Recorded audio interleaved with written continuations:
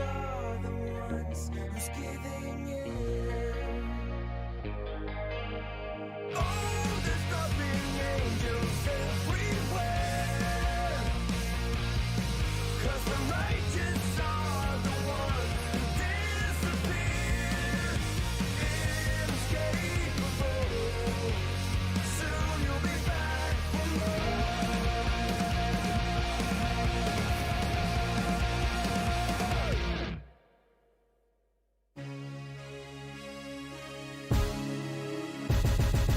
All-star, ain't no missing my shot. In the game now, never losing my spot. Came from the bottom, got my eyes on the top. MVP, all-star, that's me. Sit back, watch me ball out. When I step in, bring the stars out. In my own pace, won't stall out. Made it to the top, now they all shout. Sunlight, go, go, go, go, go, go. Okay, I've been on go. Green lights only when I'm coming down the road. Shades on, poker face, I can never fold. I can never stop, this is what I asked for. Manifest this, that, now I want more. Pockets was thin, now they been on swole. Used to be humble, but I'm feeling kinda bold. Through it all, I evolve, still me. I won't stop, the light's still on green. If I gotta swipe, the platinum's on me. Turn a wrong to a right, I'm nothing you've ever seen. Nothing you'd ever be, I'm nothing you'd ever stop. The armor is on me. Put me in the game, now I might overstay. Play till I can't, take it straight to the bank. Talk to him like all-star, ain't no missing my shot. In the game now, never losing my spot. Came from the bottom, got my eyes on the top. MVP, all-star, that's me. Sit back, watch me ball out. When I step in, bring the stars out. In my own pace, won't stall out. Made it to the top, now they all shout. Okay, time to get paid. Waited this long, I'm taking it to the bank. Full court press, I'm taking it to the paint. Curry with the range when I get off fast break. IQ vision, the game on display. Run it all back like it was a replay. The game is slowed down, I'm watching the freeze frames. In the clutch, you can try to imitate. See I'm stuck, me and you don't relate. It's a bunch of to-dos on my plate. Lace up my shoes, check them out day to day. How can I power when these blessings on me? Never had doubt, I just worked and I wait. All of this here, you can't take it from me. Brick by brick, put it all in the safe. All-star, ain't no missing my shot. In the game now, never losing my spot. Came from the bottom, got my eyes on the top. MVP, all-star, that's me. Sit back, watch me ball out. When I step in, bring the stars out. In my own pace, won't stall out. Made it to the top, now they all shout. MVP, that's me. P, that's me. All-star, all-star. Watch it see. It's on like MVP, that's me. P, that's me. All-star, all-star. Watch it see. All-star, ain't no missing my shot. In the game now, never losing my spot. Came from the bottom, got my eyes on the top. MVP, all-star, that's me. Sit back, watch me ball out. When I step in, bring the stars out. In my own pace, won't stall out. Made it to the top, now they all shout.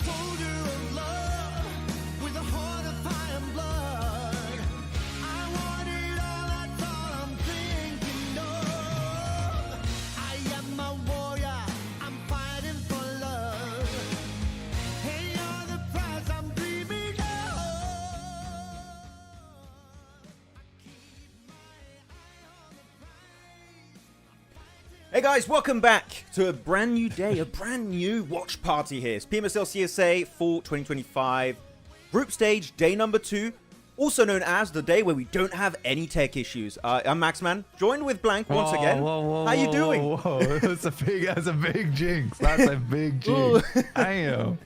Yeah, I hope there's no technical issues today, but I think everything's sorted out. But look at this, we're straight into overall rankings. No messing around here on the watch party. We don't talk for ages about random points. We just get the rankings up. I 71 points, Max. Kind of crazy.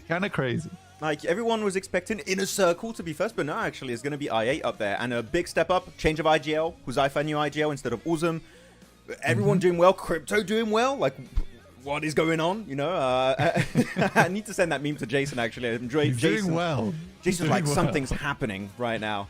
Hello, everyone in the chat. Becca, Droy, I8 Doctor always here. Doctor's going to be happy for sure about those results. Falsely, non-existent, Ake Gaming, Jimmy. What's up, Jimmy? Aditya, and everyone in the chat. Hope you're doing good. And Blank, your cat. Can we see your cat in the background? Yeah, you could for a brief second. He's just up there. He's chilling. He's chilling right now. He's right over there. Hey. Right over there. Yeah. Big old Maine Coon. He's a good lad. He's a good lad. He was a bit confused by something outside the window. I didn't check, but I imagine there's a bird flying around out there. But hey guys, hi Becca. Yeah, thank you. I appreciate that. Love from A1 Esports. That's very nice of you. Yeah, hello everyone. Welcome back to the watch party. We're back at it again. Overall, yesterday was a fun one, Max, though, wasn't it? I mean, APG, slightly interesting. They weren't able to get too much done, but we harped on the APG train so much yesterday. I would feel bad talking about them too much today. But I think the big surpriser for me was definitely ARCRED in fourth right now. 43 points. I mean, they didn't do terribly, but for a team that we didn't expect massive amounts from, I think they did fantastically well. Yeah, actually, a really good game. What was it, on the Miramar, where they almost got the win on that map? Yeah. But unfortunately, it was taken a bit away by I8. They did do a few mistakes, but luckily enough, they were able to get the win. But yeah, I mean, big surprises. Skyforce, ARCRED, Inner Circle is the one that I would say is not a big surprise to see ranking really high. Brute Force and I8 going to be up there. And actually, you know what, Blank? I have heard, apparently, this is me trusting the chat. Chat, if you're lying to me, I'm coming for you. Apparently, Xiol is benched. Top is playing today. Chat, again, can we confirm or not this information? I don't know where you guys get this intel. But if Top is playing and they start doing good, then hopefully they'll keep in on the main roster. Yeah, I mean, obviously, Top's benched in the chat. I don't think I didn't get any full information from last night either about whether Top was coming back today. There was talks about it potentially being an ego thing, but then again, I was saying, well, why is Doc playing? But maybe Doc has a little bit more influence within the team, so he just gets to play anyway. But there was some fantastic matches. I was quite impressed to see some of our CIS teams doing very well. I think Brute Force having a pretty damn good day yesterday. Considering they were third-partied a lot as well, this was horrendous. This was a horrendous time yesterday. I don't know, did you already make a video on it? No, I was too tired after the double stream last night. I was like, I'm going to bed. I'm not doing this. But I almost did, because Inner Circle should not have been able to get that, and it worked out. Source, trust me, bro. Maybe. I mean, hey, I hope Top is playing today, but if he's not, he's not. But we had some really cool plays, some really cool moments yesterday. I think we're going to see different teams step up finally today, because I think yesterday, when you look at CSA as a region compared to what we've seen in 2024 and spring of this year, chat, it was a weird one, right? Yesterday was kind of unusual for who we normally see at the top. So I think today's going to be an odd one, Blank. That's my wacky prediction. There you go. The wacky prediction is today's going to be an odd day. I love it, Max. Yeah. I love it. But yeah, here's 4 Yonkos versus HORAA from yesterday. I mean, HORAA didn't do badly. Again, they were missing Sky. Is he playing today? Coming back into things? I don't know. I hope so. We'll see in game 1.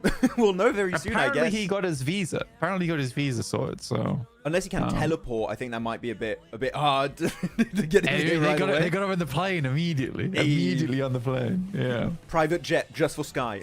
Send him to Abu Dhabi right now. He's getting. We need him. To be fair, like in terms of a team like HORAA, I would spend that money. I would spend that money hands down. Hell yeah. I mean, actually, did you know, because yesterday we had a little bit of an issue. It showed, I think it was Killer Joe was the MVP, which was wrong, by the way. We have the new MVP. The MVP was No Fear from HORAA. Which, yeah, fair play. fair play. Yeah. I mean, if No Fear was playing really well, honestly, there was some really good moments there. And absolutely should have been the MVP, considering that 1v4 versus Konina Power that we kind of missed because of some tech issues. But we did go back and watch it. But yeah, that 1v4 was unbelievably good. So yeah, well played. I'm going full screen for this. I have inside information from someone on the PUBG Mobile Esports team. It's our boy Bilkan. He's watching. Thank you, Bilkan. Sky is playing today. We have the info. So they did get the private jet. Yes. The private jet are out there. What Sky is so hell? good. They got a private jet. No, they got a Boeing plane just for him. Okay, he was the only man on the plane, and they just sent him right to Abu Dhabi to join up with the team. That's insane. That's insane. Good job, HORAA. Good. A big round of applause for HORAA. You know, paying the big bucks to get that boy out there. Incredible. But yeah, sick. Hi, Pepper. How you doing, dude? Nice to see you again today. Back at it. Final match is playing the LAN or not? Maxman. It's Final match LAN. is playing the LAN? Right now, Yes. they're all in a hotel room for the group stage. For the finals, it will be in the same venue where they're doing PMSL MENA. So they're going to be using the same one. So yeah, which is going to be cool. Being LAN next to your homies is fun. Unless you're PMSL MENA teams and you literally have one player that's alone at his desk, which is so depressing. And the rest of his team... What? And the rest of his team is playing remotely. And he's just alone at his desk. Why? Yeah. Why have they banished him off to the corner of the screen? That's not cool. I don't know. That's totally uncool. We don't like playing in the same room as this guy. Send him over to the side of the room. Let's Thank prank you. this guy. Oh, we'll go in. Yeah, don't worry. Where are you? Yeah. Oh, we stayed home, actually. We're just chilling. I imagine he still has a headset, you know, he can still talk to him. Maybe it's a personal choice, you know. Yeah. He's a bit agoraphobic. He likes to be on his own, can't play. He's doing It's a bit docketing of a- IRL. Yeah, exactly. Docketing IRL. I'm gonna go over here, guys. You're gonna deal with it. Bye. Pakistan on top. Hey, right now. That is the case, Alan. By the way, guys, I'll apologize. Yesterday, I wasn't great reading chat because of everything going on. I'll be on point today, okay? Blank was hard carrying reading the chat. I'll do my part today. Someone spamming Yangon. Wrong region and PMCL is over, but I respect the support for Yangon. Get out! Get out! Did you see, by the way, Yangon didn't qualify for PMGC, which is unfortunate. I did not see that, but Yeah. it's a bit unfortunate. I think that they were a really good team, though. Yeah. But Actually, actually, had the some other pretty standout performances. Yeah, but the other team that qualified are old teammates of Yangon. So you're getting some players Was that of half like and half? Genesis. It's Yeah. like, yeah, kinda. What's moving in the background? It's my cat. He's cleaning himself right now. What's his Okay. name? This is big Dio. Dio. Oh, Dio. Zawardo. Zawardo. Yeah, that's what he's named after, because he's a bit evil, but he's nice most of the time. But he's a bit evil. My girlfriend wants a cat. If we do get a cat, okay, I know she's watching. I haven't confirmed. We might get a dog. I'm not sure. Might have to call him something One Piece related. But I'm not sure what. I have to decide. Another long day for Maxman. It is, Dick Sullivan. It is going to be a long day. But you know what? I enjoy it. It is fun. It's fun. We got some good old Pogi Mogi happening. You go all the teams again. And we're going to have the same group rotation system. So if your favorite team's not playing a particular game, chances are they're out for that one game. Yeah. I thought you could be like, chances are they'll play at some point today. Who knows? Like, true. I will, you know, he might come over. We'll see. But for now, I think he's just sleeping. Yeah, he's over to sleep. But if he after one of the breaks something, I'll drag him over. Thoughts on Falak, best pro in the world, obviously. It's an easy answer, dude. I was like, give me a hard one. Give me a hard question. Actually, no. Who do you think is genuinely the best player in the world right now? Like, who's your number one? I actually have to ask. How are we going into it? Who's the number one? Number one player in the world. Whatever you answer, by the way, you're gonna make people angry in chat. So you can't win this. It's, to be honest with you, I think the number one player in the world. If people are gonna be upset with this, but this is from an analytical perspective. But number one player in the world right now is probably Silas.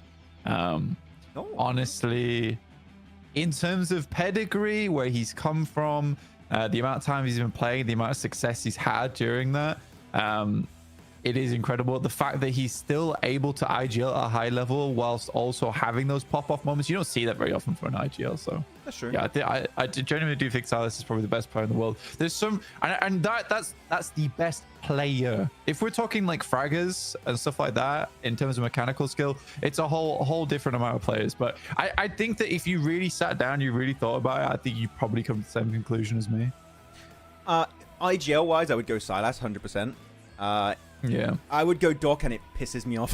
Otherwise, I don't want to say Doc, but I feel like I have to say Doc because he was double MVP last 2 events. He's been popping off in CSA. I know. But, again, but is that the player? Or is that a fragger? Is that like a from man? Because I think fragger, that yeah. It's so individualistic, but I think Silas really pulls a team together, and makes them work. Ooh. Chat's weighing in yeah, actually a little bit. Oh, we got a lot of options. Ooh. Yeah, again, I mean, a lot of these, like Rosemary, yeah, 100%, 100%, like a great fragger. But is he a player that creates the whole team? Does he bring the whole team together? I don't think so. I think a lot of the teams Rosemary's played on, I think he's struggled because the rest of the team's not like working up to his level. You know, exactly, Ronan. Rosemary just needs a better team. He is a beast. He does need a better team. I don't have bias for EU, Doctor. Come on, it's not bias. Hey, how about we get Rosemary on the private jet and we send him to CSA to a good team right now?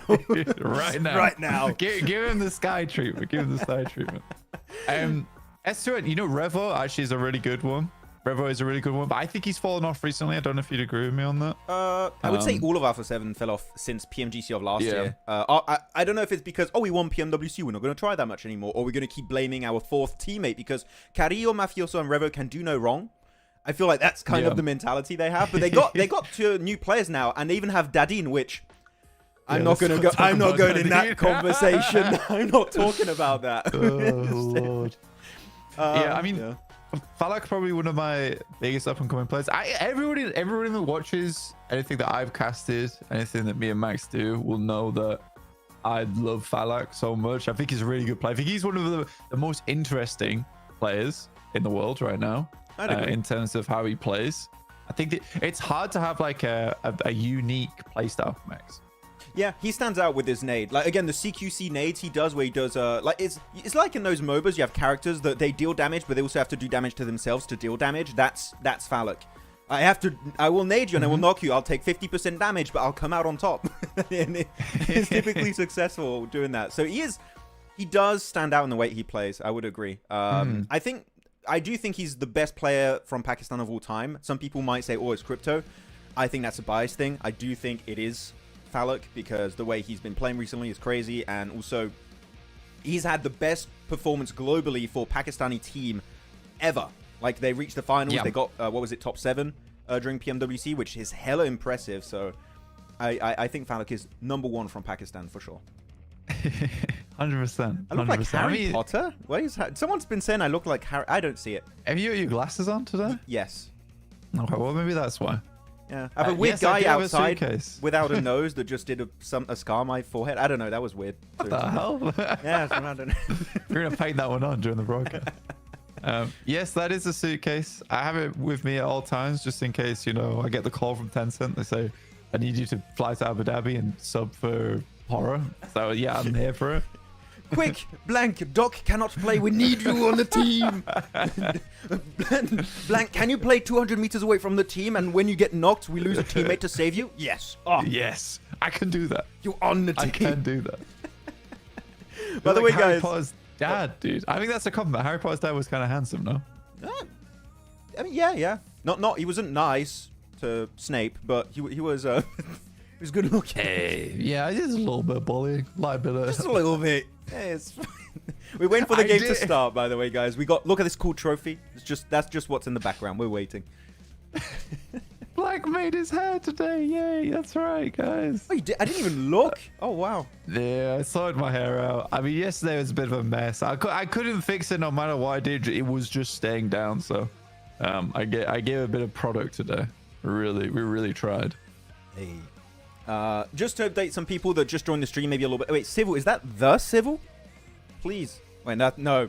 Civil wouldn't talk about Pakistani players, I think. No, I don't know. It's because I think Civ was NA, if I'm not mistaken. I don't know. Harry Potter from Temu. I'm Temu version of everything. From Maisie, Harry Potter, Chris Pratt. Also, people said initially. I don't know. When are you getting a stream of Onifixel, Max? Yeah, when are you getting a stream of Onifixel? Okay. I mean, when I start doing box openings, and I'll go gold, give me. Or when I pull that maid skin, the new one, I'm like, oh my god, dude. I actually need that skin. I need that skin badly. Of course you do. That skin's a cool. It's a good skin. It's a good skin. So cool. Yeah, really tactically advantageous. So I need that skin, man. What's it called again? I can't remember. The maid skin is what I call it.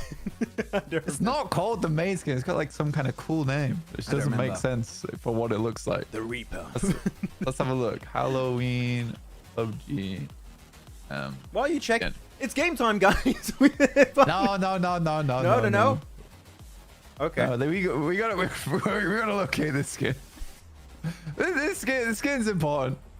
Match start. The match is starting, guys. We're here. It's Miramar, so we're going to be doing a little bit the opposite of yesterday. We start with the Miramar. We're going to be having Erangel, Miramar, Erangel, Miramar, Erangel, Miramar. Looking at the groups real quick.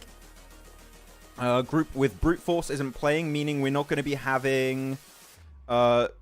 teams not playing are MongolZ, Skyforce, HALAL, AXETRON, and Brute Force. Those 4 teams are not playing this game. They will be on match 2 on Erangel. Did you find it?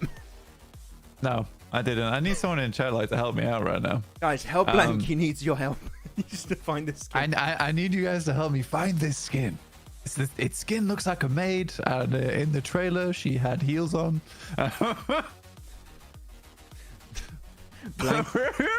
1 on Miramar. Yes. Blank equal Draco Malfoy from yeah. Yeah, it's true. It's true. Yeah, let's jump into this. Should we do a cast for this first game? Should we just cast this? You want to do a cast? Guys, chat, what do you want? We do what chat demands. We do one cast for the day. Okay. Because otherwise I'm going to get sleepy. It's like 7 games. Crazy. It's crazy. 7 games. I mean, imagine Sky, you just had a private jet flight, you know, and now you're just 7 games right away. But yeah, guys, also info. Sky is playing. He has arrived in Abu Dhabi. He is here. And we're not sure. Actually, looking at top, where is Alpha Gaming? Apaga, where you at? Where are they? Am I blind? Are they not playing this game? No, they are. Look, top is playing. He's playing. Look at that. Chumasera in green. It's so weird to see them in green, not orange. Yes. Yeah, I know. What is that? Why are we changing the colors? So did they kick East or Reefus? I can't quite see. Jol playing top dot. I think I see Reefus. So it's East. Yeah, East is not playing. Yeah. I mean, I think Reefus has like way more time with them. Yeah, the Kraken getting shot out of the sky. The Kraken is usually at its weakest in the air. Yes. Okay. He was almost in the water. Almost there. But... He would have hit his power spike in the water, unfortunately in the air, flailing around a little bit. Oh, so good job, Aragon. M762 also. I mean, I mean, good job. I feel he couldn't even play the game. He just didn't touch the ground. I feel bad for him. Yeah, top is playing then, guys. And also we do have Sky. I believe I'm looking for HORAA. Yes, Sky is playing. So the team for HORAA is Sky, Sleepy, No Fear, and Jiggle. So Height Dami, which is typically the sub, is not playing. He's back out. Despite actually, he had some decent moments yesterday, Blank. So I do feel bad for the guy, but you have Sky on the team. So, yeah. I mean, Height Dami was doing okay. I think there were some moments where he's making a couple of mistakes. Does he deserve to be benched for that? I don't know. Could we get someone else on the team out? Maybe. I think it depends. It's probably comfortability thing. A word. How comfortable they feel. Yeah, it's a comfort thing. Comfortability. That's right, guys. I speak for a living. Yeah, more of a comfort thing for HORAA. This is the main team. What they're playing. Yeah. Makes sense. On this one, actually very northeast on phase 1. You don't typically is like center. I've seen a lot of western and southern circles recently on Miramar. I don't know what's happening, but hopefully you go north of El Azahar. It always ends south El Azahar around truck stop. I don't like it. Give me something more north. It'll be more interesting. Thank you, Salavin. Skin name Macabre Valentine. Yeah, I will be swiping for that later. That Appreciate UC you, gonna bro. go. Yeah, my UC's in the bin after that. But thank you, bro. I appreciate you found that immediately and all caps there to really out me as well. He didn't have to research it. He just he remembered. He just knew. He's a man of my culture. So yeah, I respect it. Yeah. In a very hard northeast circle on this one. I don't like this area of the map personally. I think I much prefer playing around the pots or power grid area. Here it just feels like there's not a lot of the rotates you make into this one aren't super easy unless you're playing on the southeast side of the map around Los Leones, Impala, Puerto Paraíso, and you just have that clear shot up over towards Tierra Bronca, El Azahar, and you cut out a lot of those sidelines as well, right? Yeah. But the only thing I'm really happy about this game so far is that we don't have any hot shops. We had a few clashes yesterday. We had that weird one in Puerto Paraíso. That's been fixed from what we're currently seeing. Of course, could that be a group thing? Possibly. But otherwise, we've seen that being resolved, which is what you would expect because it's such a short tournament. So you want to fix it right after day one. So that makes me happy that we've gotten that resolved already. I'm just going to check that we're up fully live. We are fully live. Okay, so we're fully up to date. Okay, so we're good to go. After this, why wouldn't we be fully live? No, I was just checking because someone said apparently it was a little bit behind. I'm like, I'm fully up to date. I thought we were half live. It's like, how are we half live? No. It doesn't make any sense. We're fully caught up. Actually, I have one question for chat here to start the conversation. Are we expecting i8 to maintain, maybe not first place because I think that's quite tough in this lobby, but to remain in, let's say, top 5 after today? Is that what are you thinking, Blank, on this one? What am I thinking? Yeah.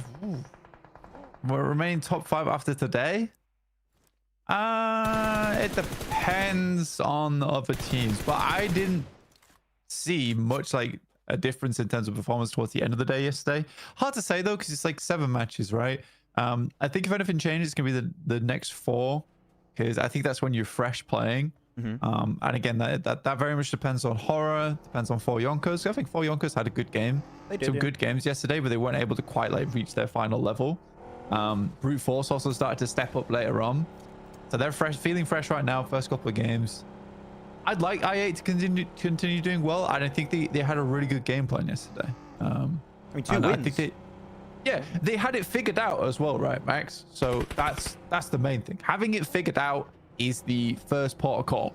And getting that done on day 1 means your day 2, day 3 is usually going to be pretty consistent. It's up to the other teams to adapt around you. Yeah, you got things sorted out really early on. And we talked about it a lot yesterday, but I just like the change of playstyle, going from like a more passive zoning team to a very aggressive team. I think Huzaifaz and IGL has been already more impactful than Uzum all of last season, which I know that's a big thing to say. But the change of playstyle is really allowing all the players to play their game, which I think Crypto always wanted to be just a frontline fragger going for the fights, and I think he wasn't able to do that last season. Here, he's enabled a little bit more. So if they keep that kind of playstyle going, it'll be great. But Phallic picking up, was that not the first, Eragon got the first, but the first normal elimination of the game.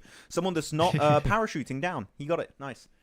Yeah, the good old normal gameplay. You know, just did it regularly. But yeah, I think that there's some good points in chat where it's like 50-50. Most people saying top 3 at least. Absolutely. I respect that. You know, it's actually really nice to see fans that actually don't put that much pressure on a team to be like, yeah, they're top 1. They're 100% going to be top 1. It's like, yes, they could be. Could be top 3. I think that, again, we're coming back to yesterday. i8's doing good. All right, let's not overhype them. Overhype them. The good sign I'm seeing is that you look at spring or even last year and people would say they'd be fans of i8.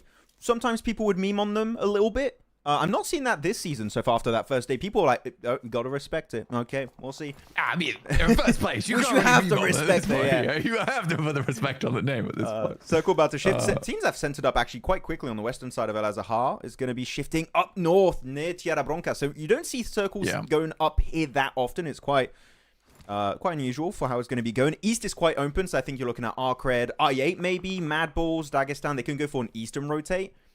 Because you have a lot of like little compounds, but I think phase 3 we're gonna have you're not gonna have enough space for all these teams. Phase 3 in this area, you're gonna have so many big fights and crashes happening. I think it's somewhat unplayable towards that eastern side as well, right? You got some dips like and ridges to play behind, but in terms of actual POIs, yeah, you don't have that many. Yeah, because usually you can sort of like, because you can see here, I don't know if you guys can see it on the screen, but like, there's, never mind. There's a compound like just outside the circle on the southeast side that most people play on this type of shift. Yeah. Because you can kind of hold that for a long time. It does give like some credence to some of the teams on the south side coming up from El Azhar, and teams play behind them and then follow them in later. Without that, like I think there's going to be a lot of conflict on the southern edge. So that's tough. So we're looking at teams like Inner Circle, I8, as well as ARCRED, even MadBulls here. So that's like a kind of a volcanic combination of teams, I would say, on that south side already. And you can see MadBulls already taking shots over towards Dagestan. It's going to erupt. No, yeah, they're going to have a bit of a clash. If they can avoid this fight, it'll be good. But I think they're too committed now because they don't want to lose one of their teammates. But they're going to lose it. It's Zadira. He's out. Good pickup. I like at Noki's angle on the minimap again. See it. He's got a really good high ground position. He's kind of just giving all the information and also getting involved, like taking shots, and gets, what's that, the third elimination this game? Since PMWC, I don't know what's happened to Noki. This guy leveled up significantly. He is the off-angle support setup player, and he's doing it in the same fashion to PMWC here in PMSL.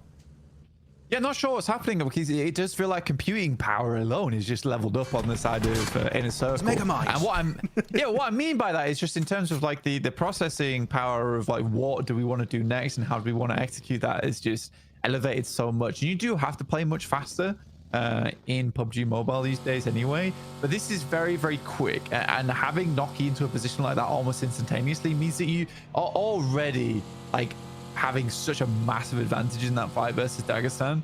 So yeah, really love this from Inner Circle so far.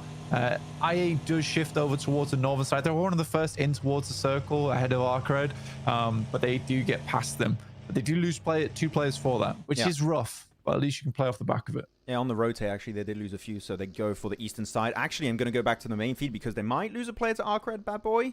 Is he going to spray it down? Or he might. No, he's just going to let you move by. Okay, seems like you're going to be able to coexist. This is a really good mountaintop. You don't see this terrain. I rarely see be actually used because the circle just doesn't go here. But this high ground position is such a good spot for exactly this. You're just seeing people from a distance. You go for the spray with the ASM Abacan. Just make sure you don't waste all your ammo. Otherwise, he's making sure he's gathering info, and now he's going to regroup with the rest of his team. Hopefully, get Ramses back up. Oh no, they're full sending it onto MadBulls. Fair. Push around the side, looking for a little bit of damage done. Haven't quite found just yet, though. ARCRED. This is a bit of a tough fight to look at because the colors are just so similar. Let's give you a nice nade. Goes a little bit too long, though. Sent down the hallway. And push will just have to back up. Immediately looking for an off angle, though. Not bad, but the movements are coming through thick and fast from ARCRED, but they are bleeding out pretty quickly here, there, Max. I mean, because of the thing is, they're not even in circles. So you have 15 seconds. Circle's going to start moving in. Even if you win, you're getting third-partied by APG. Look at that. Right behind them, you have APG. Right ahead of you, you have I8. In the circle, you have NEPX. I think this is a loss-loss situation. All you can do is get a few limbs on this team. Hopefully, you get the squad wipe. But I don't think you survive the next transition. So this is a... Unfortunately, even VIRTUS.PRO, look, onto the eastern side. So this is a big L, I think, for these two teams. Unless you go squad wipe and ARCRED keep 4 players alive, which... When you're surrounded like that, I just... Look, Ramses picked off by Top, which finally Top is here. And look, we say it. Long range, the guy is a god, and he already gets a knock on Ramses. But the funny thing is, you know, this compound is the exact compound we brought up earlier, where most teams like to use this as a pit stop. But because it wasn't in the initial circle anyway, it's not worth it. It's not worth picking up. And I think IA actually makes the right call to just try and blast their way through the front gate. Get into the circle. Yes, they lose 2 players up because of it, but they're likely to survive longer than both of these teams going forward. Aren't they? Yeah, just the shotgun fights in the smoke through the doors. Quite easy to pre-fire it. And it's just Pusher left as a solo for MadBulls, but ARCRED also kind of struggling in this engagement. Got a reload. Oh, he's going for the flush. Oh, yeah, he's going for the thirst. He wants those points. But they're in the blue now, and he even gets the squad wipe. MadBulls able to win that. They had, what, 2 players versus 4? And they win this fight versus ARCRED. Well played. 4th place team already out of the game. Yeah, done. I think that's a misplay in terms of just... It's sad to say. I mean, coming from like an outside perspective, but that is a misplay in terms of map knowledge, in my opinion. I think a lot of other teams realize how rubbish that spot was and refused to go towards it. And it did cause some mutual destruction on their side. APG lose 1 player, though. I think that's NEPX, if I'm not mistaken. Moving up to the plate. Yep. Versus APG. Doc's down. Now, this is bad. This is where we'll either see APG... He got the res! No, no, he went off it. He came off it. He came off it. Oh, no, he did get the res. No, he got... Oh, no! Not again! Let him live! Ah, that was a clean nade, to be honest, on Doc. I get it. He's going to be knocked. The blue is going to be on that position, too, very soon. And look at NEPX, the angles they have. Precious, he's even far west of their position blank. Just They're fully surrounding them. Just leave him. Leave Doc go. Just leave him. Leave him. No, leave him. Don't again. Please, leave him. Please leave him. He's the IGL. He's given an order to the team to res him. Otherwise, they're benched. He decides. Oh my days. He's gonna get knocked again. No, we lose it. All that for Doc. It happens just like yesterday on Miramar, Blank. You called it. Just leave him.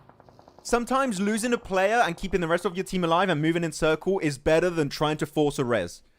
Yeah, it's like we're in the movie saving Private Doc, but really we should be in the movie sacrificing Private Doc. Like, this is bad. He goes down, you just let him go. That's what APG has got to learn. They've got to learn to let go. All right, they need to like take some philosophy lessons or something. That's what needs to be done, because this ain't working, dude. This ain't working. Yeah, it's like the ending scene of Titanic. You just let the necklace go in the water. You just let Doc go. I'm sorry, Doc. Just let him go. You'll see him next game. You know, it's fine. He's not gone forever. It's just that one game. It's so funny. You're so right. It's like if Doc goes down, they're like, we're never gonna see you again. It's like, no. Don't leave me. Oh, Jiggle now. Here you go. Actually, hey, Sky, going to be playing here. He just arrived. Oh, okay. Well, unfortunately, Jiggle going to be completely squashed between that car and the wall of that building. But they can still get the res. Voston being knocked. No fear. Can join up if they want. They do have the mini 8x scopes. It's going to be really hard to get that flush onto HORAA. Is that smoke coming out? I think he's going to attempt to res on Voston. Yeah. You might just open the door and let him in. Might just be able to crawl around. Depends if you can get around the vehicle. I don't think you can even get around the vehicle. You have to go around the back there. Push it together. It's a good push from Sky, honestly. Very good push from Sky. Super confident with nice bit of high ground overlook. And he's already got 3 eliminations on the first game of the day. And HORAA will move on with all 4 players alive. Very lovely stuff. This is on the north side. They've got a huge amount of space to work with. Oh, wait. Actually, we've got another fight here. It's going to be inner circle. 3-1-3. They have a clash. Noki also. Once more with the off angle. Is it going to be functioning? Oh, he gets insta headshot at the end by Flanky Boy. And now in a circle down to just a few. 3-1-3 also suffering big casualties. IQ T24, I mean, they can survive this. They can maybe flush a few more limbs onto 3-1-3. Maybe look to overtake inner circle. Actually, IA are still alive, Blank. They kept, sure, I think it was 2 circles ago. They only had 2 players, but they're still surviving. Or maybe not, actually. One's not. We'll see. Yeah, one is not. But again, they've done fairly well. They get up to 13th place. I think potentially if they get a little bit luckier with the circle, they might be able to live a little bit longer. But it felt like IA was looking more towards the future than a couple of the other teams down towards that south side. Most of the other teams on that south side have just kind of fizzled out at this point. Where's the circle? Actually, I'm going to show the map feed in a little bit when the circle pops, just so we can have a good view of what's happening. Currently, position-wise, the thing is, it could go anywhere. I have no idea who's going to be winning this one because you have this little bit of a dip in the middle of the map. Northeast is a high ground. Southwest has got a lot of dips. If it goes center, I think this could be quite horrible for the teams. We'll have to see how it goes. I think you wouldn't be silly to predict HORAA at this point on the game. Like, that high ground's very nice. They can control GOAT coming out from the side. I think it's a little bit hard actually even to cross that terrain on the north side of the map there where you can see Dagestan at. So most of like HORAA's angles are pretty cut off, and a lot of the fighting is going to take place on that southwest side. Depends how much loot a lot of these teams are able to accrue, and depends if a team like Inner Circle is able to move out of this one with 2 players alive, which I doubt they will. I think the main thing right now is for Regicide or Konina Power. I think Konina Power is currently on 3 players. It's tough, man. A lot of these teams have already been fairly cut down. They have. I'm mainly looking to the eastern side. Qadsiah, you have NEPX, you have 4Yonko. I wonder what their game plan is going to be. I expect 4Yonko. I'm going to show the map feed again so you guys can see. I'm expecting 4Yonko to go into GOAT. And I think we're going to be maybe having an NEPX breach onto Qadsiah. That would make sense. But back to the fight is APG. And, oh, so many shots missing. But Top will get it eventually. And he did drop the Mini 14. He went to the S12K. I would say this is the perfect point of the game, Blank, to swap from a Mini 14 long-range weapon to now you go CQC. this shotgun just saved him. Absolutely did. I mean, in these types of parts of the map where it's very much hilly like this, you're gonna be getting a lot more value out of the S12K. Also pulling the M4 out as well for semi-long range distance fights. I think that's a fine weapon to use. But Rex will finish him off there. And APG once again. It's a disappointing result, which I think could have been avoided. If they kept Ziol after Doc got knocked, you know, I know we keep going back to that topic of like, you don't need to always res Doc, you know, if he's in a bad spot. But if they had Ziol, maybe they can just force their way through onto NEPX after that engagement. Maybe they survive it. But regardless, it didn't quite work out. They still get a few points for their troubles. Or was that 3 limbs? So not a non-game, but definitely not a big game you want to see from APG. So GOAT. Yeah. Now, exactly as I expected earlier, for Yonko are looking to go for wide east. But Qadsiah, look at how many like split angles they have over to the west of this fight. They're really trying to just suffocate all of these teams alongside the entirety of HORAA. So I think GOAT and for Yonko, they're going to have a bad time moving in circle. At least in phase 6, I think they're going to have a hard time making that transition. Yeah. I think it's time for predictions in the chat. Let's see who people think, because I think we're all kind of struggling as well. There you go. Of who to choose. I'm going to go for HORAA this game. I've got a good feeling about them. But it's a lot of moving parts this one, guys. I'd like to hear opinions. Not just the name. I want to hear why. Let's get analytical. I wanted to go Konina, but now I'm good. I'm gonna follow you with this. I was gonna say the Sky prediction. Well, kinda like the HORAA prediction. But yeah, chat. You guys are picking for this one. Tell us. And if you're wrong, you're banned. What? For 2 minutes. For 2 minutes. Yeah, that's it. Yeah, but imagine how queer would be here, Blank. You have Sky.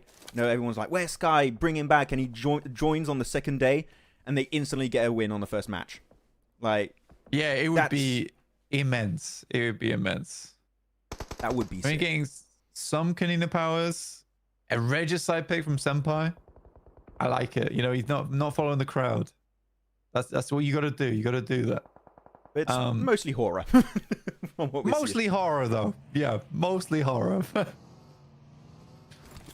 Okay, gonna hide our cameras so you guys can see what's happening. Yeah, but center, we said it right. Center, this is Valley of Death. You don't want to go there. Actually, for Solo, it's not too bad. You can kind of survive. I think we have here's that IQ from Inner Circle, Shifu from Dagestan. You'll survive quite long because a lot of teams are just avoiding the center, but the big fights, they're going to happen on the outskirts here on the west. 721 Aggressor, Regicide, Konina Power looks at third party, actually. And only one team can survive on this western position. So Konina, Regicide, I think a clash is inbound very soon. Imminent, yeah. I think you guys overact on Doc too much. Many of the players make more amateur mistakes. Yes, but they don't make the same mistakes as often. And that's why we get upset about it. Making mistakes is fine, I would say. Making the same mistake multiple times in a row, then that shows that there's some issues. Yeah. Oh, sick nade there, actually. Getting some decent damage. Oh, actually, where are NEPX going to go? They're not in circle. They have to move somewhere. They're on this hilltop. I think you third party Regicide Konina Power. I think that's a golden opportunity for NEPX onto this engagement. Once you see the elimination feed light up, I want to see a NEPX third party.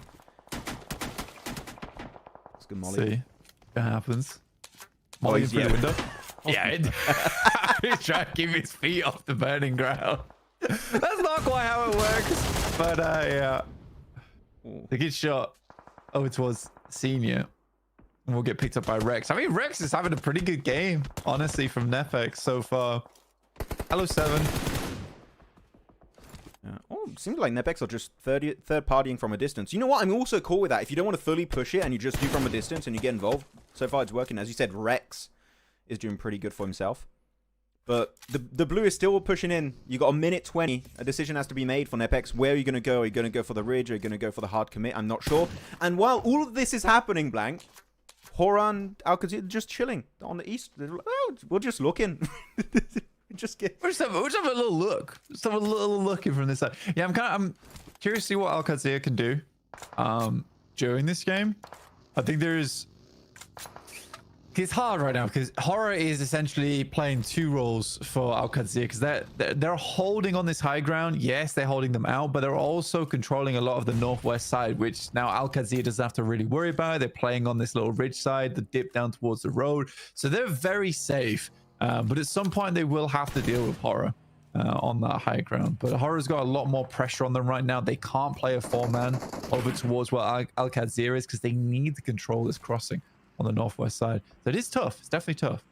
You know, I actually wouldn't be surprised if you get a solo win from like Shifu or IQ maybe. Like, it's very unlikely, but the fact that the teams on the edge might fight each other and might lose players, you never know. A solo in a circle like this, I've seen a few games where solo can win in these exact kind of situations. But Qadsiah, Sky might be able to get a great opening nade knock into one of them. He's looking for it, and I think a little bit of damage was done onto one of the players. Damn, this circle is criminal, honestly. Yeah, this is really tough. This is very, very tough to play around with.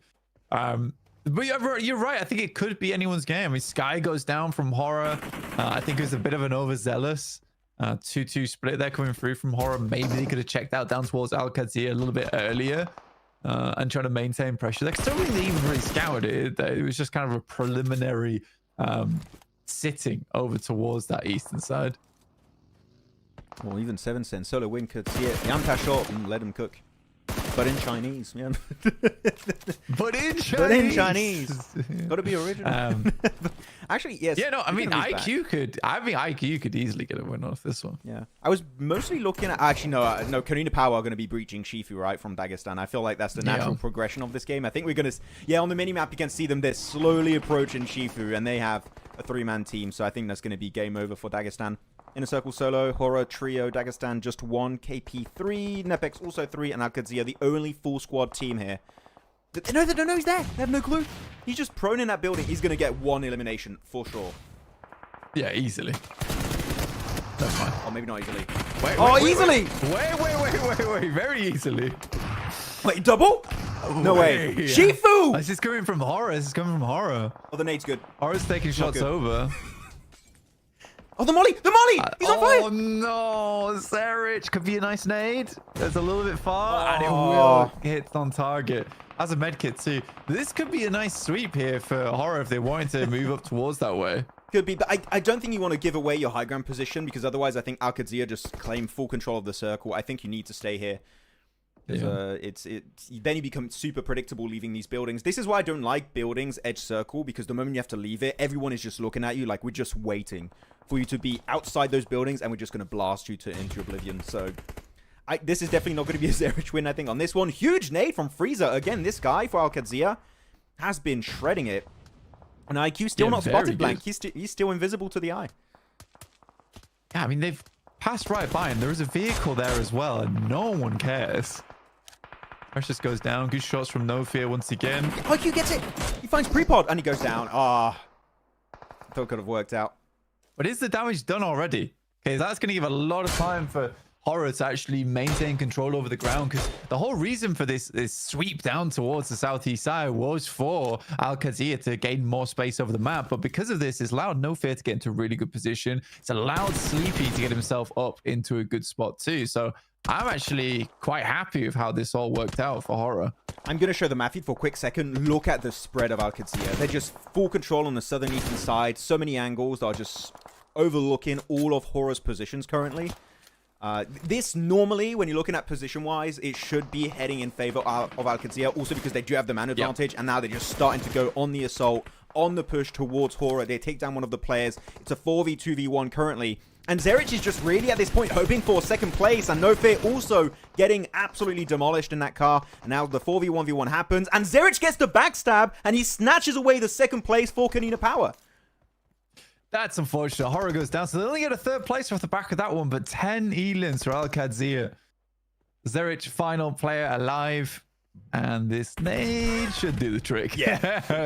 That's some good. There's some great nades from Qadsiah during that entire game there, Max, honestly. Yeah, I like the way Qadsiah were playing this game. Just delay the fights as much as possible. And when HORAA were getting a little bit more involved in the fight up north, they just started claiming full control of the circle. Frieza, 2 limbs, 2 for the side of Neos. Elementrix get himself 5 actually this game. Huge match for him. And 2 for the side of Prepod. So Qadsiah don't want to relive, unfortunately, what happened in spring where they missed out on PMWC by 1 point that was stolen away by IQ. And actually, I think they eliminated IQ in this game. So they got their revenge. A bit late, but they got it. They got the revenge back. Yeah, I'm thinking to myself that HORAA did everything right, but I don't think they ticked all the boxes from that position. I don't know if you agree with me, Max, in terms of like, I feel like you should have at least checked down towards that southeast area whether there's a team there or not. Like a slight scout would have been nice. And then they could have assembled all 4 players there and really been able to receive them when they finally made their way up the hill. Losing even 1 player allowed them to spread out so much. So, yeah, frustrating game for me. I think HORAA does everything correctly, but doesn't, you know, twist all the valves. Yeah. Let's put it that way. I think the one mistake that kind of caused HORAA to lose control of this game was losing Sky. I think he was maybe a little bit too close to ARCRED on the eastern side, and then you lose 1 player in a game like that where you need to be so controlling of your angles. Your entire setup just kind of falls apart. I think that was the main issue. Yeah. Unfortunately, it happened. But the thing is, we're criticizing because we're looking on minute details of how could have HORAA potentially won this game. But as you said, it's still a really good game coming out from HORAA, especially now that Sky is actually on the team. He come down from the private jet. So this now looking at how they played here, I have expectations of, like, you know, minimum top 3, because this is the HORAA that we knew from spring season, and it seems like they're back to play.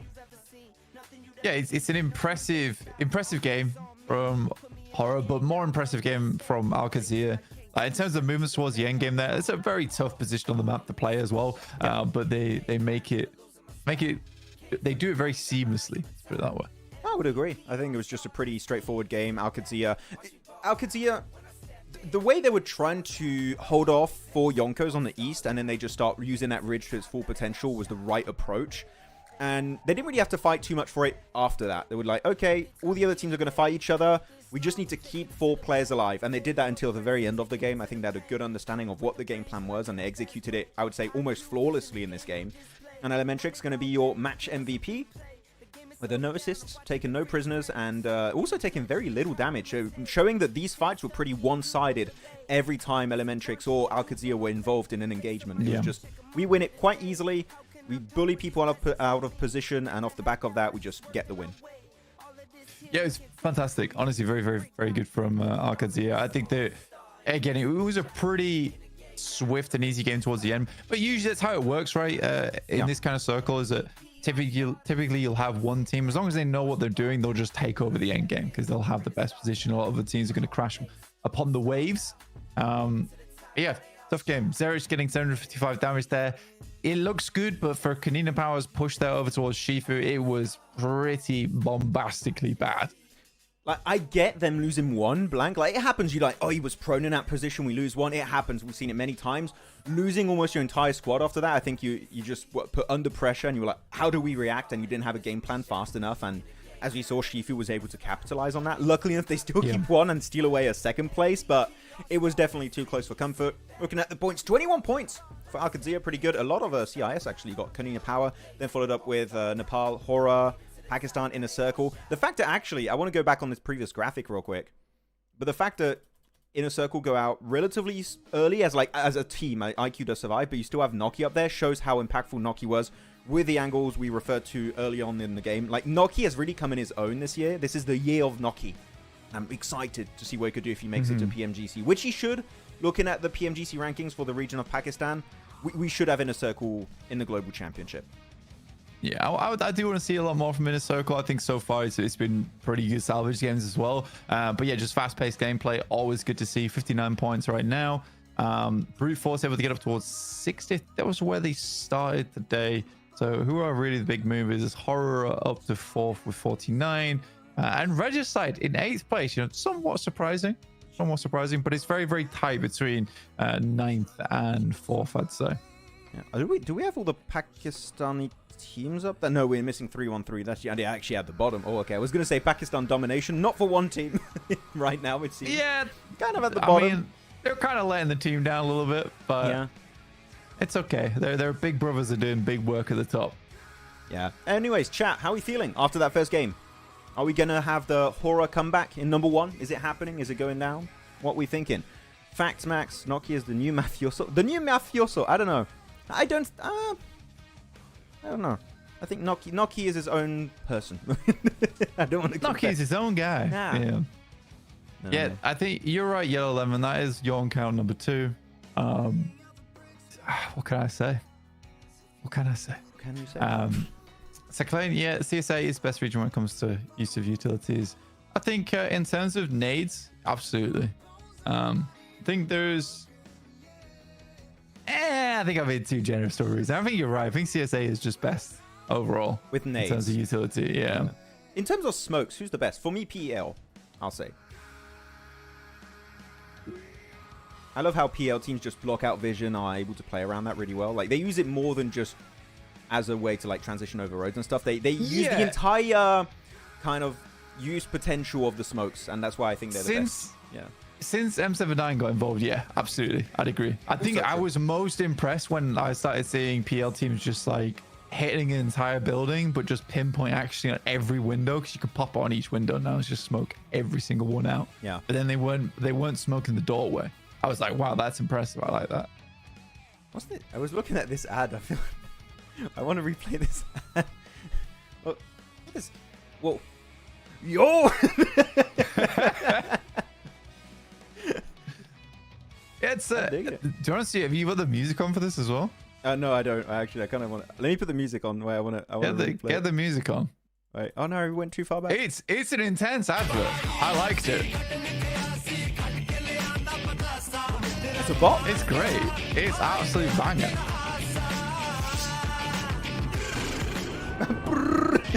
but that moment is 100% the best moment of the whole ad. I need this skin in PUBG Mobile right now. Yeah, man. Oh wow. Then he gets like a mace out. Whoa! New melee weapon confirmed. Okay. Yeah. They're getting the mace out. And you gotta join the cult. I don't know what cult we're joining, but we're joining something, Max. The GT30 cult. We're joining the GT30 cult, dude. That's the first time I was actually intrigued by an ad. I'm like, oh wait. Yeah, it's fire. Absolute fire. It's kind of cool. So, yeah, unreal. So we're gonna have to watch that every time that comes on now. Everyone's gonna have to bop to that. Yeah, we're gonna have to put dancing emojis in the chat every time. Yeah, we're both gonna stand up. We're both gonna produce like plastic swords and do the jump. I'm looking at who's not playing real quick right now. It seems like it's gonna be ARCRED's group not playing, which means we're not gonna be having 4Yonko, ARCRED, Qadsiah, and MadBulls. They're out for this game, and the teams that are back in are gonna be the MongolZ, Skyforce, HALAL, AXETRON, and Brute Force. They're all back in the match. Okay, we're ready to go. Wow. The game's starting. The game is starting? That's right. No, it's 1 minute 30. You baited me. There we go. It's starting right now, Max. Come on. It's 1 minute 30 of the time. Turn the stream on. Turn the stream on. No, it's 1 minute 30. Max, turn the stream on right now. No, I did. Okay. It should have been me, not him. The OGs remember. Hey, people! I saw someone say earlier I was making fun of I8 last season. That was Jason. Okay. I shall not suffer the consequences of Jason's sins. Okay. Max hates those teams. No, I've heard. Yeah. Me, on the other hand, I love them. They're the best. Okay, man. You're trying to get the chat on your side, and it's working. It's working. Max, who do you want to win this PMSL? If I specifically mention Pakistan. I already said my prediction before the season started. I don't think APG is going to win. I do think they're going to be in top 3. I don't think they're taking a trophy. I think my prediction was in between HORAA and Inner Circle, but I'm going Inner Circle. That is my pick. Are you going Inner Circle? Yes. Seriously? Yes. Seriously. Also, you don't like Pakistan that much, man. What's that? No, it's such a seriously. Like, are you serious about that? Yes, I am. Are you serious? I am serious. I am so serious right now. It's a tough one. I think it's hard because, you know, I don't think APG's played their final hand, personally. Oh. Our strat is we let Doc die now and we win games. Yeah, I don't know. It could be Inner Circle. I think it could easily be I8. APG, if they've got like some cards up the sleeve, maybe. I think I quite like HORAA to win. HORAA would be an interesting one to get the win. Like, it's a nice a nice comeback story as well, with Sky not being able to be there right at the start. Yeah. I think I'm it good, could Firefly. Thank you for asking. It could be a CIS team too, really. I'm looking at some of the teams. Right, I wouldn't be shocked. Looking at some of the teams. Yeah, I mean, could be Brute Force. I mean, Brute Force hasn't been doing too badly. Konina Power just feels a little bit too all over the place, in my opinion. I think that's how I feel like a lot of the CIS teams doing PMSL CSA, is that a lot of them have the potential to be really great. When you watch them play, there's like, it's so chaotic. It's so chaotic. Yeah. It can be.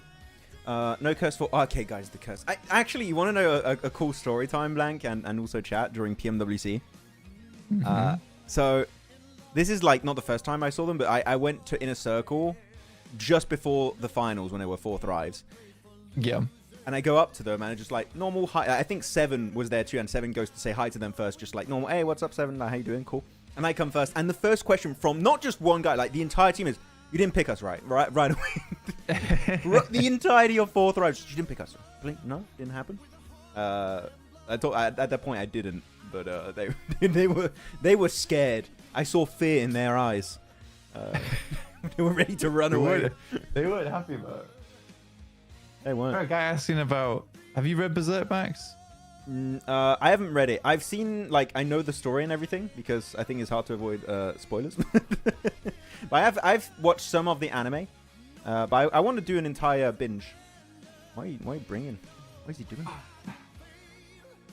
I have my first edition right here. Oh, sick. Yeah. Is that like the first chapter, or is it a collection of chapters? It's collection.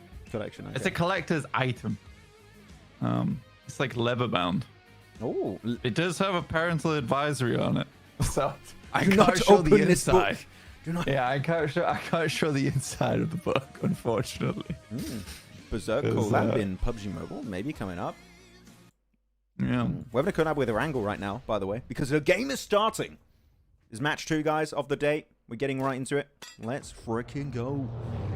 Let's get it, guys. It's a very, very southern playing path, honestly.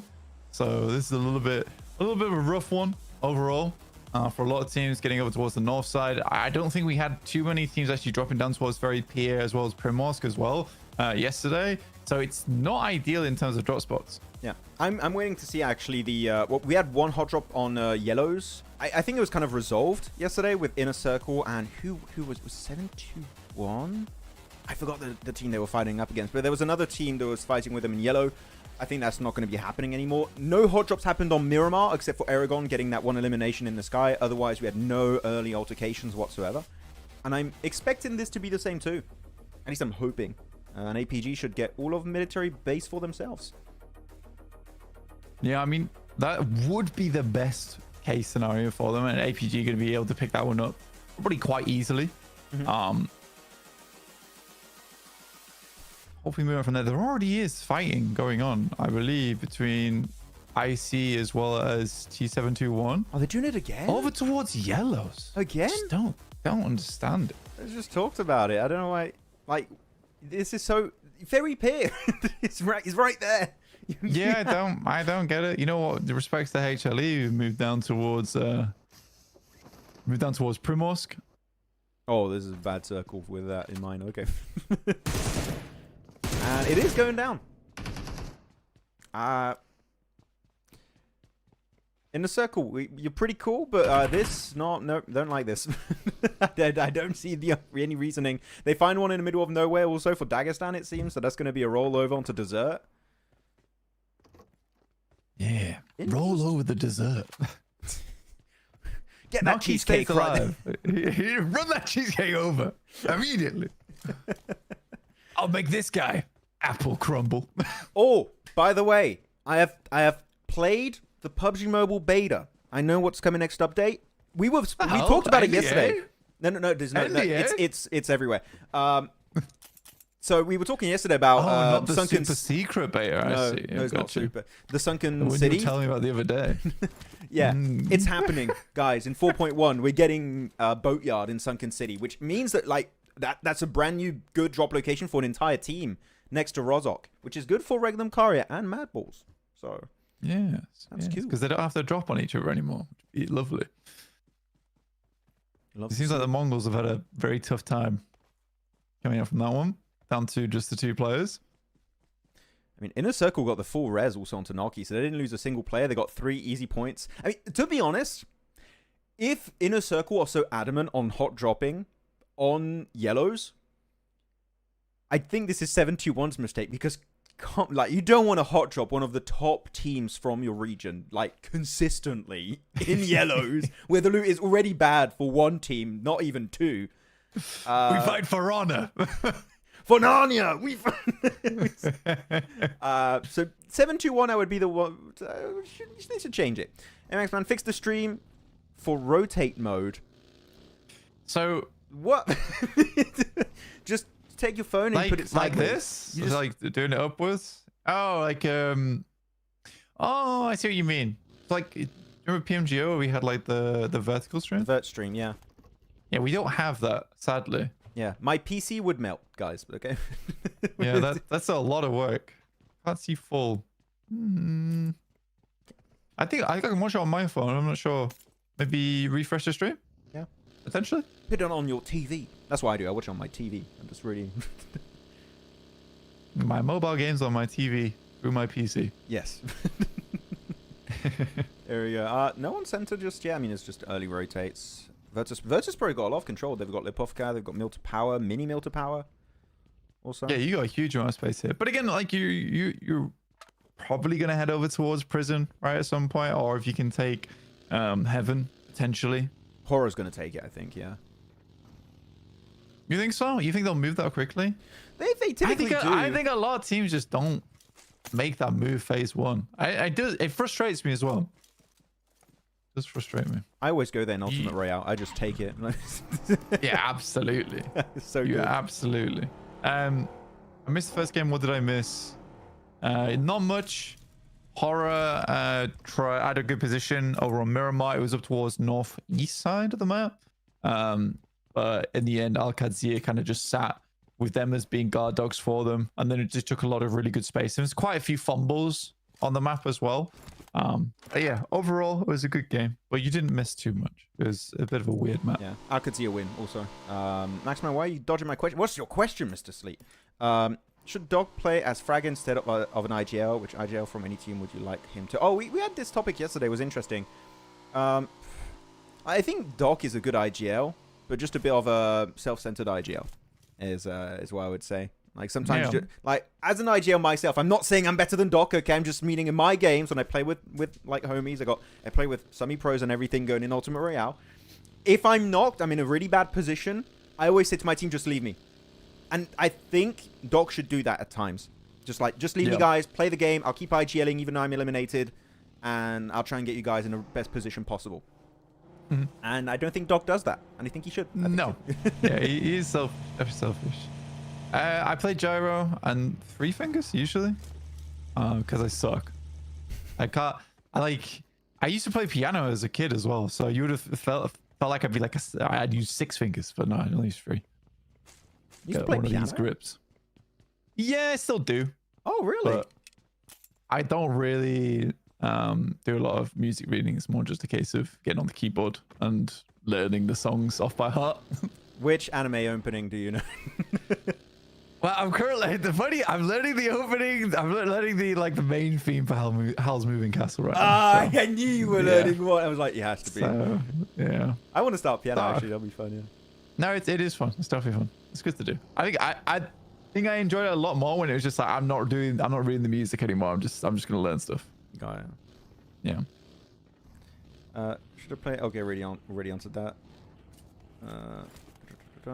So Clayton, isn't the stream quality good for you? Like normally we have this stream quality is in 4K 60 FPS, the feed I'm provided, and then we're streaming it back to you guys. So, but if you want a change, tell me, and I'll reach out with production, and we'll try and see if we can make it, if we can improve it slightly for you guys. Oh, good angle. We're doing our best. At least no lag today. Hey, we're 2 steps up the stairs. Blank's voice feels familiar, and it's my first time hearing. I mean, Tengu, if you watch any PUBG Mobile Esports global event, then you know you've heard Blank. You've probably heard me. Yeah. Yeah. What if you say John Allen and Blank? It's like, oh, trigger word. Now I know. That's my sleeper agent. Damn. Blank and Maxman? Who? John and Blank? Oh, now. Now those guys. I'm going to show the map feed real quick because we had a big shift of teams in the center. So I mean, usually when you have circles like this, it tends to go towards lumberyard or like prison area quite a bit. So I think centering up on this position makes sense. Yeah, so far, not big a surprise. And HORAA did go for heaven then, as we talked about, Blank. They did take it a little bit later than I expected, but they took it regardless. And if circle goes north, that is going to be a god tier position to play around. A lot of teams have moved down, but you're right. Yeah, HORAA moved, but not quite quick enough. A lot of the good space were taken. Never mind, they're in a good spot now. Now they're in a good spot.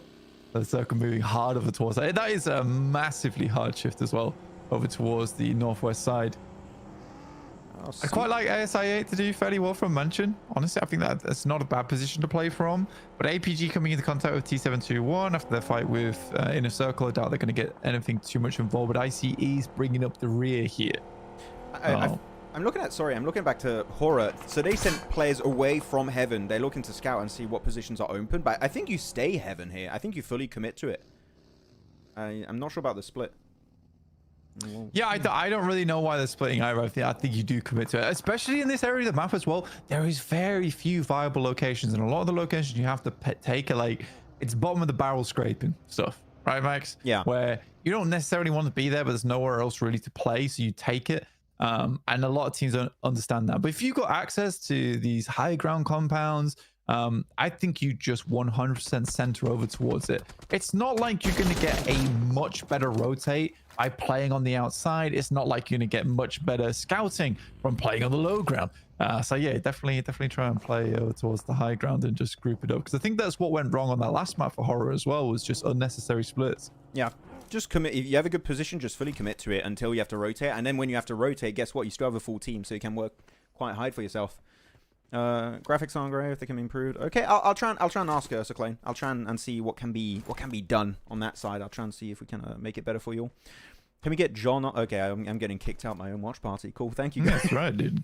Get the hell out of here. I can be John. I can do this. Wait, just like okay, there you go. That's wait, all right, perfect.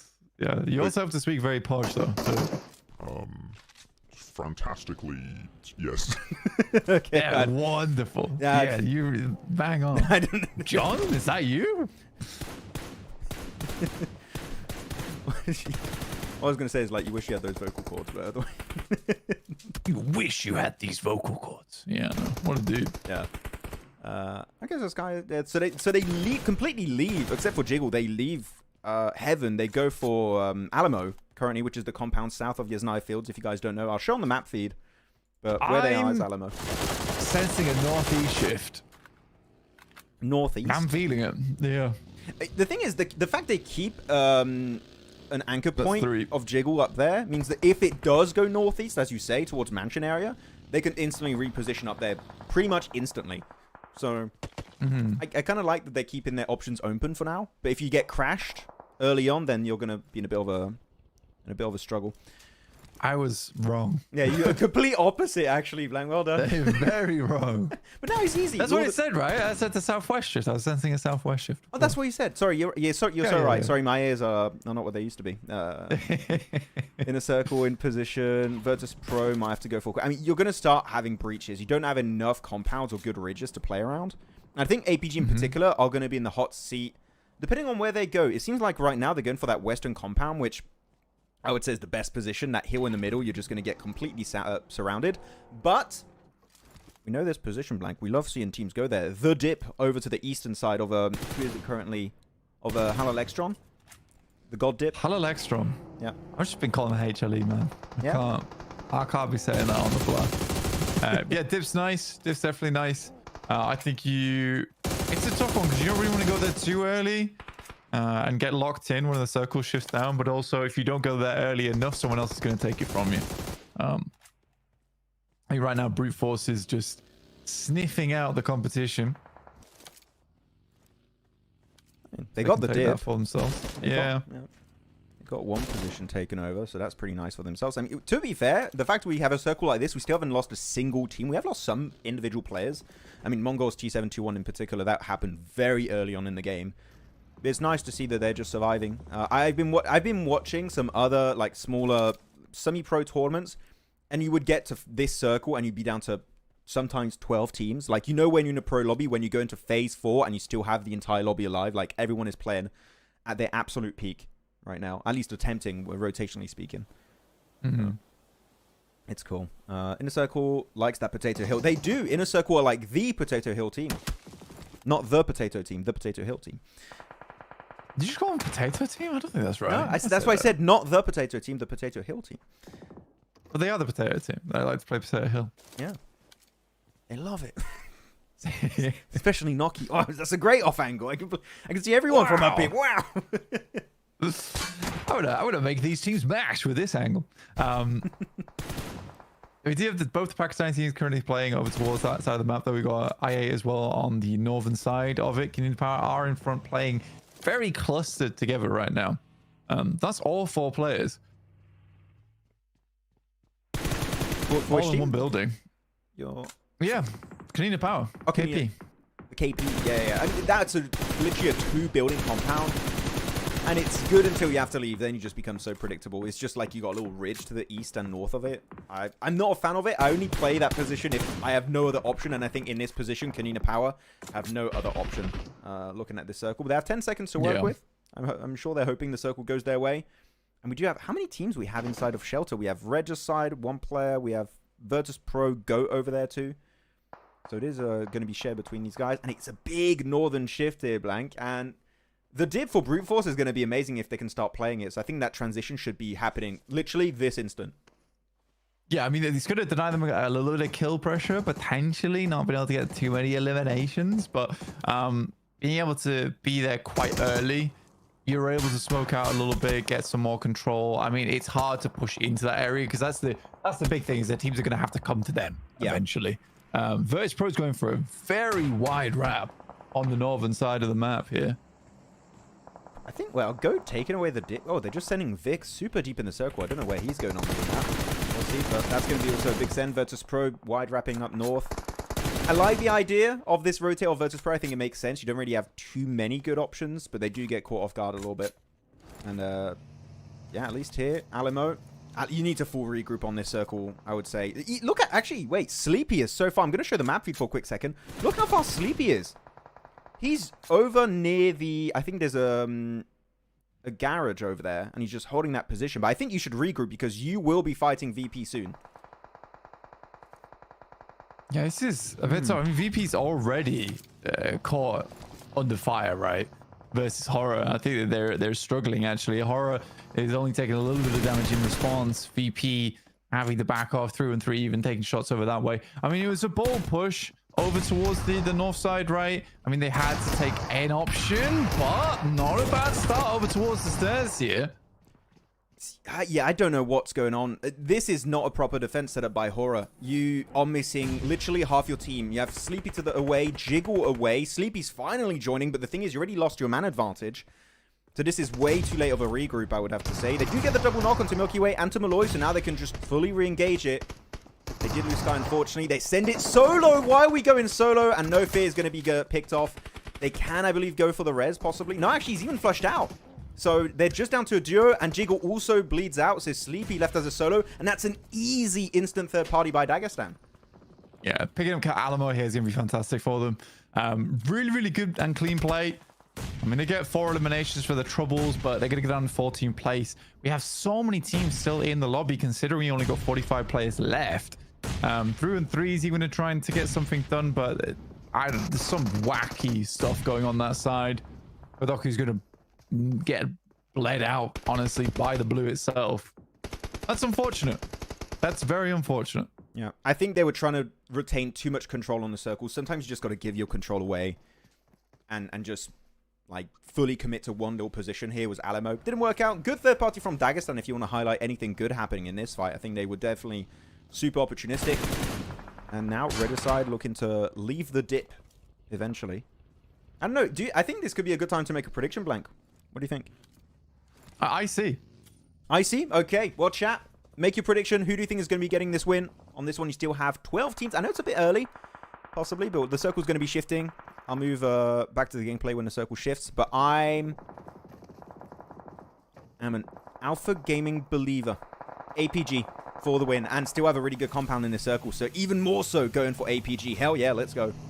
All right, fair enough. I always like this centralized position for inner circle. I think playing over towards that plateau is really nice as well. Looking down towards teams coming across the road. By the time a lot of teams get towards you as well, they're already cut up by a lot of other squads. So yeah, it's one of those things where I completely believe that if this moved over towards the northwest side, APG could win this game easily. Oh, for sure. I'm just scared for inner circle when looking at your pick that you can get surrounded quite easily if teams have the same idea at the same time. If you just want to hold off one team at a time, I think it's relatively easy to do that. But when you have two teams, you don't really have a strong foothold. It's just a flat plateau that's just elevated compared to the rest of the map.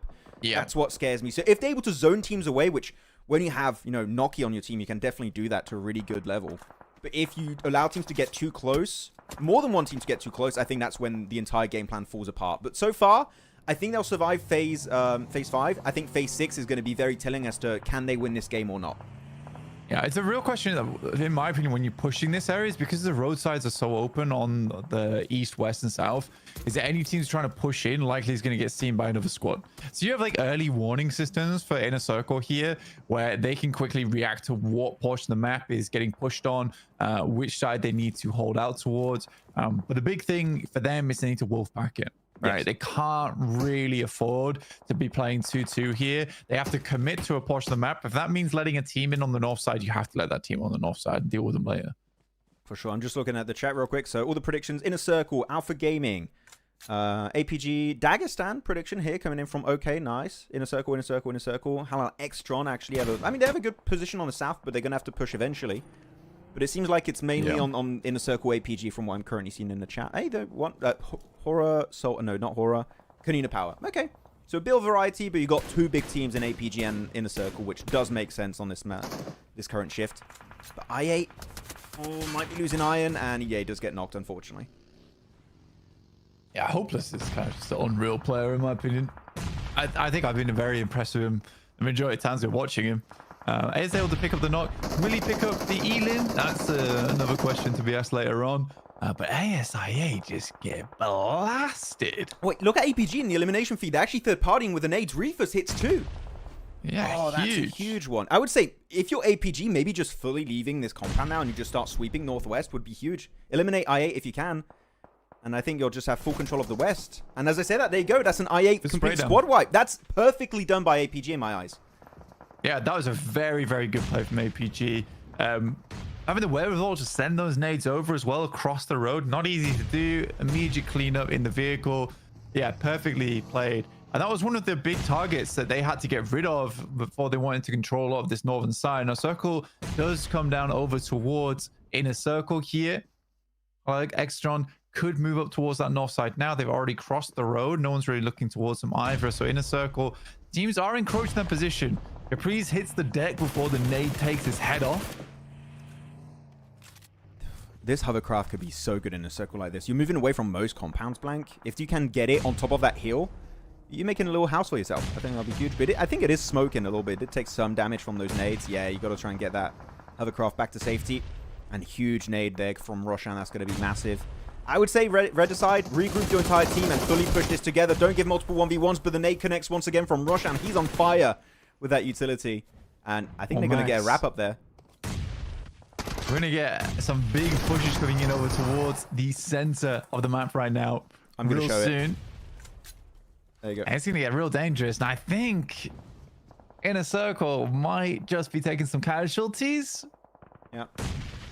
Go back to the gameplay feed, but that we just saw on the map feed for a second. Konina Power and Alpha Gaming are both pushing on Inner Circle. And we said it, Blank, this is the big issue. Multiple teams pushing out once on Inner Circle is how they might just fall apart. But T24's popping off with the AKM. He's getting a lot of the players off KP. I think he's actually cleaning house here as well. Well played.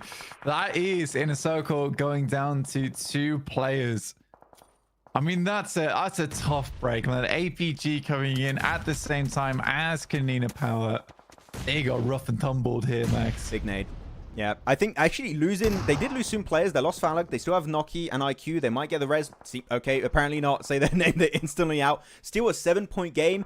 But as we did say, they did get a bit overwhelmed. There was just Konina Power, you had Alpha Gaming, you had the off-angle of Regicide, and HALAL AXETRON. It's just too much for just one team to manage on their lonesome. But I would still call it a very solid attempt from Inner Circle. But what can you do when like half the lobby is sent your way? Unfortunately, I think every team has a limit. Yeah, I mean, it's exactly what you said. Is that if all the same teams have the same idea at the same time, it's going to get rough. And that's exactly what happened here, Max. But it's some good rotates coming through from APG, immediately trying to maintain control over the entirety, the western side of the map. I think that's a very smart maneuver to go for. AXETRON currently struggling down towards the south side to gain any type of ground. I'm surprised that they didn't try and get involved on that northern side at all. Ooh, that could have bounced. Which team, sorry, not involved on the northern side? Which? HLE. I'm surprised they didn't even move up to even have a look at what was going on. They just sat down towards the south side. I think they're looking at the player count still alive and thinking, we just want to play safe on this ridge and just survive and keep our numbers up. They still have 3 players currently alive. So I think, yeah, it's just... Yeah, but they're not playing for any wins right now. They're not playing for big Ilim win, at least. Yeah, they're looking to exit the group stage. Just, we want to be top 16, please. That's all we are. We don't want to fight Alpha Gaming. That's what we want to avoid. They have 9 elims, by the way. 6 of them for Refus. You know what?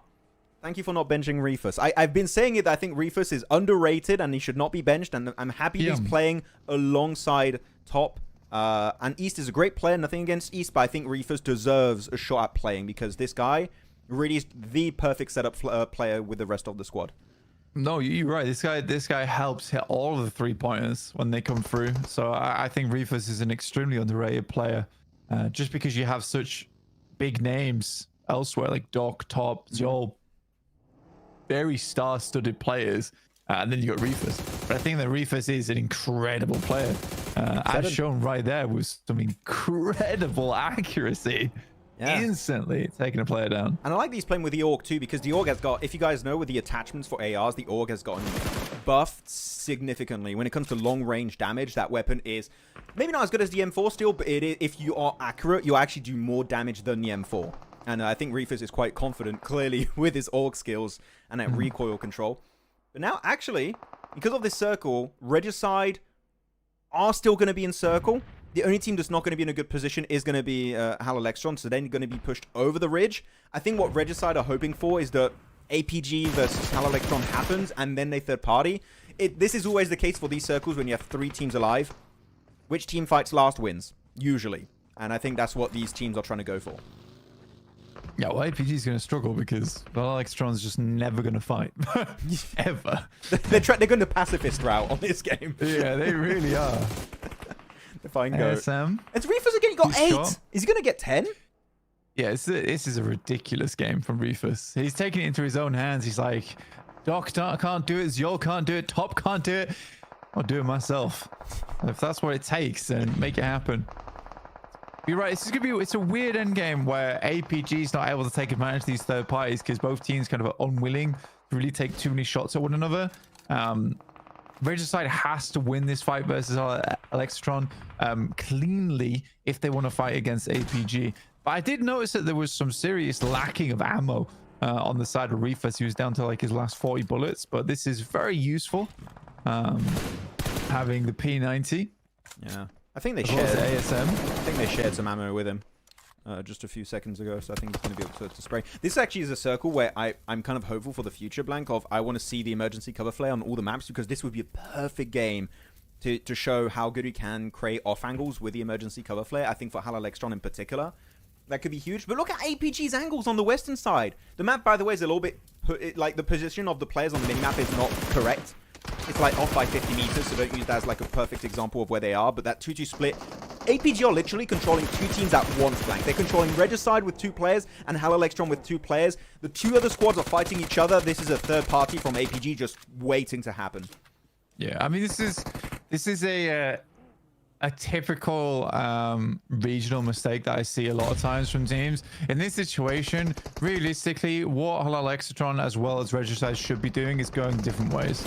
Right, Regicide should push north, AXETRON needs to push south. It's their only option if they wanted to fight against APG, and it's also their best option at getting a second place. So the fact that this happens, this is a mistake from both the teams, which opens up the win for APG. Yeah, I think Regicide, you're definitely correct going north. I think HALAL AXETRON have literally no option. They just have to fight someone. So I think when it comes to rotates, they can't do any more rotates. One circle will go maybe, not anymore.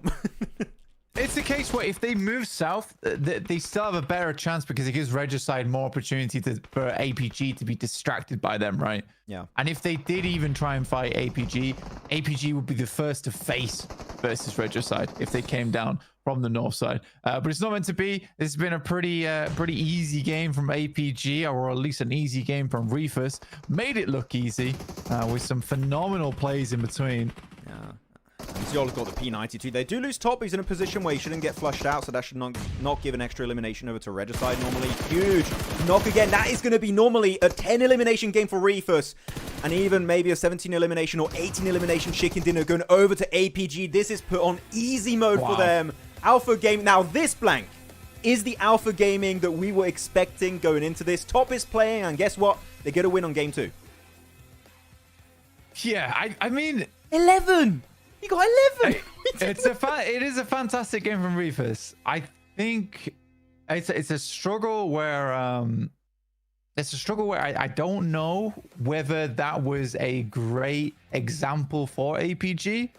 For VIRTUS, definitely, because they really only made one move. That one move was fantastic, and I need to see more out of this from APG. Overall, that's what we need to see more of. We need to see more of that type of gameplay, more of that commanding presence within the lobby.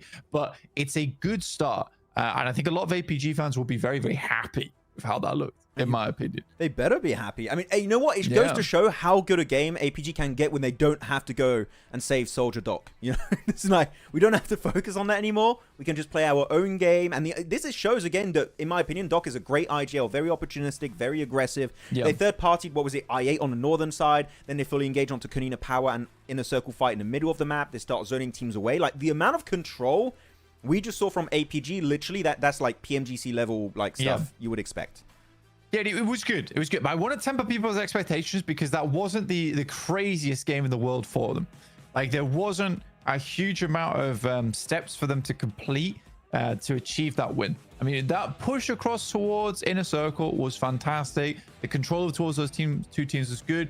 But it was mutual destruction on that eastern side. I mean, Pepper, for instance, your question is like, do you think it's a typical mistake in just this region for almost every region? I think it's almost every region makes this mistake, but only the top teams will understand it, which is why you see it more happening at the international level, where teams will have the gentleman's handshake to be like, let's part ways and let's fight the team with a better position, because that's the best way to get a second or a first and drop that team with a better position down to a third. Yeah, it is very interesting. But for APG, basically, this is the start, right? This is where they get, this is literally just them putting their piece on the board right now. Now they need to roll sixes. Now they need to keep rolling those sixes. I'll try. That was such a good push too, the drive by from VIRTUS and everything. I want to talk about other teams too, but I'm just like, that was a good game. So I'm just kind of simping for the way they played actually this match. But here we go, good match. How everyone feeling about this game in the chat?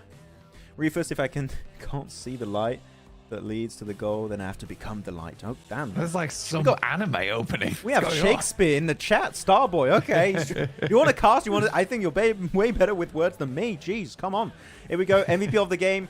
Almost, actually just over 12k damage from him. So very, very, or 12k, 1200. There you go. English. Actually, Starboy, yeah, please take over. Please replace me. I'm struggling.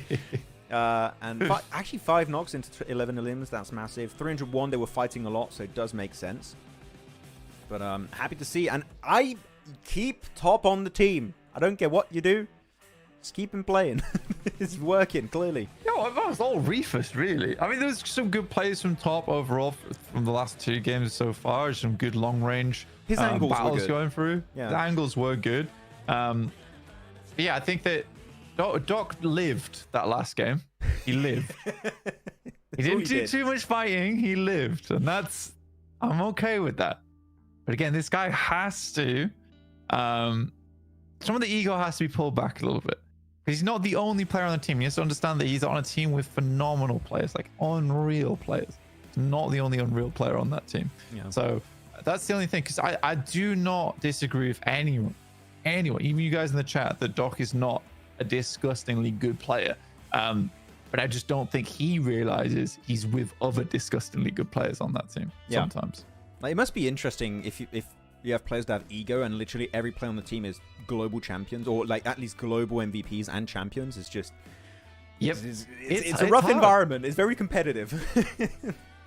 Yeah. There you go. Match rankings, 27 points, 17 eliminations for Alpha Gaming, followed up by Regicide, so Pakistan getting some points, Dagestan 10 points also, actually farming points from pretty much like Circle 1, driving over some players near Gatka Fields. Inner Circle, also good game. Again, you know what? I don't even want to say Inner Circle played badly in that fight. I just think they got overwhelmed, and I think any team in their shoes would do the exact same. I think the only way you survive that is if you have emergency cover flares in that spot, which is not even on Erangel yet. So yeah, what can you do? You were struggling. You definitely struggling. I think Regicide, though, for a team that hasn't like had the most pop-off performances, I think they're doing fairly well. 55 points is a very respectable scoreline for this team. They're consistently getting towards the end game of matches. APG shoots up towards 4th place. Seems that they were just joking yesterday. After all, it's just a prank, guys. An APG prank. What was the other team? Like, Bigatron prank or BTR prank? It's BTR prank. Yeah, BTR prank. This is they've handed down the mantle now to APG. It's APG prank. But yeah, the rest, there is not too many other teams that are kind of like catching my eye right now, though. Honestly, Max. I was looking at. I'll have to check again the points they had at the start of the day. Did they get 1 point today? In 2 games? Yeah, they've been struggling. I8 has definitely been struggling. Again, it's really long days, guys. It's really long days. 7 games is tough. Yeah. But they don't play all 7 games. They do have the breaks in between. But like in terms of the amount of time that you have to be focused on the game, because even if you're not playing blank, you're watching the game. So you're still focused. You're still working on the background. So it is quite a bit. But with that said, guys, that's 2 games. And you know the rule. We play 2 games. We take a break. So myself and Blank, we're going to go in the background for a little bit. And we'll be back in about 10 minutes time for our 3rd match of the day. It's on Miramar. So we'll see you guys very soon. Bye-bye. Bye.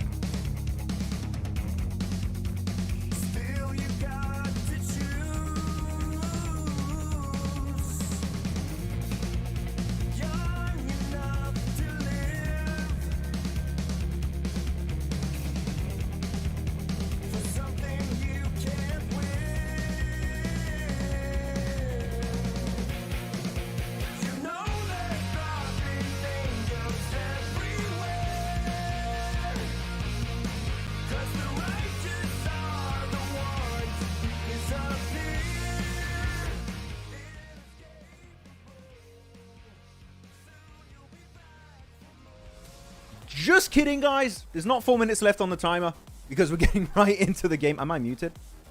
No, I'm not muted. Hey, yeah, that was a prank.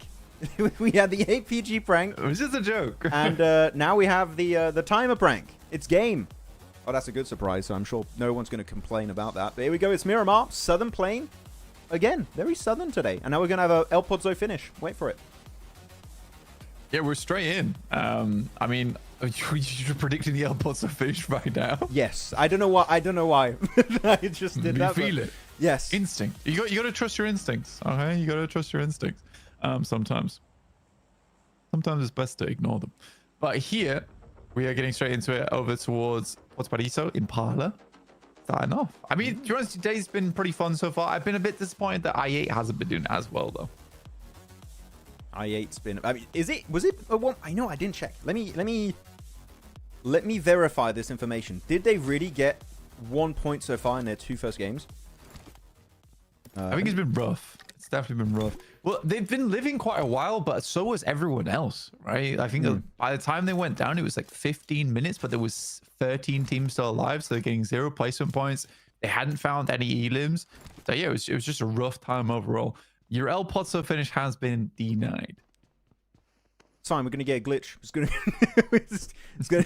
go. We're gonna get a rehost. I'll rehost it, guys, right now. So I just checked. It is in fact a 1 point day so far for i8. They got 1 elimination last game, and they played 2 matches. They played every game so far today, meaning they are going to be having their 1 break match eventually. And they're slipping because the team below them, Inner Circle, is getting points, APG is getting points, like Regicide were getting some points too. So they are being caught up to. So you got to be careful if you're them. Yeah, but I mean they've qualified though. I would say they've qualified 100% at this point with the amount of points they got. It's a secret, Cyclane. I can't tell you. I'm sorry. It's a secret. I'm gonna take this suitcase off camera. People are wondering where I'm going. I can't tell anyone. He's doing the BMSG finals. He's not. I wish I was. That'd be so cool. I think I was talking to some of those guys about maybe doing some stuff in India, but I don't think it ever came through. So, but maybe one day. Maybe one day. It'd be fun. I remember when we used to cover it back in the past. Remember old Orange Esports back in the day. What a good time. I actually have a topic for you, Blaine. Not for chat, because I've asked chat this a few times. But I talked about this with NEPX on Mina stream, and I want to have your thoughts on this. Because I think we can both agree the best way to get India back to an international level, back in, like, World League days, is to give them more exposure to international lobbies, right? And then we were entertaining the thought of, if you do a regional clash, back in, like, we had previous regional clashes, PMRCs, what region do you think would be cool to have India go up against? Because they have India, Korea, Japan event, but what other regions would be like, that would make them actually improve quite fast, actually hopefully catch up for global level? I think that I would probably... People are going to call me so dumb for this as well. I'm so upset. I wish I didn't cast EU. I think...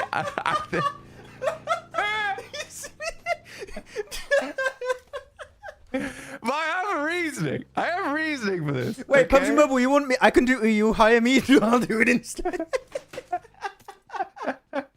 I have a reason for this. I think that they would. I think international, if they could do like a clash between them and EU, it'd be good for them. And the reason is because it's not as aggressive as CSA. Because CSA, they're not going to learn anything. I don't think you'll learn anything at NA. You just you might end up getting into a bit of a dumpster fire situation for a lot of the teams where they come in, they get smoked, they don't learn anything from it. PMSL EU, on the other hand, it's a much slower region, right? And I think you learn a lot more being able to play out the game. They look at the rotations people are making, why they're making those rotations, what can we do to improve? And I think that actually would help them. I also don't think that they would do very well versus NA, because again, NA, they probably would win against a lot of the teams there. They might lose against a lot of them because they're very aggressive as well. So it's in terms of that's where they would learn the most. I don't think they would learn too much from CSA, on the other hand. Okay, that's interesting, because I was going, when I had this discussion, I think yesterday, on Mina, I went towards CSA. I think CSA would be a good way to like just really? you get bullied. Oh, really? You were in CSA, is Just it? you get bullied. They're like, okay, guys, we need to step up a little bit. But that's just entertaining the thought. But you could do that. You could do SEA. Also, I think SEA could be quite. I think SEA would be the most interesting SEA similar. currently. Yes. Yeah. SEA is definitely similar to what I was thinking. I think SEA actually would be a really good one to go for. It's just I wouldn't want them going against any like hyper aggressive regions. Teams that like regions that rely a lot on mechanical skill. I don't think you learn much from that because you've got a lot of that you can just learn in your own time, right? Just honing your skill.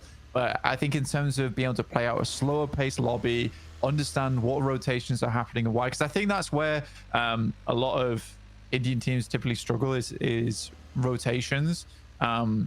Not in terms of the rotation they're making, but the speed of the decision making and why and when, that type of stuff. So yeah, I would agree. I think right now what lacks for India is a speed of rotations and fragging power. I think otherwise the rotates are smart. It's just that the speed at which you do them. But yeah, I agree. Otherwise, like, you get 1v4'd by Falak. You're like, I don't want to improve anymore. I'm done. You've learned nothing. All you've learned is that Falak's a good player. Yeah, just like, okay, we'll avoid him. We won't hot drop this guy. CSA, a lot of people see in CSA, but it's interesting. I think it's a fun idea to entertain. Yeah, because I'm glad people say CSA because it is the best region. You sort of want to learn the most. You feel like you'd learn the most from playing against one of the best regions, but I feel like it's the same reason why when you're playing competitive games we do a skill-based matchmaking system, because the best way that you learn is playing it with teams on a similar level or just a little bit higher, right? That's how you get yourself in a flow state, is challenging yourself just a little bit. And I think as soon as you challenge yourself too much, suddenly you're bored, you're frustrated, you don't know what's going wrong, and then you don't learn anything off the back of it. Yeah, so it's tough. Doctor, we're just talking about which region for India to play against would be the most beneficial for them. I said EU. Max says CSA. We're getting some SEA now. Saying, I changed. You changed my mind. Okay, SEA. Max saying SEA. So yeah, I think both those regions would be pretty good. I think that's interesting. What did Nepturia say? She agreed with CSA back then. She was the same. We agreed with CSA, but now I see your perspective. I'm like, actually, yeah, maybe CSA later. SEA now, first step. Yeah, it's skill-based matchmaking. Yeah, exactly. EU, SEA, work yourself up to CSA. Yeah. I had a very hot take though, if you want to hear it. A lot of people disagreed in chat. I think I made some people angry. Okay. I said I think India with the current fragging power beat PL, which some people did not like that. Because I think PL are the best region when it comes to macro, like rotates and stuff. I don't know. Except for Weibo. Weibo's the exception. I said I think they could beat them with the Do you think so? Yeah. I think PL is so isolated that they look good in isolation. I really think that a lot of the PL teams are kind of washed, honestly. Except Weibo. Except Weibo. Weibo's good. But yeah, that's like a powerhouse team. All right. And most regions have that. But CSA has like multiple good teams. EU has multiple good teams. ESA has, SEA has multiple good teams. PL has one good team. Yeah. So, Japan has reject. What? Japan's in the same boat. Yeah, exactly. Right? Do you ever hear about any other Japanese teams other than reject? Oh, CG Osaka qualified. They didn't reach finals. What? Just rejected. Oh, that's tough. Okay, but there you go. But that was my hot take, and I think people are not going to like that. Again. Yo, that's a good point, Whammy. Korean teams are unbelievably sick. Yeah, you are correct. The way you say India's beating China, I don't know if they beat China. I don't know if they beat China. I don't rate PL that highly anymore. Yeah. Except Weibo. Again, Weibo is the one exception. That you take them outside their region, they do well. Tianbao did for a little bit, but not anymore, really. But I find it interesting. But you know what I wish, actually, talking about Korea?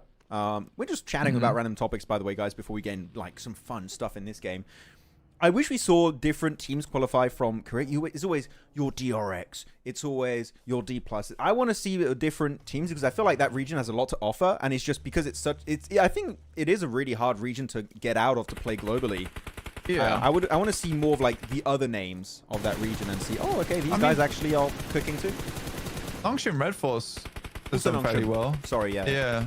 Longshin's done pretty well in the past. Like those three are the main ones. It's like 3. Yeah, you're right. It's 3. But that's most regions right now. I think we lost a lot of really good teams because most teams like had 1 or 2 star players, and then in the recent years, it's just been a case where a lot of those star players just been picked up and then homogenized into one team now. So you lost more teams, but created a few really strong teams in the process. Right, but we all love the D+ poachers. Okay. They're the great team. Yeah. I actually agree with Maxman because PL team. Yeah, that's exactly my point. I mean, that's my reasoning. Is it flawed? Hell yeah. But that's my reasoning nonetheless. So that's what I'm going for. We'll see. They've got a big fight happening here. Regicide, VP, and also some players of GOAT currently clashing. And Regicide down to just a solo is just Vaz, and he's skedaddling the way back into Power Grid. It seems. Playing top 8 from CSA bullying. Do they need learning, not bullying? So true. Yeah. Very, very good point. Yeah. That's a good TLDR. It's a good way to put it. Yeah, they don't need to be bullied. They need to learn. All right. Put them in the classroom, not on the playground. Thank you. I like it. These are good conversations with the chat. I'm enjoying this. I'm gonna show the map feed real APG 2 quick. elims, by the way, already. Whoa! What? No way. No way. Danny. Inner circle, dead center with. In it. I'm looking at the map feed. I don't know if I'm mistaken or not. They're on this big rock on the northeast of Picardo, right? Like that big elevated plateau. I think they are. For some of them, or are they not? Which team? Inner circle, dead center. No, there's like, I think there's one, and then there's a small, like, it's just like a shack almost. It's like a shack compound, right? Or is it brute force on the plateau? One of those two teams is on that like super elevated plateau. Brute force is on there right now. Yeah, my eyes are bad. Inner circle's not quite there. I'm struggling. So recently, my second screen, I put vertical because I thought it was cool. So now I'm working on like a vertical map feed. It's a little bit smaller than usual, but just let me have the chat on the same time as well, which is nice. I just saw also Inner Circle. No, they're doing a 3-1. So yeah, they're definitely not on the plateau. They've got 3 players in the compound next to the road, and just Phallic is away. I thought they had a 2-2 earlier, but no, it's not. It is on the other position. So that's good to know. Circle, okay. I'll hide the camera. Yeah. Circle back down towards the center at the moment. I don't like this circle in particular. I don't know if I'm pretty sure everyone in the chat really doesn't like this circle either, because it's so horrendous in the terms of either we move out towards the east and it's like all flat ground, not really easy to play around, there's not a huge amount of compounds to play with, or it moves over towards the west. It's a mad dash to either send over towards that north side or the south and try and cut your way around the ridge, or just fight through the teams that are on the ridge itself. It's an unenjoyable circle, to say the least. Yeah, this ridge is so hard to play unless it's on the edge of the circle. Then you can actually really use it, but it can't be used until later on in the game. Actually, I want to bring up 3-1-3. We saw it for a bit there on the map feed. They have this really fun 2-2 split across the road. One a bit higher north, the rest in Graveyard. They're just keeping their options open, kind of what HORAA were doing early on Erangel. And I think that if they're able to regroup just in the nick of time when the circle shifts on phase 4, this could be a really good game from 3-1-3, which they need. In what position are they? Last position. So they definitely need it if you want to push out of bottom 4, which again, Blank, we only have, how many games left now? You have 6, 5, so you have, what is that, 11 games if I'm not mistaken, left?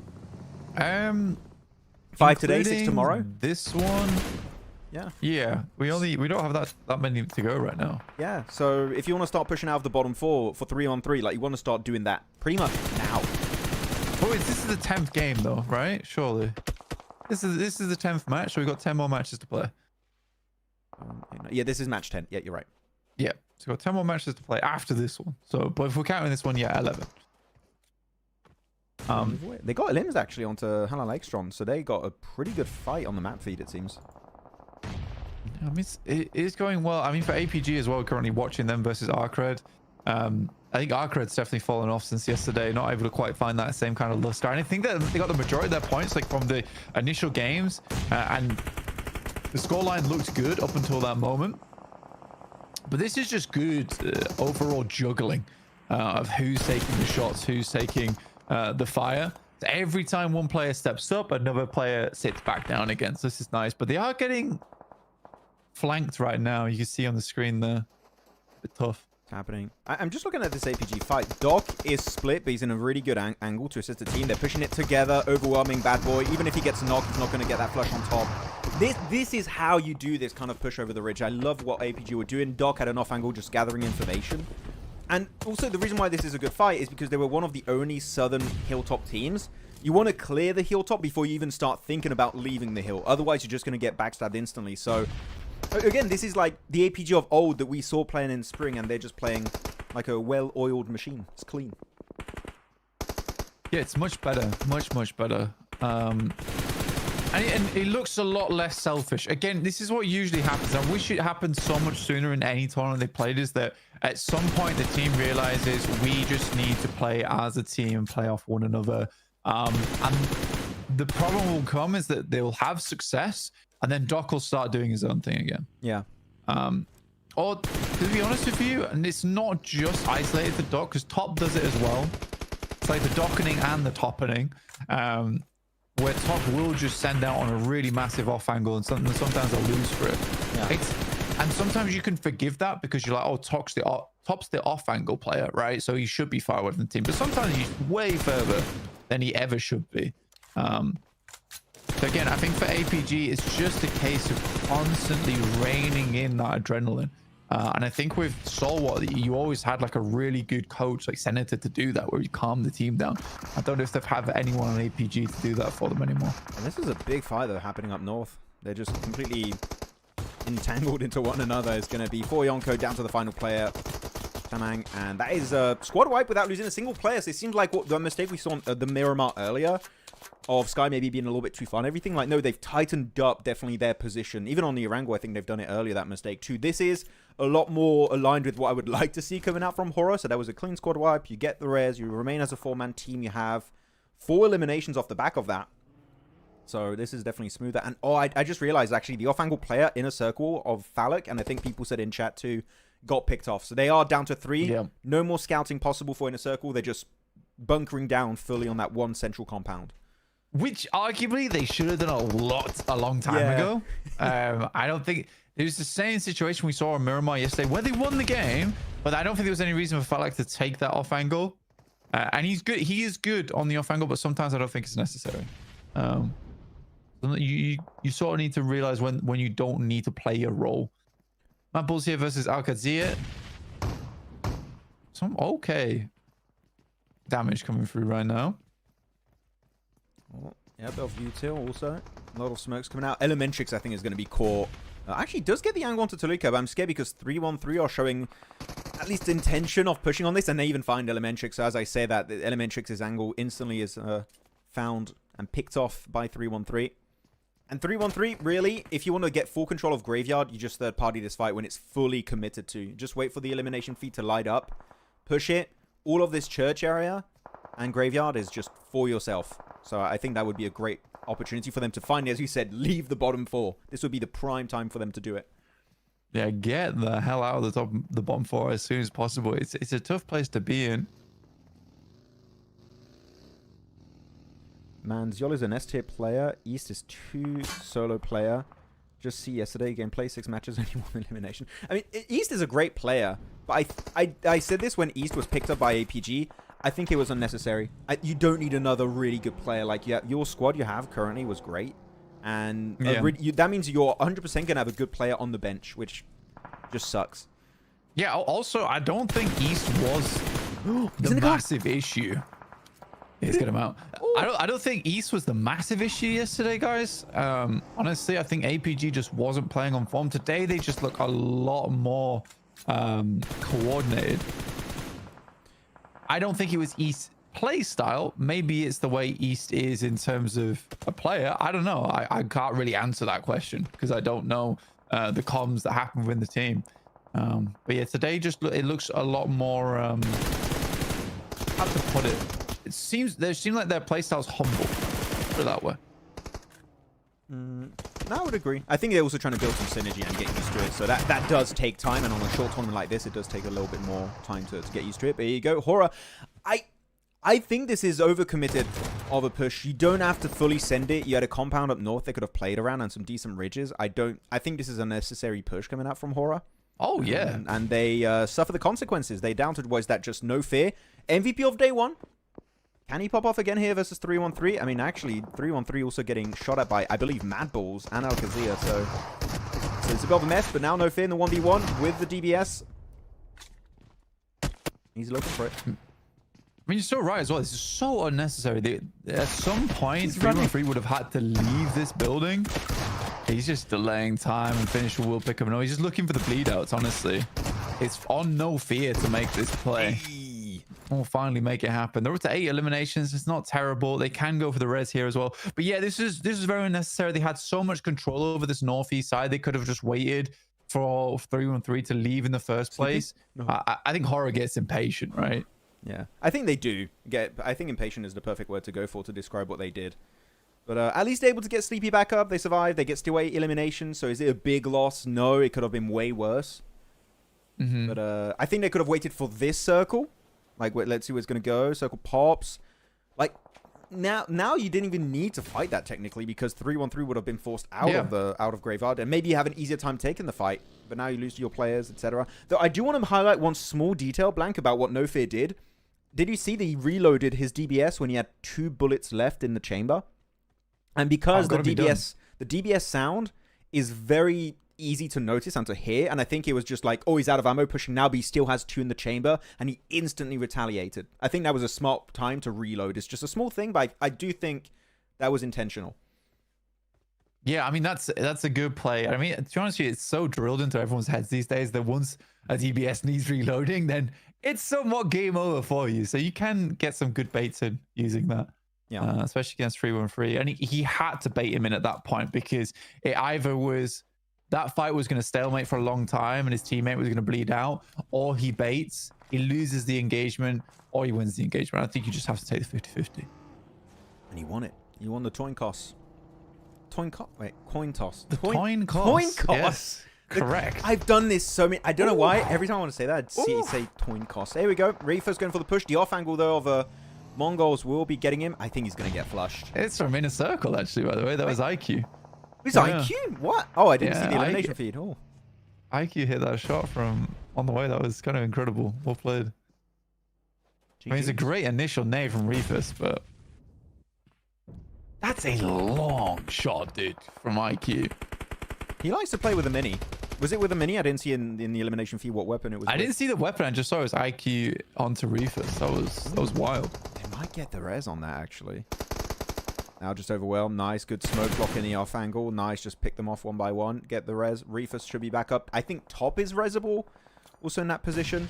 So I think that'll be good to go. I like this off angle he's going for. Here's Yol. Just trying to block out the escape route is a very smart way to do it. They do get the knock onto Reefus once again.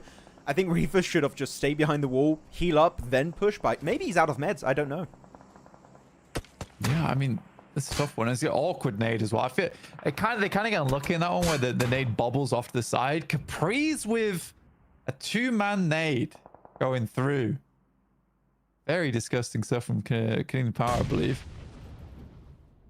Why does CSA have the smallest one in terms of matches? Talk about this one, but SEA Americas and even Mina has more matches. There was a lot of issues getting the tournament set up, but Fall needs to finish ASAP so that we can get the PMGC results in. So there was some changes I believe needed to be made, right, Max? Yes, like the entire format and everything had to change, so it just took a bit of time, but now we're ongoing with all the PMSLs. So we'll be fine. Here we go, looking for the re-engage. Nice, push it together. APG just swarming this position. They did find also the res onto top, which is great to have the extra bit of support. And yeah, duck gyro, there's nothing you can do. Like, this is the synergy you want to see from this team pushing together. This is nice. Though the off angle of Lemon is going to be there. Good backup shots from Doc to make sure that top doesn't get flushed. Hopefully they'll get the res, but no, they're not getting that res. I'll take it back. It's done. No, I mean 13 elims though, still fantastic, really good. I was saying that last game was just about getting their piece on the game board, and this game is all about going around and collecting 200. So very well played to APG. Even if they go down now, I think this is another impressive game from them. And again, it's a lot a lot more team orientated. There are no individual plays going on here. This is very much a back and forth between all the players on the team, assisting one another to make it work. I'm fairly pleased so far. They did get the res onto top, which I wasn't expecting because of the blue zone, but they did get it. Nicely done. I do like Lemon's angle, but where is the rest of MadBulls? You just let in a one-man team try and take care of all of APG. He's not going to overcommit to, which I do like, but I think maybe you send 2 players up to that ridge. Maybe they have a possibility to squad wipe here, but 4 teams alive, and you know what? We're doing a prediction really late, chat. But tell us, who do you think is going to be winning this game? You have Brute Force, APG as a duo, Inner Circle as a trio, now as a duo, and MadBulls.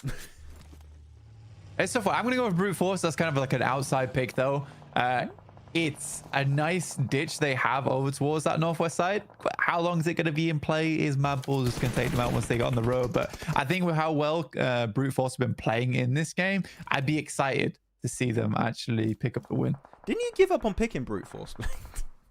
Didn't they? Yeah, they've betrayed me quite a few times, but I'm coming back. It's a new day. It's a new day. You found forgiveness in your heart. It's nice to see.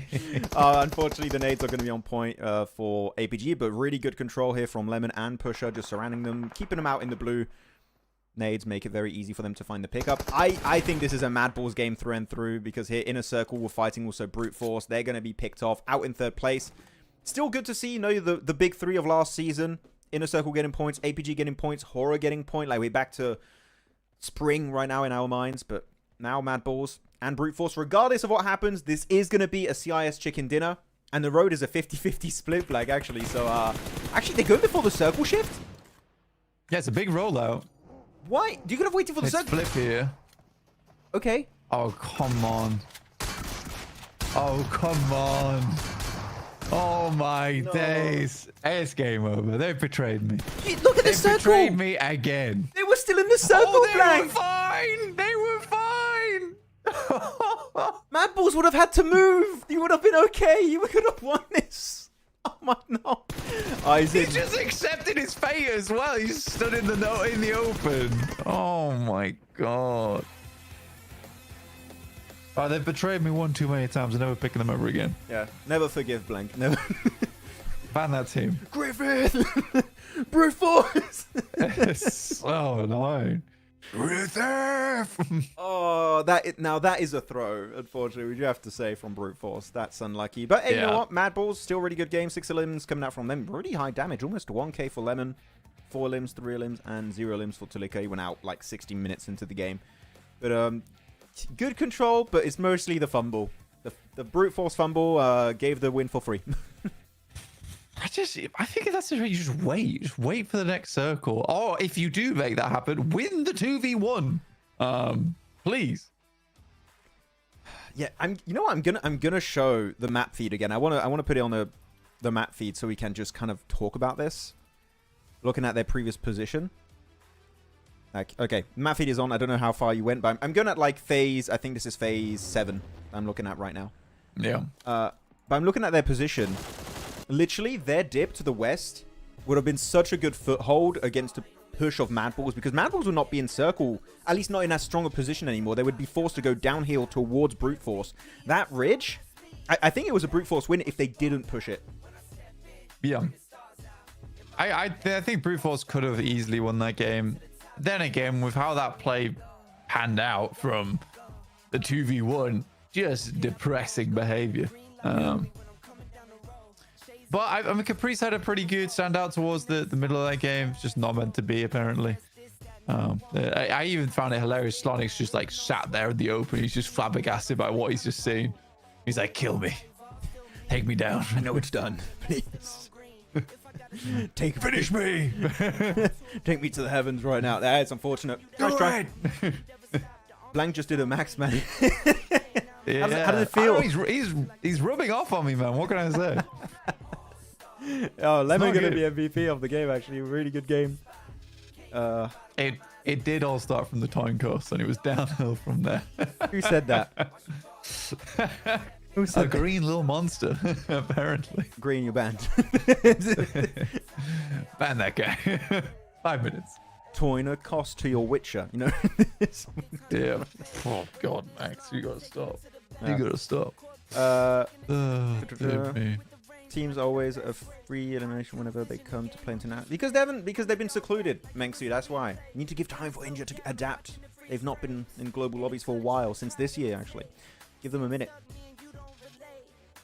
Actually, I want to see in what rank APG are right now. Blank, you are free. You have been released. Blank will be right back in a few seconds, guys. But Lemon's going to be in 6th rank. First place, 6 eliminations. Dog going to get 5, top 5. Reefus 4. So all of APG almost are up here. And another player of MadBulls in Flip. GG's. Nice game. And we'll see if they can keep that one going. So I'll show the graphics again when they come up in a bit. Maxman, Mina stream today? Yes, Isimo. We're doing Mina stream again when this CSA stream ends. I'll instantly pivot in doing the Mina stream with NEPX again. So that's going to be happening. 7 is here. Who are we banning? Green. Green's banned. We ban Green. She's gone. I8 number 3. Yeah, so we got the match rankings here. There you go, match rankings, MadBulls 23, 18. So APG at the top of the day were in what rank, guys? I kind of forgot, not gonna lie. They were like middle of the pack. Were they in like 12th position? Can someone confirm or deny this accusation? I believe they were in 12th position. Or is it even lower? Were they even lower than 12th? Were they in like 14th or something? Please confirm. And here we go. Overall rankings is going to be Brute for APG up in 2nd now. They jumped up. They were in 14th, chat? Yes, so they were in 14th position. I thought it was like 12th or 14th. So they were in 14th place. They get 2 huge games back to back. APG in 2nd, just 6 points away from Brute Force, which is... What a comeback already happening from them in the middle of the group stage. Oh my goodness. Okay. They were in 16th, chat? Really? Were they in 14th or 16th? Okay, I'm seeing conflicting information. This is, Blank is back. Here we go. I'm muted. But Blank, we're talking about APG. They started the day apparently 16th position. People are saying in chat. It was 14 or 16. And now they're in 2nd place. 16th after the first match. Like, here you go. God damn, 73 points. I8 is just not having a good day right now. They're not having a day. APG did not have a good day yesterday. So, yeah, potentially there's a comeback. So everyone's saying 16th. Okay, 16th. Okay, after 8 matches. Okay, 16th after 8 matches. And after 2 matches in, they jump up to 2nd, which is the APG way. I don't know. It's not. I'm not surprised. I'm not shocked. I'm like, it's APG things. It's just what they do. 3-1-3, 9 last place, Blank though. They escaped the bottom rank. Well, I don't know for how long. Just a small timeout, Green. Just a small timeout for that. 30-second timeout. Did you get timed out? Yeah. Oh, that's funny. I'm so sorry. I'm so sorry. It's for the toy cost. Maybe. It's for the toy cost. Can't be bringing that back up. It was Max's darkest moment during that. We got Erangel, Miramar coming back up. So it's we're back to basics once again. But we're chilling right now. I think Erangel should be another fun one. I do want to see I8 doing a little bit better. Right now it's a little bit unfortunate. We are definitely weeding out the teams though. And it feels like T721313 might not be able to make it out of there. It's feeling rough. I mean, barring like an incredible day, right? Yeah. I mean, I'm looking at the groups. Those 2 teams you just talked about, 721 and I8 are not playing this game. So they have a game off to maybe rethink their ways. But yeah, this time Group A is not playing. So we're not going to have Konina Power, I8, 721 and Dagestan. They're not in this game. Meaning that the other teams that weren't playing last match are back in. Which I believe that's going to be for Yonko, ARCRED, No, they were playing. No, it's Group E, sorry. NEPX, Regicide, VIRTUS.PRO, GOAT team are back in this game. So we got the lads back on board. So this means that Inner Circle can actually play yellows this time? Which is good. Because 721, yeah, actually, maybe they can play it this time. Oh. They're gonna find another team to hot drop. Like, who's dropping Primorsk? We'll find them. Dude, people are banging with the coin toss right now. What's going on? Just one mistake, guys, and you just told it. Guys, we're cancelling the watch party. No extra points. 7, no extra points. Just straight into the finals. Yeah. Straight to finals. Top 16. That's it. No head start points. Which I wish we did have head start points. That would have been nice. Yeah, I mean, I always enjoyed head start points. I mean, it's difficult to do right though. You know, you want to be able to get head start points in that don't feel too impactful, but also give enough of a reward for playing well in the league stage, right? So yeah, it's tough. It's tough. It is. But no, the thing is, it's not like you would get that many head start points if you count on just one stage. I think they could have gotten like 15 points if you're first place or something along those lines. But we don't have it, so they'll have a quick restart. At least one thing that's cool is that we're not seeing any hot drops, except for the one yellow's hot drop that keeps happening. But outside of that, it seems like everything is resolved. Everyone's got their rotational paths sorted out, their drop locations sorted out. So like they're going in fully prepared for the grand finals, which is exciting that we shouldn't be having any issues. I do see, by the way, on the map feed, we should be like a minute away from the game. So match number 4 of today is inbound very soon. Yeah, it's on its way. Where is John? John he's like in his little home, his little apartment, his small apartment. He owns only one piece of cutlery, just a fork. All he needs. But we'll be bringing him back out of retirement soon. He'll be soon. Like, EU starts pretty soon, I believe. Yeah. Yeah. It'll start very soon. Very soon. There you go. Pepper Paul, I just saw your message. Sorry, I'm trying my best to stay on top. Did you show Jason or Blank I didn't show them. I need to show it. Sorry. You know what? I'll send it to Blank now while the game starts. I'll put myself off camera. What are you sending it on? It's just Pepper Paul's gonna call me out again. I don't want. Just give me a sec. God damn. God damn. Save the meme. Are you sending on Discord? Sending on Discord. Give me a second. Oh, come on. We're gonna press buttons right now. Yes. You ready? Meme is being sent. Game is being started. Blank is not forgiving brute force. I am not. I'm never giving back. Are you falling asleep? Yes, Brent. Shut up. Don't play good today. You know what? I'm sending it to Jason right now. He played well today. Sending it to Jason. There you go. And it is sent, Pepperport. It is sent. It is done. Ready for Thailand. I'm gonna stay there a bit longer. It depends if I can get hired, dude. Who knows? I've been told that if I do well in this watch party, I might be allowed to go. Maybe allowed. Ooh. Yeah. I've been given an ultimatum. There you go, plane. Western coast of military island. Zaki shooting range in the middle of it. We don't have from the good planes. They're not great. No, it's usually pretty rubbish. It's also kind of funny because we're always going on the side of the map where no one knows where to drop or what to do. Yeah. Which is pretty rough. Because very Pier, Primos, Quarry all seems very empty from what we've seen. Everyone's just so intent on going the yellows. I don't know why. Everyone just loves the yellows for some reason. If Inner Circle don't drop on yellows, I'd be very upset. Because, like, what's the point otherwise? I think they are. 7 going there. Yeah. They're just splitting over there. Now they're doing the split. They're like, oh, there's no hot drop. We can just take as much control of the Western Bridge as we want. The Inner Circle, no. This is definitely a targeted hot drop then versus 7-2-1. This is intentional. Like, we know we're going to have to fight you. We'll regroup. Now we're playing our typical... Is 3-1-3 dropping you? No, they're not. They're leaving. Oh, God. Okay. This is typical Inner Circle split. When they were 4th rise, they would do this too. And the Circle's going to be popping soon. I got a bit of a spoil on my map feed. I know where it's going to go. I want it northwest. Wouldn't that be nice? That'd be I wanted I might need to just put my map feed slightly behind. Yeah, I did the same. Right now, it's like a little bit ahead. That looks good. There we go. Perfect. Because I've been seeing the future a little bit. There you go. I'm also aligned with everything here. But yeah, this is going to be cool. I8 are going to love this.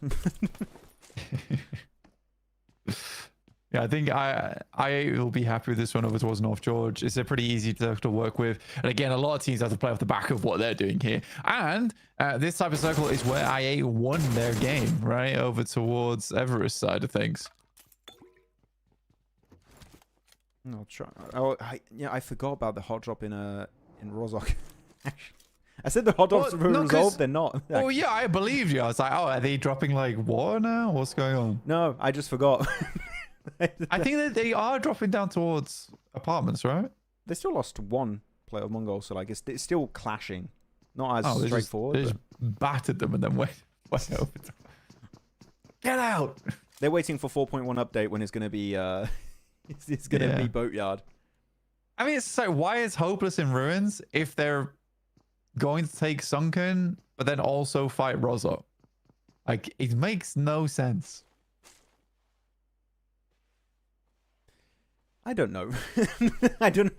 I was going to try and analyze. I was like, I have no idea what's going on with what Mongols are doing on these Erangel drops. Are you struggling? I don't know. Are they in the same group or not? Let me see. As a MadBulls, sorry. They're not even in the same group, so actually they could try and play it when they have an Erangel game where MadBulls is not dropping there, but I don't know. You're always going to be in the same lobby going into the finals. You should just prepare for that. Yeah, you probably should just figure this one out. But yeah, they have moved off it. I just don't get why they lost a player in the first place. It doesn't make any sense. But yeah, right now a lot of teams are having really easy time of it over towards the northwest side, and those teams are 4 Yonkos, ASI8, as well as Konina Power, all in good positions. But we'll say, Qadsiah finding Yonic as he tries to push through, and Spidey immediately afterwards. That is... Oh, great. Not working out. Quite unfortunate. This hot drop is weird. Yeah, Qadsiah now versus 721. This didn't happen in the past from what I remember. I don't remember a Pachinki hot drop, so this is new. Well, you told me 721 wasn't playing this game. But because I8's group is not playing from what I'm seeing on Wikipedia, which is match 10 was last game, wasn't it? Yeah. Okay, guys, I messed up. Or do I blame Wikipedia for not live updating? Who do I blame? You blame me, and I blame Wikipedia, so you're blaming Wikipedia indirectly. Yeah, this is match 11. Well, match 11, not 10. What am I doing? Okay, so this match is Regicide's group. So Regicide's group, meaning we don't have NEPX. Regicide, VIRTUS.PRO, GOAT team. There you go. So you're telling me 7-2 when we're like, we don't want a hot drop in yellows anymore. It seems like it. Pachinki. Yeah. Which is good, actually, but now they're going for Chinky. So it's a good idea, execution, to go here instead. Not great. It's just a mental gymnastics going on from this team. I don't really know what to say about it. I mean, Yonic and Spidey just DC'd immediately. They can't be bothered.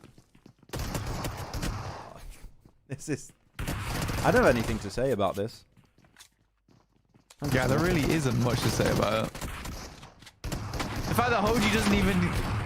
Okay, he does get at least one knock, but flying up the stairs there. I think there were shots coming through, or was that just from them, just inside the building, potentially? But good clean wipe there. I mean, 7-2-1. The future looks bleak for this team. It's looking real bleak. I like seeing them at the bottom, really. Do you? Yeah. I feel like that's where hot drop team should be. True. Yeah, exactly. That's it's a cruel fate. It's a cruel fate being handed out by the Maxman, but he's not wrong. He ain't wrong.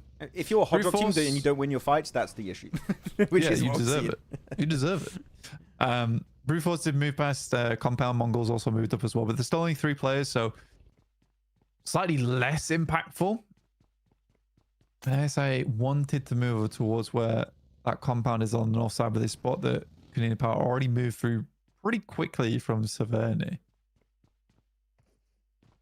I'm actually wondering, looking at this, are we going to see any team go for Everest? Like, could we see a HALAL AXETRON? Could we see an Alpha Gaming late rotate onto there? Or do you want to dodge it because you're expecting a team to be up there? Could be a possibility. But it could be a good scouting ground if you want to take it. I think MadBulls as well, like another interesting team that's just very aggressive, has some good games, and they're coming off a chicken dinner there. did send them up the rankings a little bit, up towards 5th place. I think they've been having a fairly decent time of it. Overall, I think MadBulls is a pretty over-aggressive team. But here it doesn't look too bad. Not too bad at all. I'm curious, like, which is the next team that's going to step up, honestly. Because you got Skyforce, haven't really done too much, but so many teams, like, in a very similar bracket range. And you have this top 6 is so, like, well defined out of any other of the squads right now. It's very obvious to see which teams are the good ones here in CSA, which I think it's been, I don't know if you'd agree with me, Max, but I think that's been harder and harder to see over the recent years of PUBG Mobile. What do you mean harder to see? Like the... I think when watching a lot of other regions, it's like, oh, all the teams are pretty decent. And okay, in that sense. The step downs are like pretty obvious. But here it's like, oh, you dropped to 6th place HORAA, 64, and then I can clearly see all the teams that I wouldn't put in the same bracket as that top 6. No, you definitely have like the lobby, which is good, and then you have the top tier teams, and they're already starting to separate themselves at the top. Yeah, compared to other regions, it is very, very top heavy round to Sky. Sky keeps going out early. It's very unfortunate for HORAA, but did he just drive over another one with a hovercraft? Or no, it wasn't confirmed, I think. But HORAA, this is definitely a fight that's a little bit all over the place, and he's using that broken down hovercraft as moving cover against Bad Boy. He's sliding. It's working. Sliding. He's slamming some butter on the bottom of that thing, so fair enough. Now looking to push over towards No Fear. I mean, there's a lot of angles coming through here. Noki as well from the back line should spot him out soon enough. Tries to take some very aggressive shots and almost takes down Ramses as well. That was close. That was close, Max. I mean, not for HORAA, they're out. That was not a clean fight. I have to say, there was no game plan. I don't know if they were just not expecting anyone to be there. This is a bad circle. This is a lot of people, you can see by how they were positioned, were expecting it to go north or at least on the river. No, it's a hard shift straight up south. JUTTI creates residential area of JUTTI, hospitals in play, ruins in play, and of course you've got Everest, which currently is completely unoccupied. My main question is going to be here though, Blank, because I think you're looking at this circle, most people are like, there has to be a team on Everest, so we're not going to push it. It could literally not be used until like 2 circles from now if no one is willing to just test the waters and check it out. I mean, no one's even looking over towards that way. I mean, Dagestan's going to head over towards the southeast side of it. Maybe head on top, but I don't know. Maybe. Could be. Let's go 313. They're going to need a lot more than your help. They're going to need a lot more than your cheering. I'm sorry to say it. It's not looking great for 313 at the moment. And I'm sad to see it as well. I really am. I mean, they're looking at their position. Actually, I'm going to show the map real quick. Looking at 313. Where are they? I can't see them. They're box compound-ish. On the north side. Oh, yeah. North of the river. Actually, if they have to rotate first, they got this little hill they could use. But if he goes south again, you might have to fight MongolZ. You might have to fight ASI8, Konina Power, whoever wins that fight. Then you're going to go straight into Brute Force. Actually, I'm looking at Brute Force. I think they should try and regroup now. I think you're going to get surrounded. And the thing is, between their 2 positions, if they try and regroup, it's just straight up flat terrain, right? And I think you might lose players on that transition to regroup. I would say phase 2, which I know is early, but on a circle like this, I think this would be the right time for them to initiate that regroup. Because they might struggle after that. Yeah, it's tough. I think when you're heading down towards the south side, there's so many teams already in position, already teams that have areas to hold you out on. I think 313 is kind of stuck. Like, you can't even pass by box compound here because you've got MongolZ holding it. So 313 is pretty much just trapped on that north side. I'm going back on my map feed looking at rotate. So inner circle were around Severny and they wide wrap in south on the circle currently. I'm going to show on the map on the main feed. Inner Circle went for a massive eastern-southern rotate, and now they're going to be entering the Qadsiah very soon. Actually, I really like that rotate. You're avoiding the bridge on the river entirely. Pretty smart.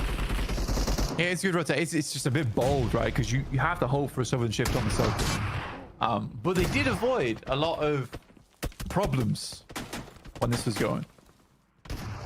I mean, they do have to push. There's a fight going on between APG at the moment. as well as Skyforce, and they're going to wrap straight over towards it. I love this from Inner Circle, because when you're wrapping like this, you have little to no information. Sometimes you have to go for the bold move. And I think Inner Circle of the past from these players just wouldn't have gone for that. So they're still circling it right now, looking for an opportune moment to strike. ARCRED also moved into the mix. APG moved off over towards the high ground. They lost 2 players. But I have... Sorry, about Inner Circle, we just saw the last circle pop. It kind of undone all of their work on that heart. It's like very smart rotation, wide rotate from Inner Circle. Circle goes back up north. It's another 50-50 split when it comes to the river.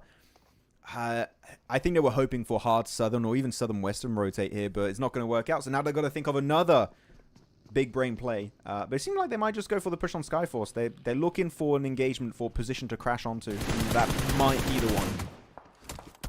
Yeah, well, there was a fight going on there. If the fight went on for a little bit longer, maybe they could get something done of it. They're going to go for another rotate, I reckon, round Hospital way. But where exactly do they end up? Because they could play on the south side of Everest, but they have to push. Oh, they're slipping down. That's going to be a full stop. I mean, APG, it's unfortunately they lost Refus and another one of their players, but yeah, they're just going to... I think this is going to be it. They have to become the bridge goblins for the rest of this game, it seems. Yeah. Sadly. I don't know if they'll be able to get top back up again. He's taking shots in the process. That's from Temmer.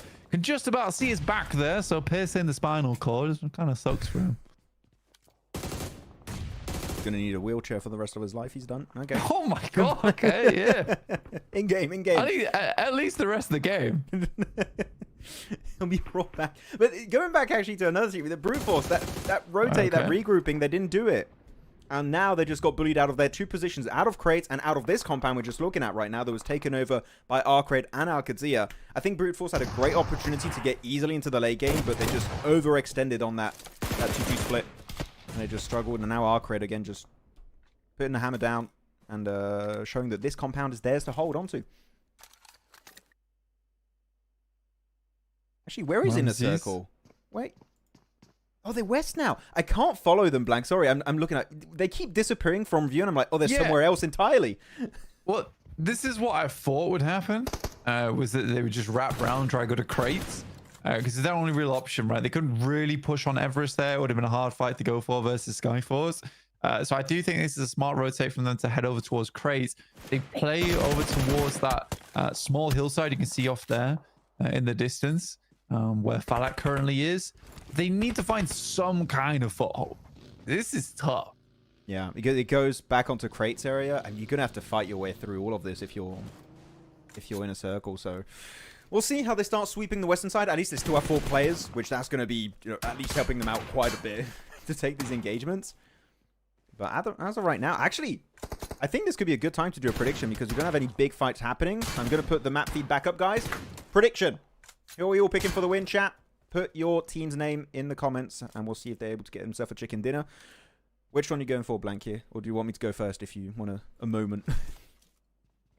You go first. Okay. I'm always going first. I'm going to go with...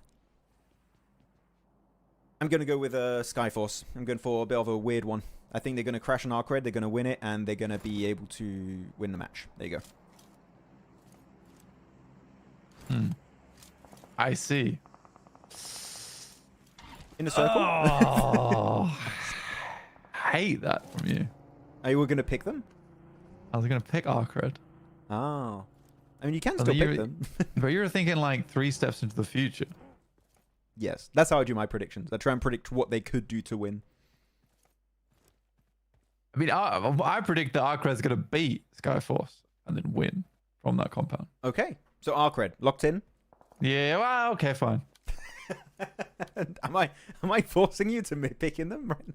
I'll pick ARCRED. You forced my hand. Okay, you pick ARCRED. Definitely not picking Brute Force. You made me pick them. Okay. Which means because you don't pick Brute Force, now Brute Force will win this game and show you how it's done. From the bridge as well would be actually horrendous. ARCRED for the win. Skyforce curse now. Yep, you're right. This guy I've seen him with his little crystal ball. Green's on holiday. Apparently. Not a prediction, but I'll allow it. I hope you have a great vacation. Thanks for the intel. Ah, that's the big inner circle fight happening. 4 Yonkos. 2 more shots. Oh, he's going to hit those. He's going to... Oh, misses one. He got second and he's out. Oh, I thought IQ would be able to do that. And he's completely away from his 2 teammates here of T24. It looked like desync, dude. Looked like desync to me. For IQ? Yeah. He got... I mean, to be fair, on 4 Yonko, the player did get prone perfectly to avoid that initial shot. So he played it really well. Maybe. Nice try. I8 getting completely decimated by KP's Molotov, it seems.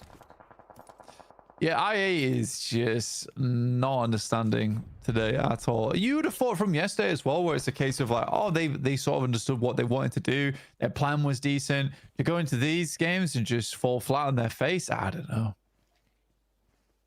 Tough stuff. What happened to Skyforce? They pushed crates. Which I didn't expect, really. I did. Do you know why I expected that? Because I don't rate Skyforce very highly. Oh, really? I thought you would. Oh, that's surprising.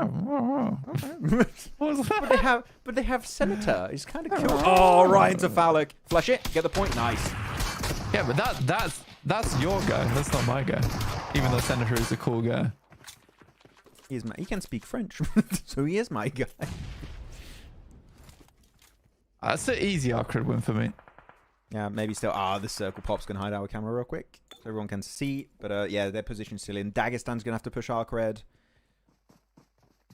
This is a tough one. Except for ARCRED, they should easily get access to the late game blank, as you properly guessed here. I don't know what the top 3 teams remaining in this match is gonna be, and my team's also out. Crap. Okay.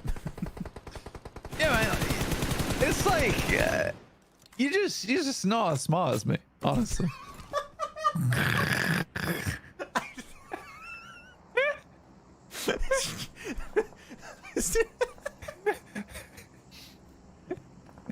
I swear, if I see a single W blank in chat, we think you banned. I'm mod, guys. Don't mess with me.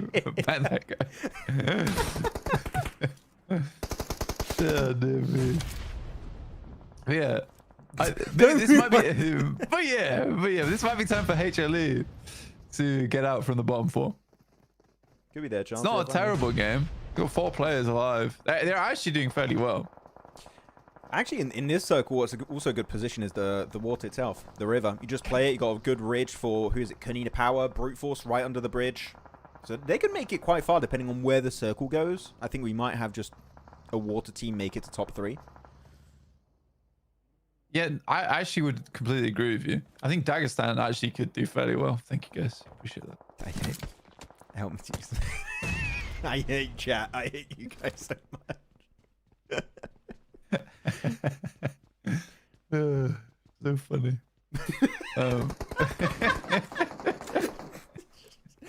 Funny. It's good fun. Oh yeah, we have a good time. Yeah. You know, there is a team I'm looking at right now. It's Konina Power. I actually like that position. It's just gonna get caught out. They're gonna get caught out a little bit in the future. What happened? Oh, big sprays from a distance. Are they getting held off by Dagestan? Dagestan don't want anyone to make it to their riverside. So I like that they're trying to apply pressure. But 3-1-3, they're getting pushed outside of this hilltop. Do you just... I mean, they're waiting for the circle, which is unlike what we saw from Brute Force last game on Miramar. They actually wait and see, okay, where's the circle going? And based on the circle, we'll make a decision. They're not being too overly proactive. Waiting for an opportunity to make that move. Oh, they have 30 seconds to wait, so it's not too long. And Tixie has an orm over there, so actually he could hit some 6 shots over there. Yeah, potentially. Could you please stop doing your weird laugh and do serious casting? Never.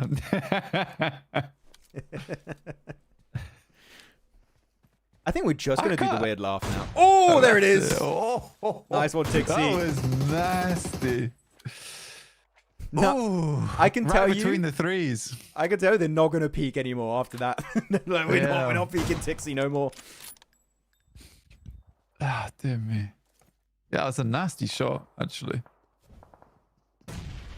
Tixie supremacy? Ooh, question mark. I might be out. I might be out in ARCRED. Yeah, the Sadly. circle, not great for them. Silent, the team spirit is kind of like they're all free agents right now. Nomi's actively looking for offers. Max was saying he almost got picked up, but it didn't happen. By S2G. That would have been huge if you went on S2Gs. Too many, just like APG, too many good players. Would have been unfortunate. Yeah. HALAL AXETRON, good push. Clearing all of crates for themselves. They're the sole survivors of the crates area. 4 Yonkos out of this game. At least they can start moving out. The thing is, do they have enough cars? They have 1 buggy at least. Because you need cars to leave here, for sure. Do they have enough cars? They have 1 buggy. The answer is no. For 1 team, not enough. Yeah. They could do like 3 trips, maybe. They like pull straws. Who gets to be in the driving seat? Yeah, It's like- 3-1-3 struggling there. Just drive it back to your teammates and just jump out and keep the momentum. Just go back and they can pick it up. ARCRED going for the big push though. That was your team here. They're going for the bridge, but again, yeah, the bridge goblins here. Brute force. Just holding on, and it's working so far. And the UTL could be big. They betrayed me twice. This is crazy. First they betray me by making the crazy play. Now they betray me by taking out my prediction. I feel like they've got something against me, man. They just don't like you. They don't like that you're smarter than me, so they just like, no, we know. Yeah. No, you're right. You're right. Magnum. Yeah, that's going to be the end of Dagestan, not in circle. I would even say deny at that point, unless you have a ton of smokes to work with, which you might have a bit of utility left over. That is going to be the end of the line for Dagestan, for sure. And now our last 5 big teams are going to be I8, Konina Power, Brute Force, ARCRED, and the side of HALAL AXETRON. If you guys want to do a new prediction in chat, you may. I'll give you special authorization. Put your pick for the win. Oh my god. He's pulling out the level 5 security clearance for that. I'm going Konina Power on this one, actually. Why not? But you're changing. You don't get my to team's change. out. My team's out based on this situation. I lost the prediction Wait, game. because my team's still in, I don't get to change? You can if you want. No, because... No, then I seem not smart.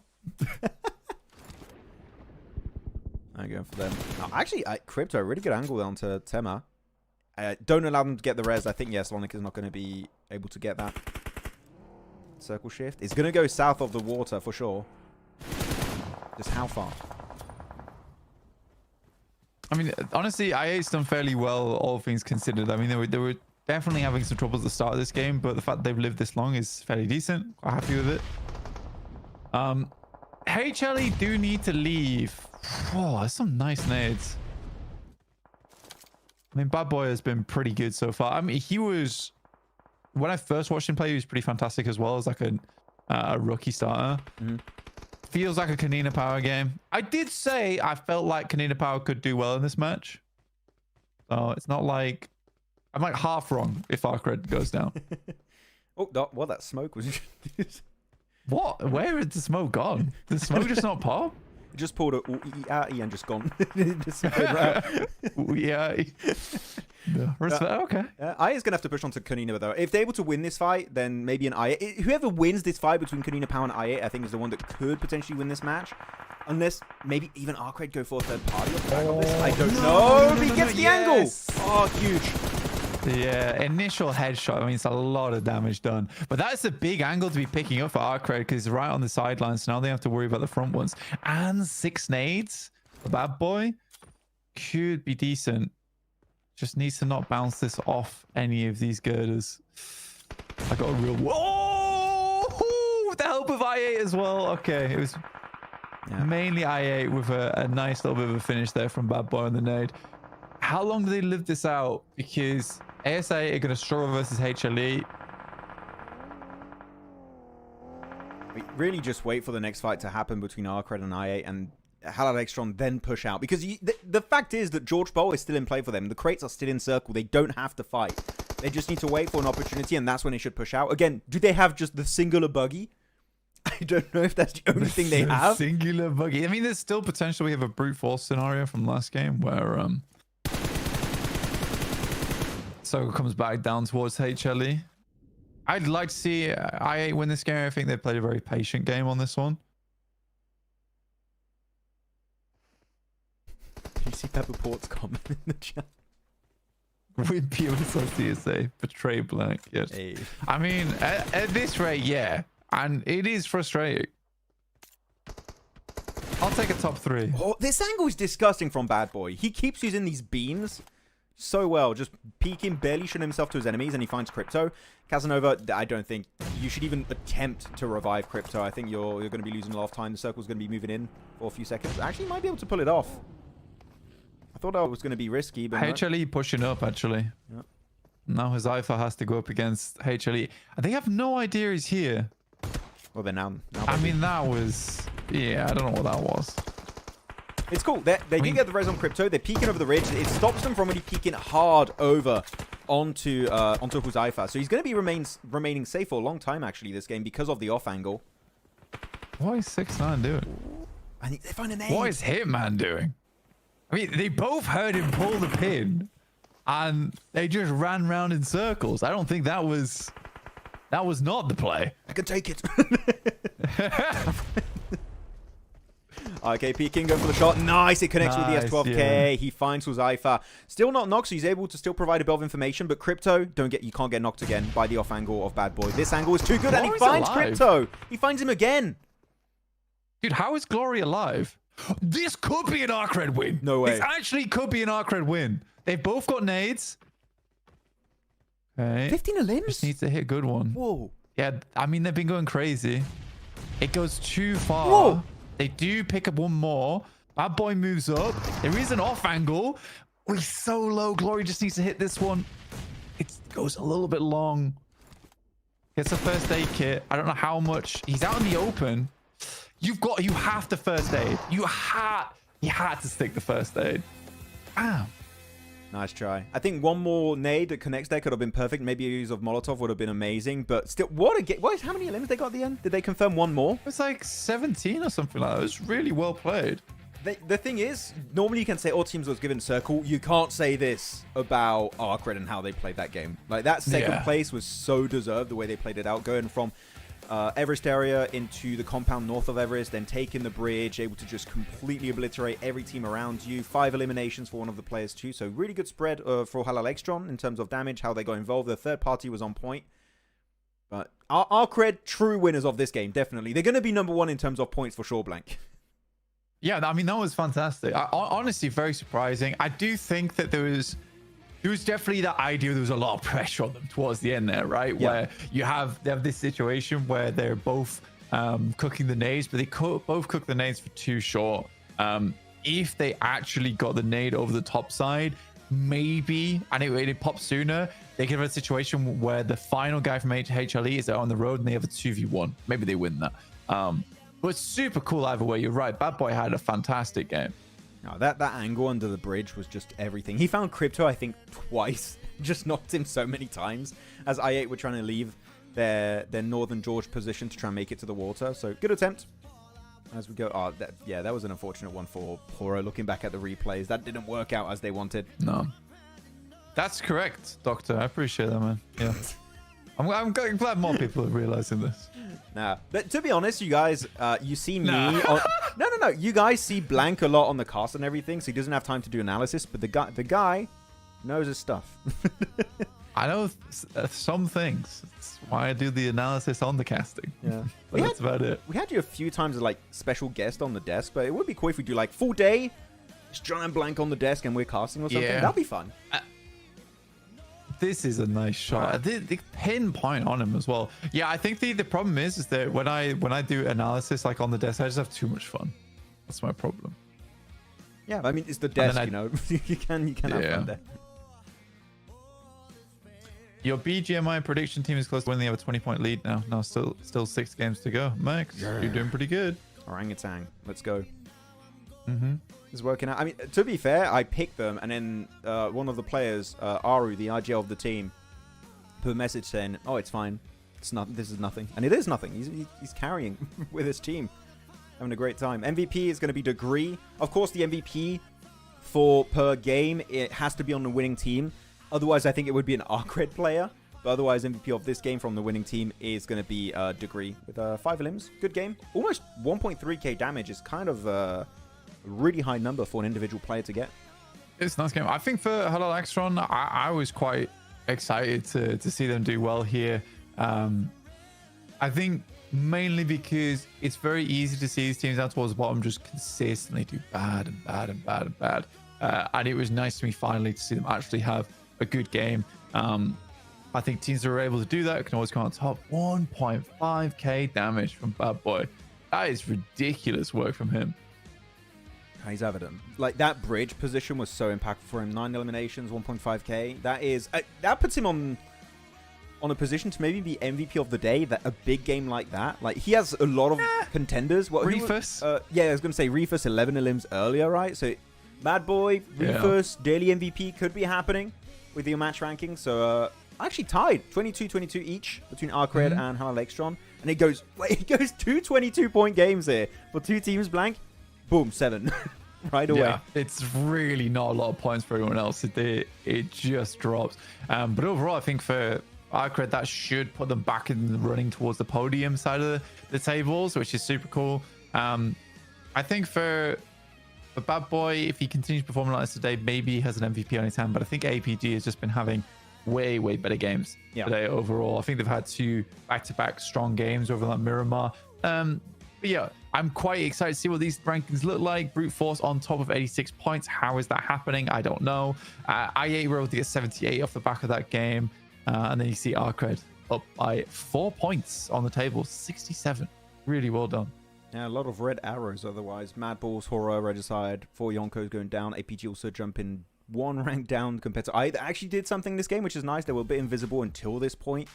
So that was nice. Did you know the Bad Boy was 2nd MVP of PMSL Europe, and he's #1 player of Uzbekistan? Hey, of Europe? When spring? Was he blank? He did Europe. Was he there? Yeah, it was easy for Bad Boy, right? I could double check. Yeah, it was. Because MVP was from Falcons. There you go, 2nd page also.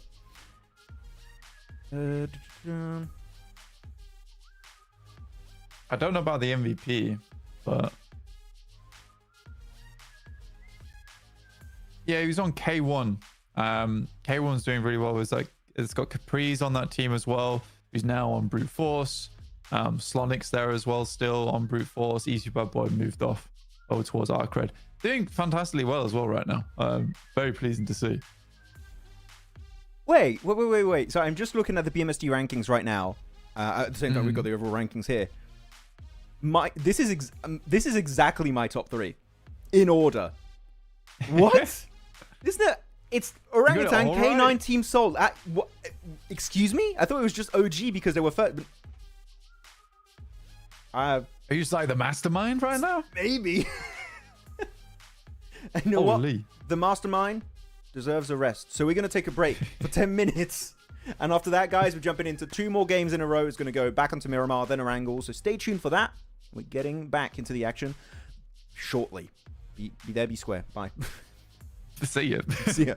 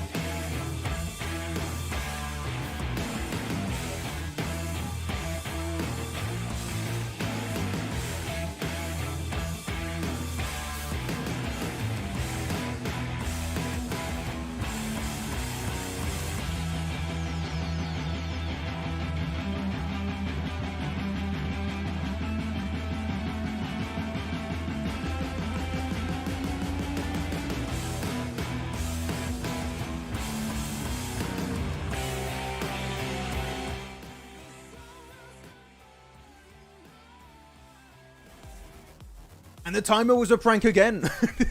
every 2 matches. You don't trust the timer guys anymore. But here we go. It's match number 5, blank? We're going so quick in these. Yeah, we're match number 5 already, which is kind of crazy. Over towards Miramar, only 2 more matches after this one. So we're more than halfway through the day. Again, we've got 7 matches going on. It is a little bit of a long one, so we appreciate you all sticking with us during all of it. And if you want to mute us, you can. You will miss out on some big memes. You'll miss out on blank picking brute force. No. And betraying. I'm never picking him again. Okay, after this. No more forgiveness?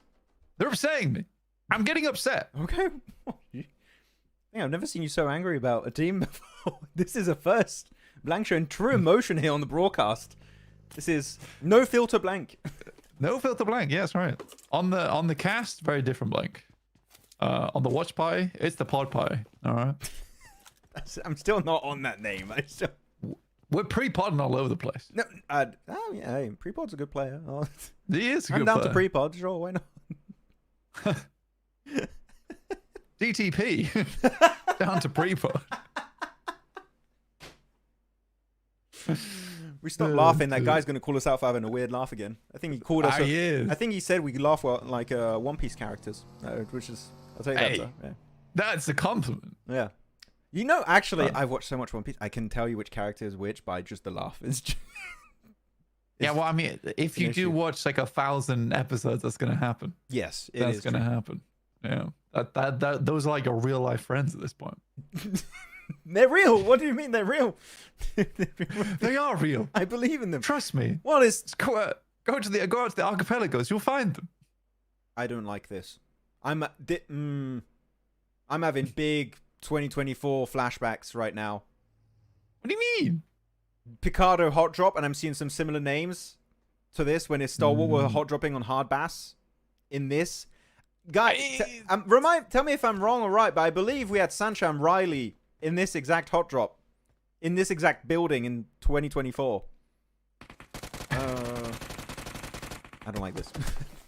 Yeah, I mean, it's not the worst. I mean, you could have them all dropping on the apartments, then it's really a horrible hot drop. It's a lame jokers. That's right. We are.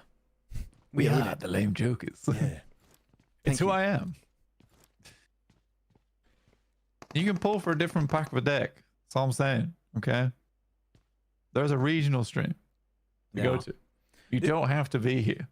Actually, I believe CSA is the region that has the most language variety when it comes to broadcast. Like you have Urdu, you have I think there's Burmese also. There's so many languages. Yeah. So, if you guys want to check it out, you can. It's right there. It's pretty cool. And we will embrace everyone else who wants to stick around with us and listen to lame jokes. But in the meantime, we are dropping over towards Los Leones. It's a pretty slow. Sorry, Picardo. Oh, It's a pretty slow, drawn out fight right now. Not much is gonna happen. I always don't really enjoy this one too much. There's more than enough loot to go around this area, but I'm glad this is more of a case of just posturing rather than actually trying to go for a full-on engagement. they're not coming. I think you can easily disengage this. They have cars too. Yeah. It does seem like Skyforce are the ones that kind of want this fight. That they are pushing forward towards the building of a HALAL AXETRON. But HALAL AXETRON fight. Thank you. All in a car. Get the hell out of here. This is not worth it. I respect it and I appreciate it. Thank you. This is how you should deal with this, like men, like adult men. Like grown-ups. Yes, like Part grown-ups. ways. Yeah. Yeah, we part ways, but amicably. We're just regular men. We don't hot drop. Maxman, can you pick teams in NEPX, please? You want them? Some people trying. I did, Seclane. I'm sorry, man. I was distracted. And then, but this is not. Oh? They left one hot drop for the net. right onto I8. I mean, so far it's been working out, kind of. They're finding the me. flush onto Qadsiah, Casanova, Iron, Crypto. This must be the wildest experience for IA. That nade's not terrible. That nade is terrible. I don't really understand. Good nade. I was like, this is a fantastic play. Well played, HLE. Good job leaving that one behind. No reason to stay there. Only for them to immediately rotate into I8. Like 1 minute, they're just chilling, looting here in the warehouses. The next minute, they're down a player. They got 4 points. This is not the last match. Then we still have a few more matches after this. 7 matches a day. 3 matches left. Yeah. Yeah. 2 more matches after this one. Yeah. And tomorrow, guys, we have 6 matches. And it's going to be 6 matches a day also in the final. So 6 matches every day after today. So back to regular stuff. We don't have Rondo tomorrow still, even though it's 6 matches. We have Rondo starting in the finals, which I'm very excited to see how the CSA teams play on Rondo. I think that's going to be quite fun to witness. Though 721 are really interested in this fight. This is phase 1. They seem very eager to take this, which I don't fully understand. Yeah, I mean, T721 are very eager to take any fight, honestly. So that's true. It's not out of the realms of possibility for them to go for this. Very central circle. I think so far we've really only seen like very much like southern playing path so far, which means that most teams are making these northern rotates upwards. APG's not playing this one because they are not in, their group is currently out. So they'll be playing next match though. They'll be back. I prefer if you say the groups. I'm just spreading misinformation like last game. That's not. It's your responsibility now. You'll do that. Okay. So APG 313, HORAA, and the last one. Who's the last one? Inner Circle, the big 3. Inner Circle. Yeah, Inner Circle aren't playing this one. But they'll be back. Yeah. Actually, because of that, Chuma said has opened. There's no APG, so VIRTUS.PRO should be relatively safe moving around there. Same for Dagestan. I think they already moved next to it, so that's pretty open.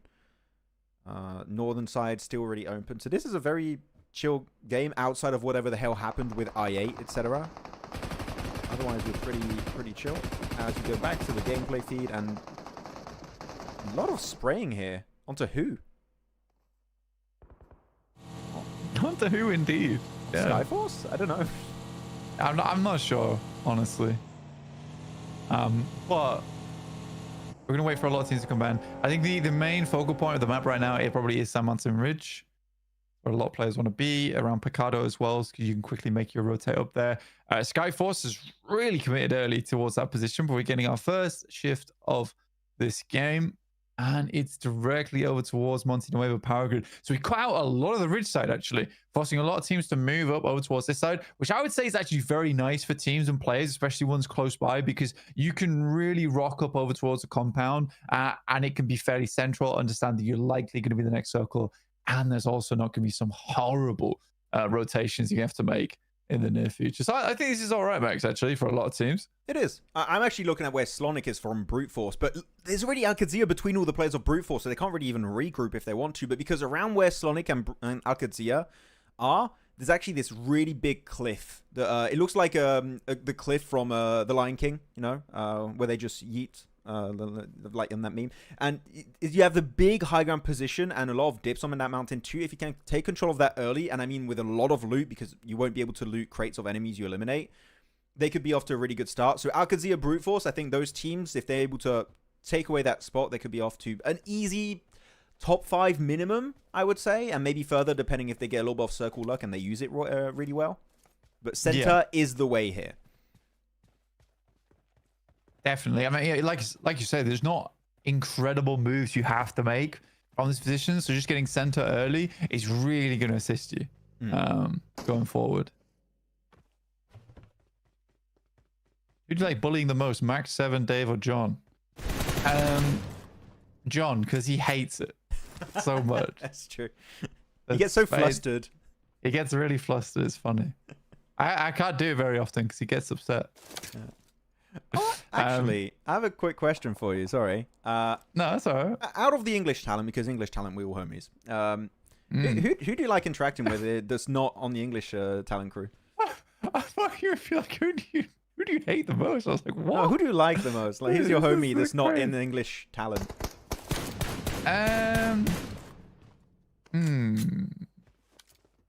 Goodness me. It's a good question, actually. It is a good question. I know. I just can't remember his name, though. Give me a second. Yeah. I'm probably pulling him up on Instagram. I love him. I forgot his name, but I love this. This guy's cool. I always. It's tough.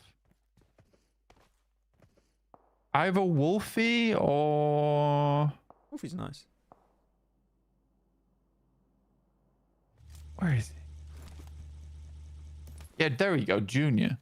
Uh, God damn. I was Took me gonna say- ages to remember. I was gonna say Junior too. Yeah. Oh. I have a Wolfie or Junior. I think the Indo talent very fun. There's a guy called Scott from the Turkish talent as well, who I really like talking to. He's a really sweet guy. But yeah, probably those two. What about you? Junior. Yeah, same as you actually. I already. Yeah. I was gonna say Junior right away, and I'm surprised you went Junior too. That's kind of cool. No, Junior is a really sweet guy. I just sometimes forget his name and I like feel really bad about it. There's a lot of non-English talent. We need to. I check on Instagram sometimes. Like, okay, I need to remember everyone's name before this LAN event to not sound rude. Brute Force still in circle, so they have this this big cliffside I was talking about earlier. So that's maybe gonna be contested by VIRTUS.PRO, but I think VIRTUS.PRO are just gonna hold on to that little warehouse position west of them, and they're going to be looking good. Same for Qadsiah. I think they're also looking to play some dips around that spot. But this is a circle blank where I look at it. This really, if you're able to win a circle like this, it goes to show that your map knowledge, your terrain knowledge on this area is really high. Because if you know which dip is the strongest in these positions and you're able to transition off the back of doing that, I think you can get very far here because of that knowledge. Yeah, I'd say it's That scared me. Oh my god. jump scare and a half, dude. Oh my god. 5 Nights at Freddy's. Jeez. It's like the graphics were so good. I thought we just cut like to a real person's face. I was like, what is that? Oh.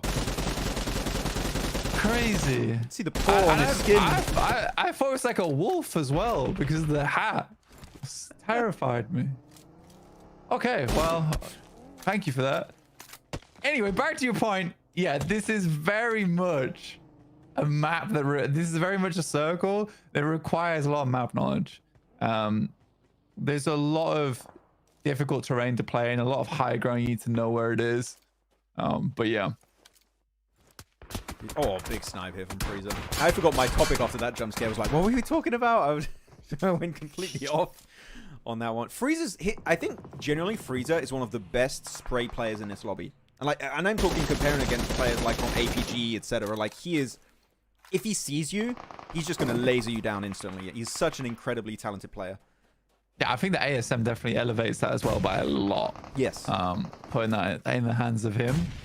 ARCRED Glory nades himself, which isn't ideal. ASI8 also having a tough time. That's a lovely nade from Hardboy. Such a long throw on it as well. Such a long throw. Long nade. Across yeah, the it was map. good. Yeah, it was strong. Back over to Picardo this time around. So we have another Okay. fight. 7-2-1 winning a fight blank. Never seen since 1996. It's happened. Never seen before. Exclusive here. I mean, never seen for like, what, 7 games? I Yeah. would say at least. Yeah, Wolves running around terrorizing this long with new PUBG Mobile patch notes added Wolves to Miramar. If we get the Vikendi 2.0 update, we'll have Wolves and the Wolves and Bears. Bears. Yeah. There you go. So at least, if anything, it shows for 7-2-1, when they have the loot, right, they can win fights, which is exciting. So it's just the hot drop is the issue. Otherwise, they can take fights. Nice peek over the ridge there. That's going to be the end of the line for Konina Power. Sent right back to the lobby with only 1 elimination. Well, I'm gonna put. Sorry, I need to put in chat.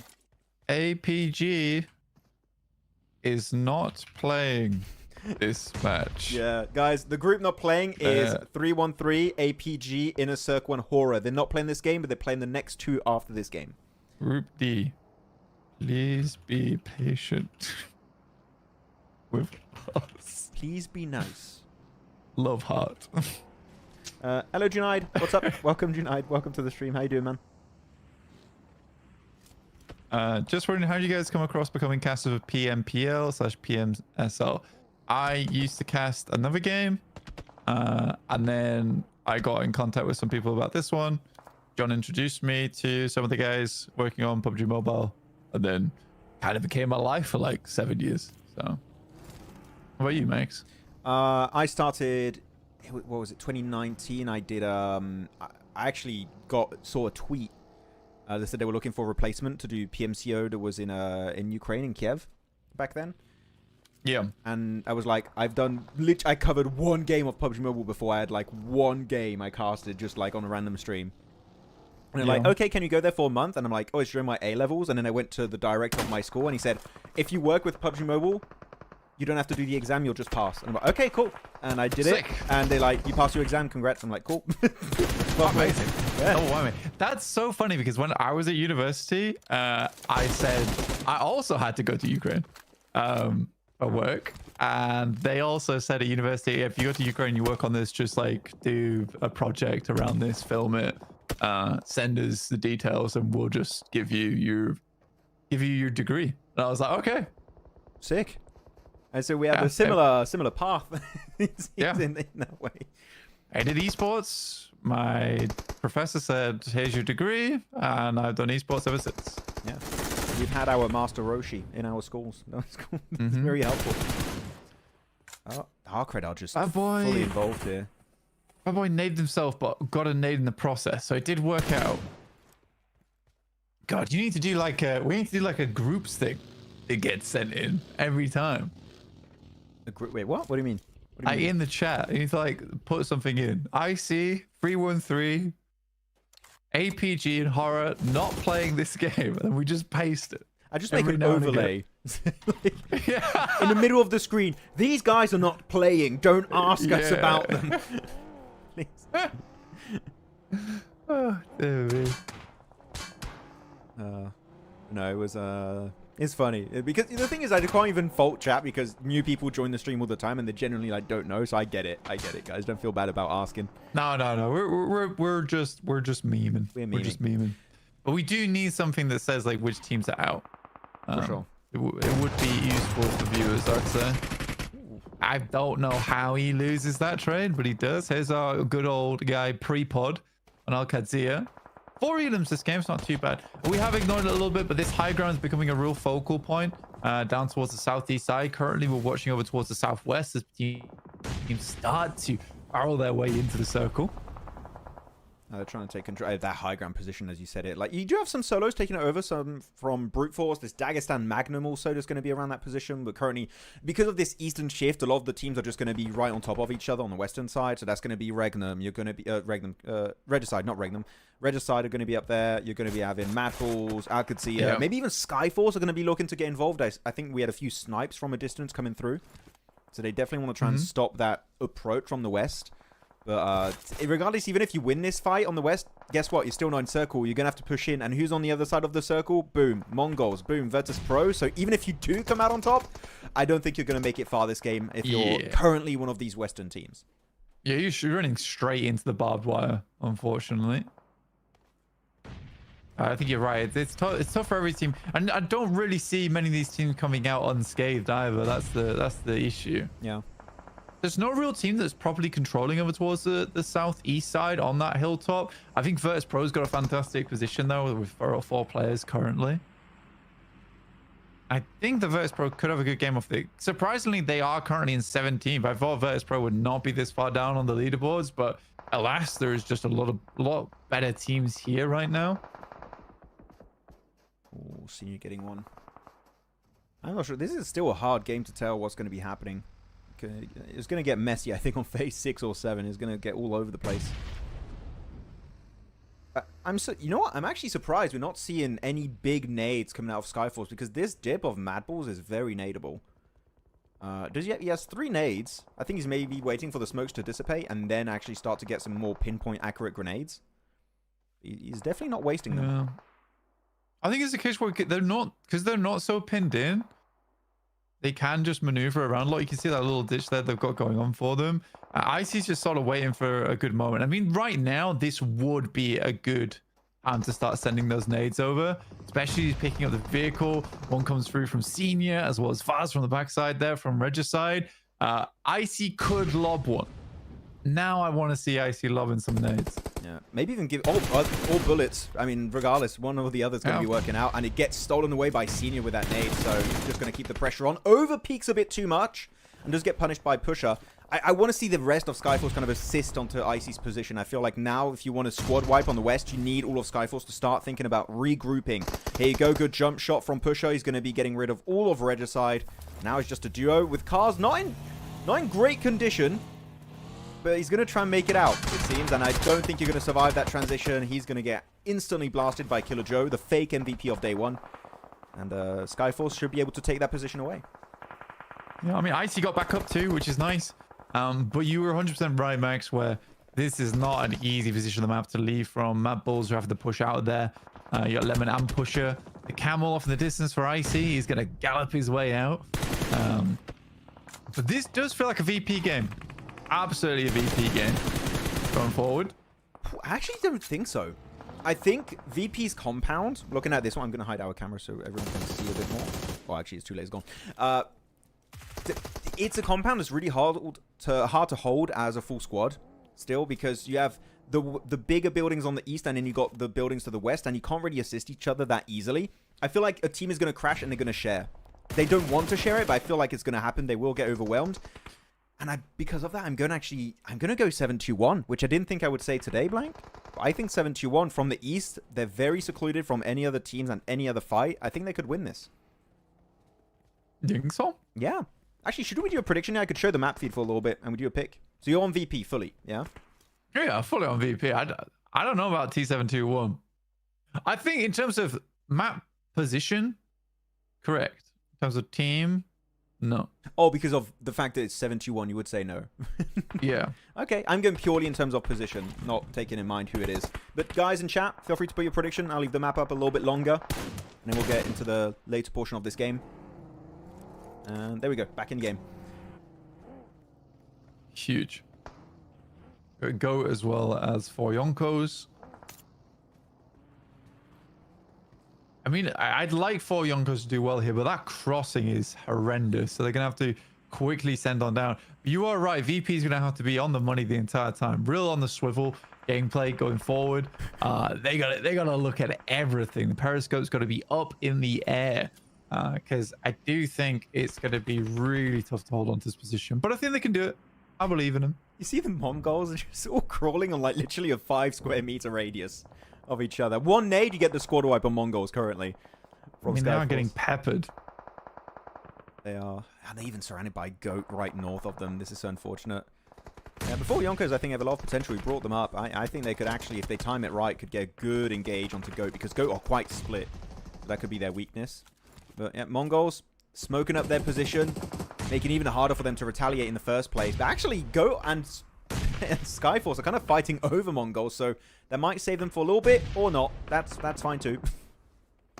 I'm not sure in this play with Mongols. I don't really know the thought process around it. I just don't really think they had anything else to work with, so they had to go full Metal Gear Solid mode, sneak their way through. He's cancelled the res. He's like, I'm healing myself first. Screw your res, Gyro. I'm focusing on myself. I think you just have to confirm on the res at that point. Yeah. Oh, he didn't have his weapon out. You could tell because he went for the punch. Yeah, that was clearly a position, Blank, where you're not going to win it. Just hopefully we get placement points. And they got, what, 1 placement point for their troubles there? So yeah, that's not what they wanted. But unfortunately, it's all they'll get in this game. There you go. Oh, MG3 in the hands of Woke. Okay, that's not how you... No, don't do that. You were so excited. It's an MG3! Well. I'm so high. I love that weapon. So excited. Oh, but it doesn't pan out. Does not pan out whatsoever. You got to scope in with the MG3. And I know because of how fast you can shoot with it, you don't want to scope in. Sometimes you got to scope in if you want to really hit them shots. Yeah, 5 teams alive now. Brute Force, Goat, Skyforce, VIRTUS.PRO and T721, which is great. We've got 2 bottom teams actually still alive, and 7 elims ready for 721. That's nice to see. Yeah, we got some climbers. We definitely got some climbers here. Getting back up on the rungs. T721, like you said. No. Oh my goodness me. Yeah, it's like that's one of the things where I feel like that position has to be taken a lot sooner. Like, why are we taking that now? Once the circle starts to pull inwards, you're already fully committed to this compound. If you wanted to take that position, take it a lot early before teams started looking over towards that direction. He gets real lucky. That does mean his position is now compromised. I love how with a camel, you literally can't hide where you are. It's just like you see a tall camel just dwarfing all these little dunes. Like there's someone right there. we know there's a guy right there. This Brewpop player is on the mountain. Actually might snatch away. What is that? He might be able to get a top 2 off the back of this just by surviving.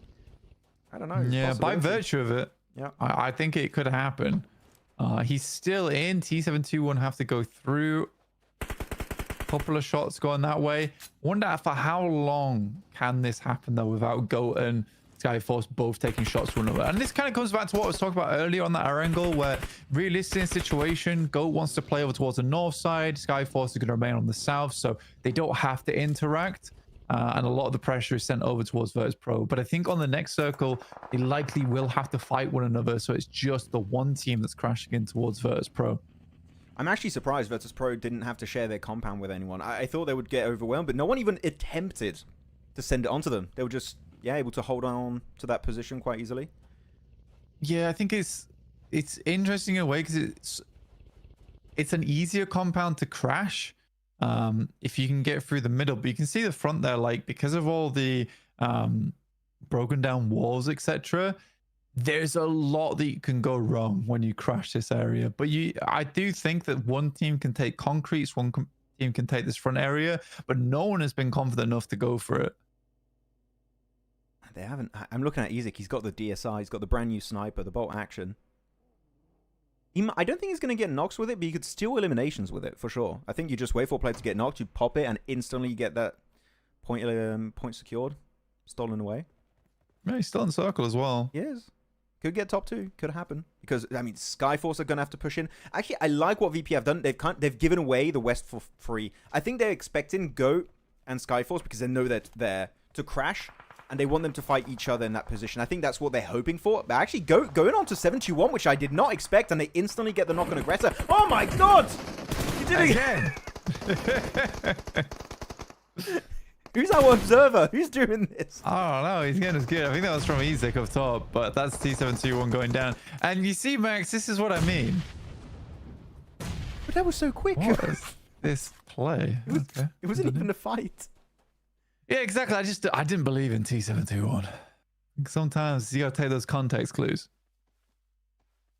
Gotta stop being right. People are moving up. They're gonna keep saying you're smarter than me on that. Okay, Malloy, really good high ground position with the ASM. Abakan just farming, finds one, finds the double, and now the rest is just gonna be falling like flies. Yep, Skyforce, that's gonna be the end for them. It's maybe not the end. Actually, wait, Godless, he's still the hope of the team. He gets stolen away, but he's still up, keeping the hope alive for his squad. And he makes it deep into the circle. What? What was that? Makes no sense. Godless just goes in, takes down 2, easy peasy. Again, Skyforce dies to the position that they know and annihilates the 2 positions that they don't. I don't get it. Yeah, that was a bit of an enigma. I'm not sure how that worked out. He's right behind the party bus. Okay. Not a lot of ammo left for Milky Way's there. What, 13 bullets with the S12K, so he needs to be careful about that. And Malloy just still holding on to that high ground. This is phase 9, by the way. It's going dead center. Currently, the person the closest to the center, I believe, is Godless from Skyforce. So silly. So silly.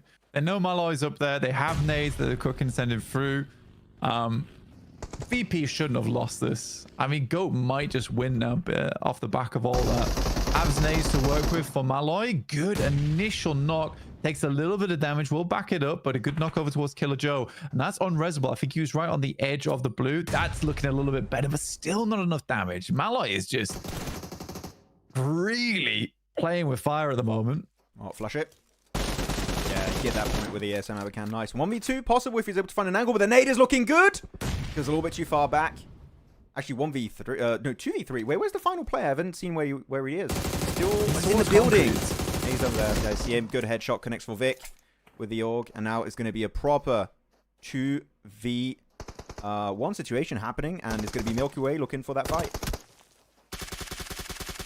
Nah, wrong side there. I mean, VP... Oh dear, really good Molotov, and Goat wins it. I mean, Malloy definitely MVP on the side of VP there. Just kind of bad overall from the players underneath from VP. The fact that they lose that is just a little bit embarrassing. Goat plays the long game though, plays a fantastic pushover towards T721. I was very impressed, Max. I did not expect Go to get that easy a fight against 721. The fact that they get that angle cleared for as little resources as it really took is kind of crazy to see. I would love to have almost a replay. We might go and check it out again. But that was an instant push, and I think the fight took not even more than 10 seconds. That was a 10-second squad wipe they just had at that moment. So very nice game for them. And looking at the player stats, Vic, 7 elims, and able to... put the hammer down here for the lads. So good game, and again, a lot of bottom teams here, Blank, able to get some points. So we're seeing a bit of a resurgence of these bottom squads, which is always nice to see in the middle of this group stage. Yeah, it's impressive stuff. And I mean, you do need to start like picking up your feet somewhat, just because at this stage of the game, you're having an issue where the more you stagnate, the more likely you're going to drop into that bottom four. You're not going towards the finals, because only 6 more matches tomorrow really does make it a little bit tight. So it's just a little bit worrying. So this is a good time for some of the teams towards the bottom to start stepping up again. It was okay from T721 aggressors, but getting rolled over like that by the AXETRON Goat was bad. Very, very bad. Not the way you want to... Oh, don't show me the SMG3. Oh, damn it. Okay, that's... No, I don't care about any play, but if I see an MG3 misused, that hurts me on like on a soul-like level. The Max G3. Yes, that makes me sad. I have a rule when I play Ultimate Royale. It's if someone sees an MG3, you're not allowed to play it. I play it, and if I find a double, then I play double MG3. No one's allowed to play it on my team, but that's unfortunate. And here we go. MVP of the game is Vic. Not too much of a shocker. 7 eliminations, almost 800 damage. Solid game. Let Go, clearly, I would say, were not favored as a winning team because of their position, but they took fight after fight and just clearing angles that made other spots playable off the back of that. And they win it. So, Go actually showed quite a bit. Like, this is a very good play that I would expect some top teams to do. So, I think if we see more stuff like this, I can see again, I think the Go's a very obvious example of a team that's a bit wishy-washy, right? You got them, they play at some really high heights, and then you see them at some really low lows. And they need to squash that variable, right? You need to be a bit more towards the middle. I think that's the problem they're running into a lot, because they do have strong players on the team. I mean, Killer Joe was really, really good in some moments during yesterday. Has had some cool moments today, but I want to see more from this team. 7 elims from Victor. What a game from him. Yeah, and it goes from 7 down instantly to 3 from Killer Joe, then IC3. Yeah, but he's got 1154 damage. Give him that. Yeah, I mean, he was doing some work, from that position up north. He was definitely getting involved in a ton of fights. IC 900 damage, Koji a little bit lower, 721. Yeah, if anything, 721, this highlights even more to me. Stop the hot drop. You guys are actually a good team. Like, you can win some good fights if you have the loot. Yeah. If you're not underlooted, you can do some work. Just stop the hot drop. It's bad. bad team. It ain't working. It ain't grooving.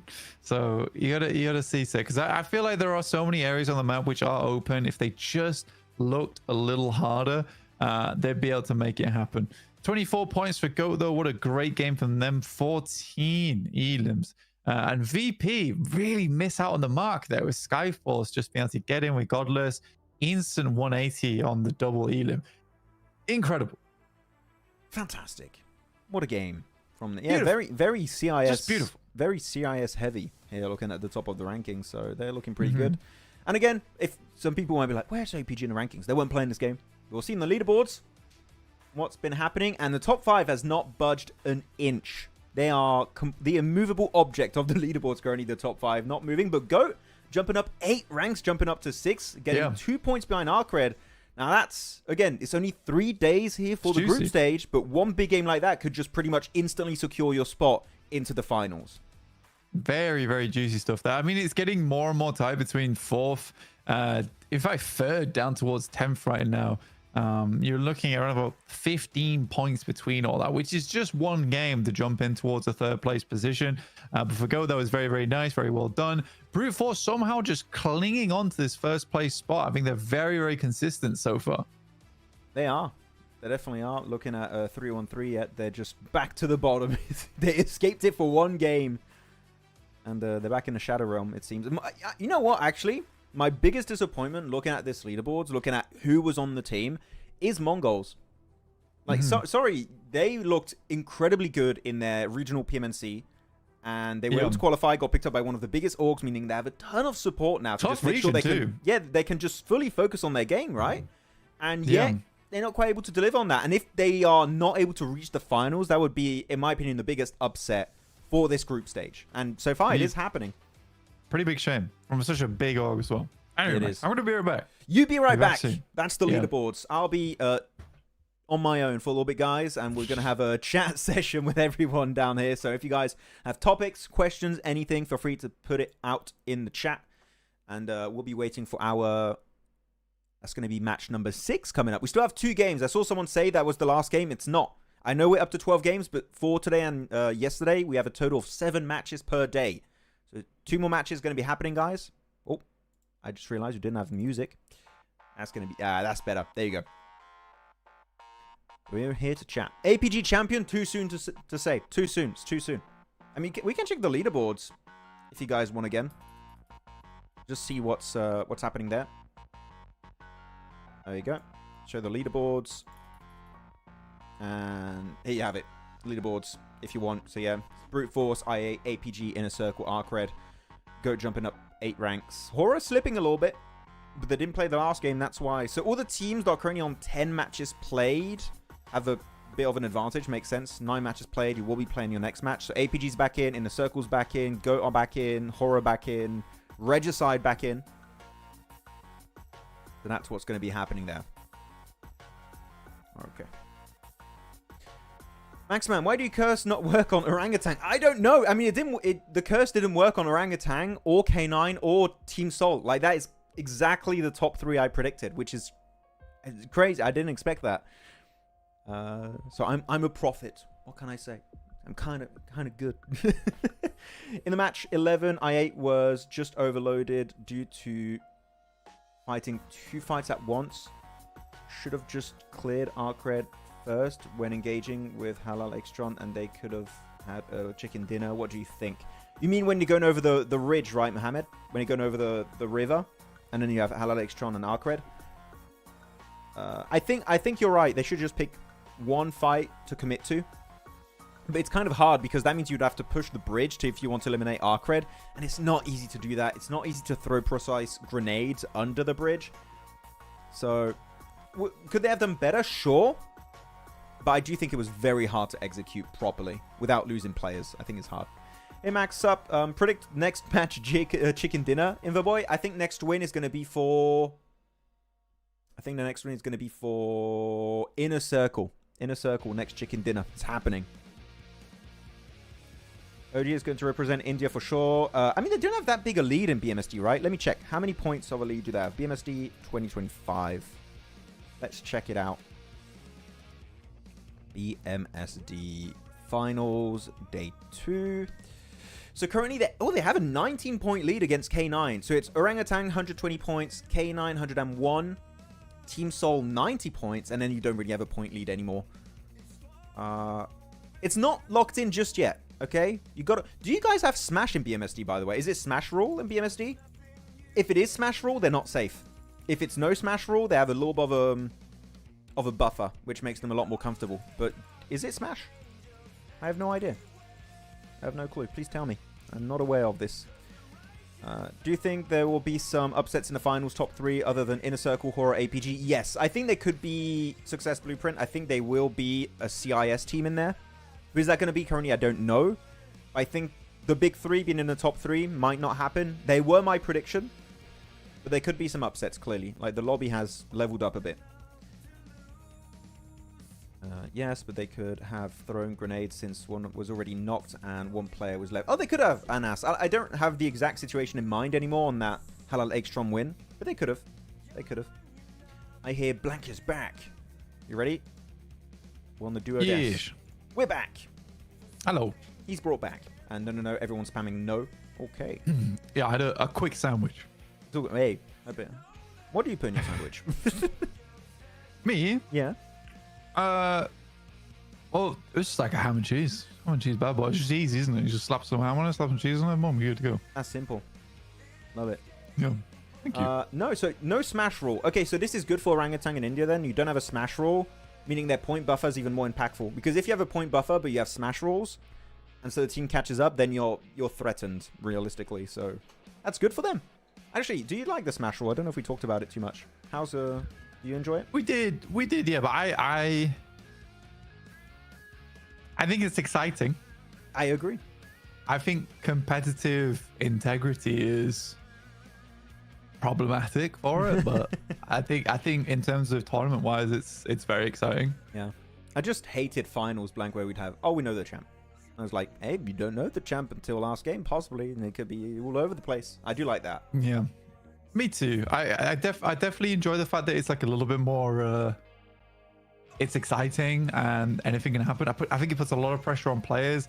I think from players that I've talked to, like they definitely think it puts a lot more pressure on them. Some players find it very exciting though as well. So it's hard to say. I think that it's a mixed bag. Definitely a mixed bag. It is. Like, I think that it's always going to be a thing that kind of splits the audience, and like, you know, you've got supporters and haters of it, but I think that's fine. For sure. We discussed earlier, but I think the best way to integrate India back to internationals is via third party. Oh, I like Ruthless. True. That's actually true. You can do it through third party tournaments. I do agree. That would be a good way to do it. And Max, predict your top 2 from the International Cup. We don't even know the teams qualified for the International Cup yet. Wait for BMSD to end and then I can pick. We don't know currently. Yeah, we got to chill. Yeah. We just know the Korean and Japanese teams. That's all we know currently. There will be Rondo in CSA finals in Zimbabwe. Because we had to change the format to fit as many games as possible in such a short time frame. We have no Rondo in the group stages. It's just Erangel, Miramar, just to keep things as fast as possible and as fair as possible. Yeah. Because if you have a team that plays more Rondo than the rest, the fact that you have the recall system, you can gain technically more points than your opponents, which wouldn't make it fair. So that's why Rondo is not here, but yes, it will be in the finals. There we go. By the way, game is about to start, so we're going to get on the in-game overlay. It's soon. Huge. It's going down. Look at this cool trophy. It's coming. It's a bit dusty, actually, the trophy, right? There's a lot of dust on top. Well, you'd hope they'd clean it before they gave it to the players. Maybe it's just sparkly. You never know. No. Do you think that's dust? I think it's dust a little bit. Where's the trophy duster when you need them? When would you need it? Where's the trophy dust when you need it? What? The trophy duster. You know, duster. The guy that comes in and just like, you know. Should recall be allowed to? I don't like it, but I know some people really love it. I don't know. I find it entertaining. That's all. That's all I'll say about this topic. I find it fun. Here we go. The match is here. This is match number 6, right? 6. 6. Yeah. 2 more games to go. I saw some people again earlier saying that was the last game, the previous one, because it said match 12. It's not. Okay, we still have 2 more games to go. That'll be 14 matches total played, and then we'll have 6 matches tomorrow on Miramar and Erangel once again. Playing path, one of the better ones we've had so far, and even then it's not great. It's not amazing. It's Stolber over to West Quarry. It's playable. Yeah, I think this is much nicer. I think we had so many like Western playing paths, so many playing paths down towards the south side. It's just an issue for teams to get into like decent positions and spread out evenly.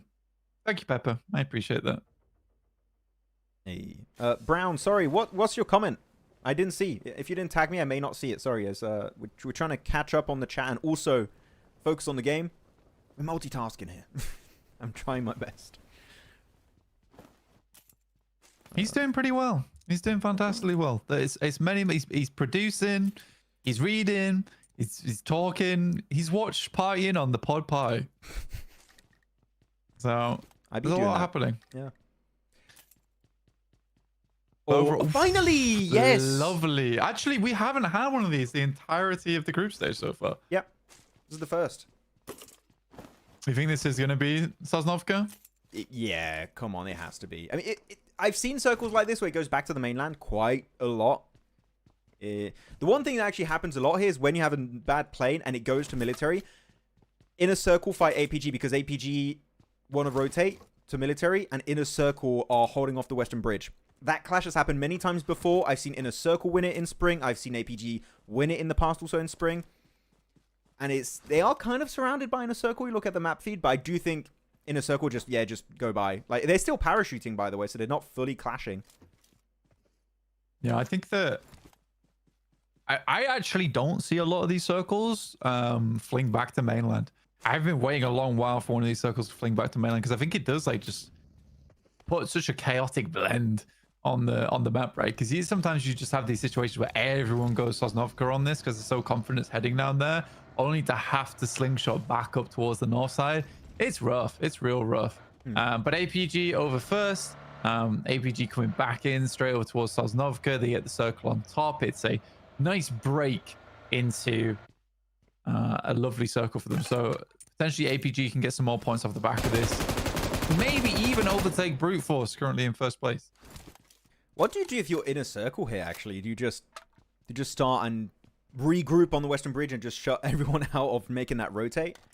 I don't know. Because normally, the thing is about Inner Circle I find quite interesting, Blank, and I think you may have also seen that a lot when you were covering the game during PMWC. They're very passive, bridge-based team. Like, they're not going to die trying to stop you from rotating. They'll be like, you know what? You want to pass? Go, go, go. It's only there for them to rotate faster. It's not for them to use it to get free limbs. They don't like to do that too often. Yeah, I think for Inner Circle, personally, I would have gone down to Ferry Pier and just swing round on the south side of the map. I don't think it's worth going for that one. I think that a lot of times Inner Circle feel like they're more, I don't know if you agree, but like more preoccupied with heading towards zone first. I think if they can get zone, they're much, much happier to play that. That is the Inner Circle way. Or Fourth Rise way back in spring, but they're still doing it. My bad. Oh, actually, I want to ask you, Blank, if you've seen one of these clips. It was done in PL. I asked NEPX, she didn't see it, and I don't think a lot of people have seen it. But in PL, they have a rotational meta, which is What? you use a glider to. This is only when you want to go to Military Island. Oh, is this the horse? Yes. Horse thing? Yeah, I know. I've seen it. That is That's pretty dumb. Pretty dumb. But the reason why it's cool, if you get enough height, you actually drop with a horse. You take no full damage, so you instantly are in a vehicle and you just drop off and you're good to go. It's very silly.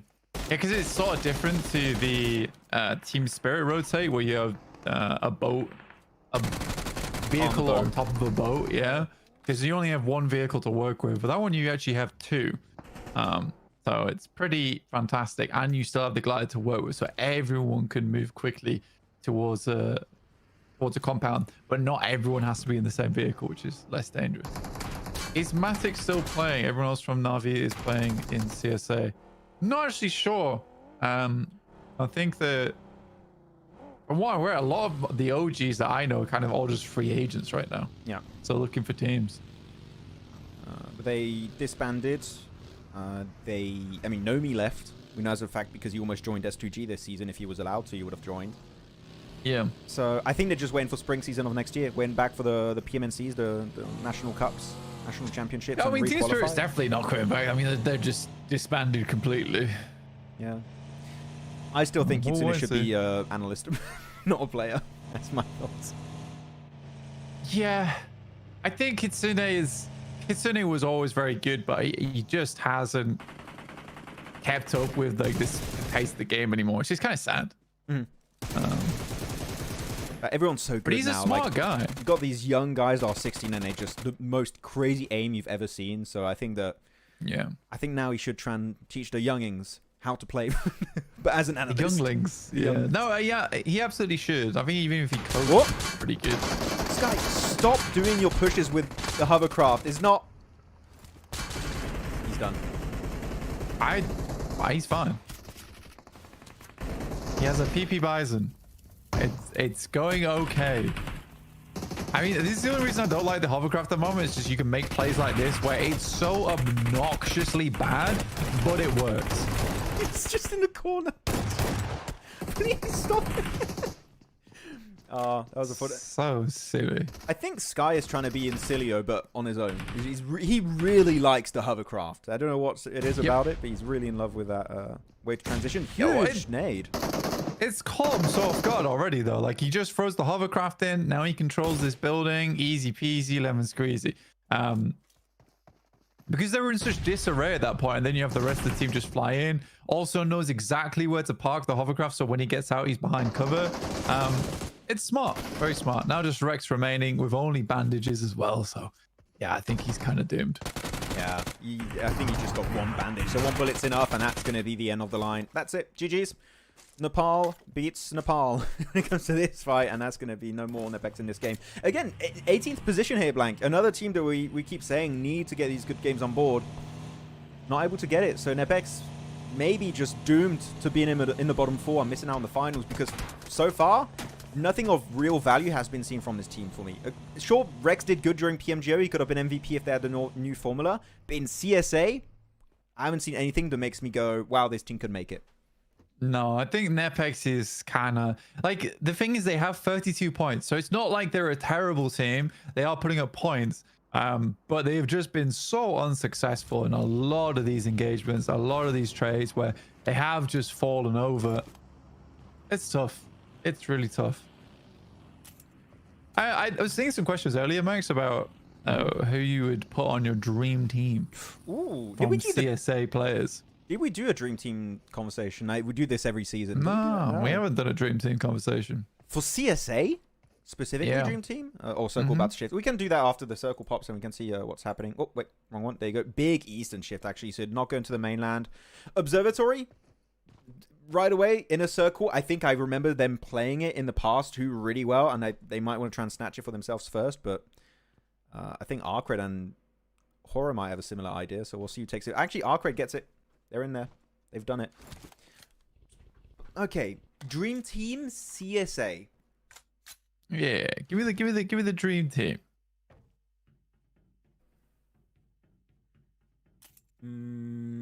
IGL IQ. Okay. IGL IQ. Fragging. IQ, not Qadsiah. No, I do really like Qadsiah. I want to see more. I think IQ has proven himself over a longer period of time than Qadsiah. Okay.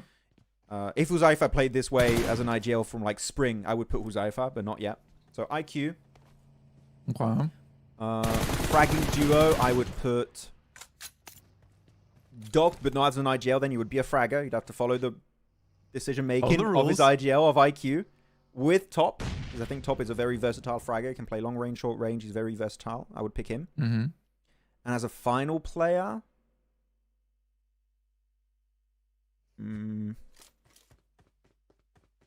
Briefers.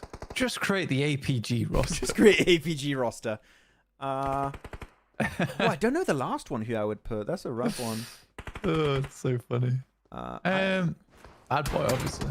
Bad Boy's not a bad shout, actually. I would put... Well, actually, no. I would take Top out. I would put Sleepy. Mm-hmm. And then I would put Phallic. So I would have Doc, Sleepy, Phallic, IQ. Okay, I like it. How about you? That's kind of like where I was going. So let's just leave it at that, and then we'll call that our dream team. Okay. Oh, not a goodbye moment. That's the official dream team, okay? No other opinion is allowed. Oh, that's a big fight. Goodbye. Okay, I8 really struggling now since day one, at the end of day one. Yeah, they're really getting caught in a lot of bad situations. I mean, you even look there, they look lost, man. They look really lost. So, really tough. I mean, you delay these roads. How many teams are still in the blue? You have Dagestan, Konina Power, Regicide, 313, MadBulls. Who's over to the west? I can't see there's a green team on the map feed, but there's one more team over there. I think it might be 721. I think 313 is dead. They're dead as hell. They're done. Yeah. I mean, I can only... Regicide sticks around here just for the points. Needs to get a move on, though. This is south of Gattaca, by the way. Like... I don't even know why there were so many teams here. In fact, was it ASI8 who just died here? Yes, they did. So why is there 3 teams all fighting over a shack in the blue? I don't know. I would recommend you just leave the fight. You go to the Western Bridge, and if you want to hold them off, do it there. Why not? Yeah, like, they're so far. I thought you were just going to say, I would recommend just ignoring this portion of the game. Yeah. Pretending it never existed. Because it felt wrong. Look at Flanky Boy from a 3-1-3 on the bridge. Like, I'm going to hold this on I'm my gonna own. Come at I me will now. hold the line.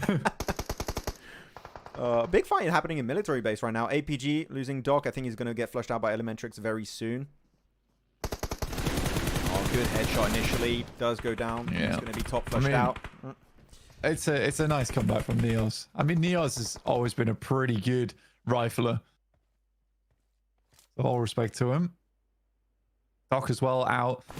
So this is pretty tough. Pretty tough from APG, losing Doc as well. But I'm glad they didn't invest too much to get Doc back up again. They're going to leave Zol and Reefers to play on, which means a lot. You know, 2 players from APG still very dangerous. That is true. I mean, in this position, you just hold on to these buildings and you don't... Like, I don't think Qadsiah would push you yet. I mean, actually, no. I take that back. Looking at the circle, no, they need to push them. Actually, it's going that direction. Looking at some of the...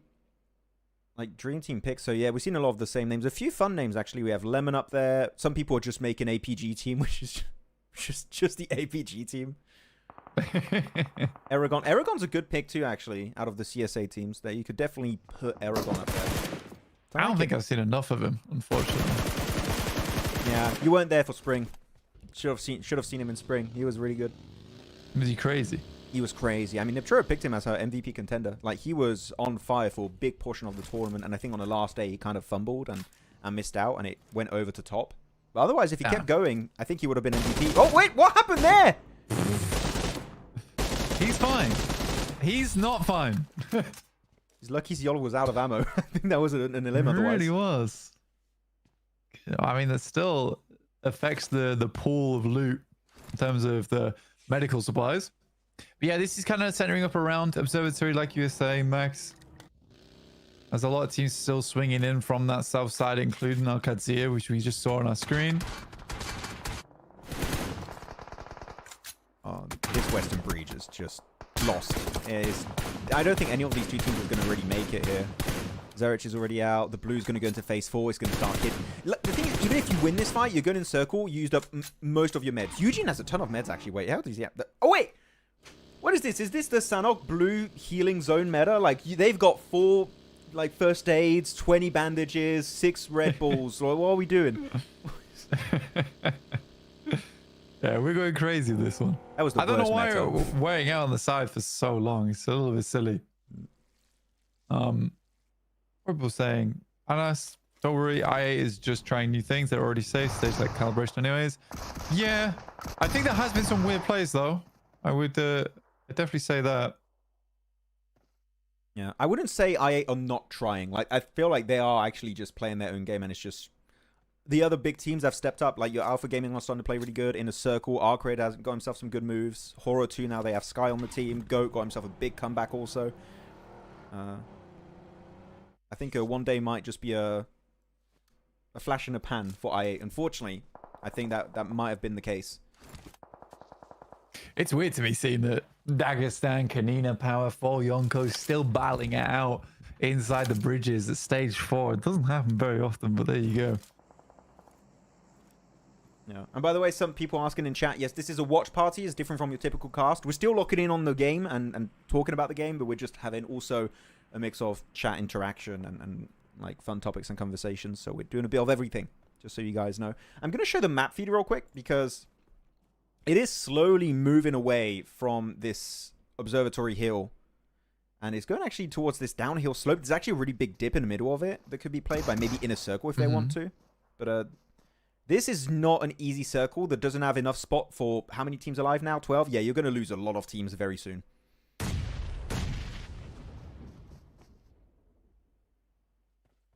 Yeah, this is going to get really bad really quickly. I think the VP, they're going to struggle getting off this hillside as well. Right now, Konina Power's taking a lot of damage off the side. Inner Circle, though, still rocking with the 4 players. And I think that they could have a very good match from that northwest side, because you could honestly sweep very marvelously down from that side over towards the west, versus Regicide, T721, 4 Yonkos. There's a lot of Elins picked up there. The start of the buggy though for Gyro. There you go. I mean, as a solo, you just... Is there even a dip you could find as a solo to survive this? I don't think so. Is it? Where do you send it? 721? Okay, no, he's out. He's done. Hovercraft for Aragon. Trying to move away from Dagestan. Will Tixie find an Orm and hit 6 headshots again? I'm not sure. No crates around here. Yeah, VP's got that big terrain advantage right now. Behind that hovercraft, I think Dagestan are going to struggle. Not also being in the circle, but they do get the opening knock onto Voston. Yeah. That's going to really hurt them out. Voston being an MVP contender on that team, they're going to slow down quite a bit after that knock. Yeah, I mean, that's an important knockback, but taking down Aragon as well, because the problem is Malloy was so far away from the rest of the team. The fact that he had to regroup to reinforce this means they lose an important angle down towards the south side, which is now going to allow the rest of Dagestan to really pick up the pace on this fight. Zadira's already getting the res through over towards Magnum. Tixie's going to have to move the vehicle. But this is very resilient. The boys on Dagestan. You're crazy, Shifu. Ooh, drive-by. Oh, yeah, the solo drive-bys are super risky when you go for it. He's using the car as like a moving cover also. He's working out pretty decently for himself. And they take away the circle priority the VP had initially. There's just Killer Joe there, I guess. That's a bad nade coming through from Shifu. Almost nades both his teammates. Killer Joe, though, gets involved in it. Does keep Dagestan alive a little bit longer. I think it's Shifu who will go down. There was a pretty poor rollout from Shifu. Yeah, I have to admit. I think if he was going to roll that far anyway, he had to have an M4, not the S12K. I think he had an idea of, I'm going to go for an off angle, but there wasn't actually a location to move into. There was just one tree, which when you have such a wide spread of VP players is not functional. It's not going to work out for you. Circle shifts, and you know what? That means it's time to predict on this circle like this. Chat, share your prediction in the comments. Who do you think is going to be getting this win on match 6 of today? This is a tough one, Blank, actually, to go for. I'm not too sure. Yeah, it's like where, in my opinion, right now, Qadsiah's got a very nice spot. But they only have 3 players, but Qadsiah has like the majority of control. Inner Circle could also win. You've got ARCRED as well as HORAA, both weighing in the wings there. I mean, ARCRED's only got 2 players, but can still have a big impact. It's a hard one to predict, but Yawn number 7, unfortunately, for me. But I think Inner Circle could be a top contender for this one. I was going to go Inner Circle. I like their ridge. They can play around, so yeah. I'll follow you on that one. I'm also going Inner Circle. Actually, I appreciate that you allowed me to yawn before you copy on prediction. Thank you. No, I'm taking it. I'm taking Inner Circle. By the way, quick like asterisk on this conversation on this game. I feel like the hovercraft meta is kind of dead. Like, it's still already strong, but I feel like people know when they see hovercraft now, just blast it. Just destroy it. It doesn't have that much HP, just destroy it, and they'll be out of the hovercraft in like the matter of, what, 15 seconds? I mean, it has more HP than most vehicles, right? It can take a bit of a beating, but you are right. The general consensus now is no longer just to let it roam free. Did he name his mate? Yeah. I mean, Killer Joe, it's in the name, right? He'll kill anyone.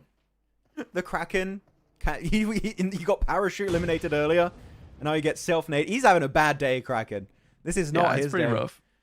Yeah, and I think consensus now is, like you say, just everyone shoots it. But that when it first originally came out, people didn't really have the answers to it. But now it's like, we hate these things. Do you remember PMGC and Cilio? Yeah, of course I do. Everyone like, what is this? We've never seen this before. Now everyone has the counter to this. Yeah. Okay. Right, I think in Cilio, it was just a case of people were letting them roam free. And if you let hovercrafts roam free, it's just so easy. And the quicker you shoot them, the better, because them getting a hovercraft towards zone 7 or 8 is far more beneficial than having a hovercraft get destroyed in zone 5. It gives you decent cover when it's exploded. So if you're able to put it in the right spot, it actually still is really impactful. But that's all it is movable cover, realistically. It's like the poor man's emergency cover flare now on Erangel and Miramar when you can get it. Go circle about to shift one more time. A lot of the predictions, a lot of inner circles. ARCRED also going to be spotted out. HORAA, ARCRED, MadBulls. Okay, so a lot of variety, but still a lot of inner circle going to be predicted here this time around. Big fight happening to the east. This is going to be GoTeam, I think, possibly just getting completely cornered behind that car. And if that nade's on point, it might just be game over. It's looking good. It's in the right spot. And he does get the knock onto Kraken. Both sides. Yep. Both sides. Very well played there as well. And looking to pick him up. Good spray as well from Tulica. We'll find him out the back of the vehicle. That leaves MadBulls on this eastern side. Able to push in now over towards Qadsiah. Inner Circle did take a knock, by the way. They took a knock and a flush. And again, Qadsiah do still have a lot of control over the zone. Sleepy got knocked from HORAA. A lot of weird things happen in this circle. You can tell HORAA just want to eliminate that last player of ARCRED. They want to get rid of Hardboy. Oh, whoa! He's just sending it! He's trying to shoot from the car mid-air! What? I am confused. Give this man 10 respect points. I don't care. That was sick as hell. Yeah, that was kind of a W play, honestly. 10 points for Gryffindor for that one. That was amazing. Okay. Well, I don't know how to go from cinema. Absolute cinema, yeah. Well, we need to do it in sync because that's going to get clipped on a meme channel for sure. You ready? 3, 2, 1. Absolute cinema. No. Leon, if you're watching, I know you can use that. You have authorization. There you go. ARCRED still in this game. Inner Circle, MadBulls, HORAA, and Regicide. I mean, right now, this high ground position from HORAA, they can just see where everyone is, except for Regicide and Inner Circle. But on the east, they have full information. They're just going to pick up easy limbs and normally get to double digits. Yeah, I think this is a decent game for HORAA. Should be able to play this now. Qadsiah is kind of saved by them. Underneath, they just get to chill realistically. HORAA's back in action with Sky. And Inner Circle just have to play this one really slow. They just haven't quite found like some of these shots, I would say. They feel a little bit weakened. Excellent plan, poor execution. Absolutely. Gotta respect it. Oh, Groza in hands of Neos. I wish I could play the Groza. Fortunately, it's not meant for me. It does kick. It does. You remember that one time we played a game and I played with the Ace32 for the first time and I was spraying in the sky. And everyone was looking at me play. I was just alone in that moment. That was good. Good time. Okay. Oh, be careful there. Sky. Ooh, you're barely getting away with that one. Yeah, that was pretty bold. But if you hit the nade, it would have been cool. So we're down to our final 5 teams. Oh, Qadsiah, Regicide, MadBulls. What are you doing? This is a mad play. And it works? But he finds one. Oh my goodness me. Okay, that is a crazy push, and I want to talk badly about it, but the fact that Jiggle actually got himself 1 out of that is so damn surprising. Though Freezer's going to be able to punish that instantly. He finds no fear. Final player left alive. And look at IQ actually from Inner Circle. He sees this fight happening. He's claiming the high ground position up north. He's trying to get full info. HORAA are out. Yeah. So IQ starting to already exert a lot of control and information gathering on this game. I think they could be going for the wrap-up win play here. Yeah, it's just such a good play from IQ. Really quick movements. And I think the Freezer does not expect IQ from this top side. It was during all the commotion, during all the explosions, the fact that IQ is able to get into position, this ghillie might be the only thing that saved his life. Just kept him invisible long enough to not be spotted by anyone. 11 elims for... Actually, you know what? Generally, I've not been looking too much at Regicide. They've just been silently fragging out on their position. I think they've been stealing a few eliminations here and there, but they've been passively fighting, which I know sounds stupid, and it is. But they've been fighting from a distance, getting involved, and it's been efficient. Yeah. They've been peacefully doing war on this lobby. This peaceful war of ours. This has been great. Yeah. Oh. All right, so let's see what T24 can get done here. That's pretty incredible that they managed to get the loot crate on top of the monster truck. It's also incredible that I literally leaned my head to look around the tree that's in the game. Which is very dumb. Right. What if you drive, would it come with you? Would it just fall in the trunk? I don't know. I'd be curious. I'd like to know. This is a good dip in circle. Yeah, all you have to do is wait. This is going to go into phase 8. If it's a big northern shift, you don't pull the brute force. You don't move before the circle shift. You just wait to see what is given at what's. Oh wait, why are we moving? Why are we sending it? Regicide already moving. They don't have to. They're rapping. They're rapping. Oh, they're sending it up. They're sending it in the dip. 3 players in there, and they're going to get mowed down by all of Inner Circle. What did we just witness, Max? What was that? And now Roshan's like, what does he do? It was just suicidal. Honestly. Fully. Look, they would have been in circle again. They would have. Look at the mini map. It's the brute force play. This is why I don't predict these teams anymore. I don't predict them anymore. We keep saying it before it happens, Blank. You just wait. You see this circle, guess what? You defend because that dip is not in circle anymore. I'm losing it, chat. I'm losing. Okay. Yeah, they honestly, I'm sorry, they are the same. But at least Regicide didn't betray me because I never picked them ever. That's true. This is not brute force. Ridiculous. Okay, well, Leo, you have another clip right there if you want this. Yeah. He's got some good meme material in 2 days of CSA. Oh, he really does.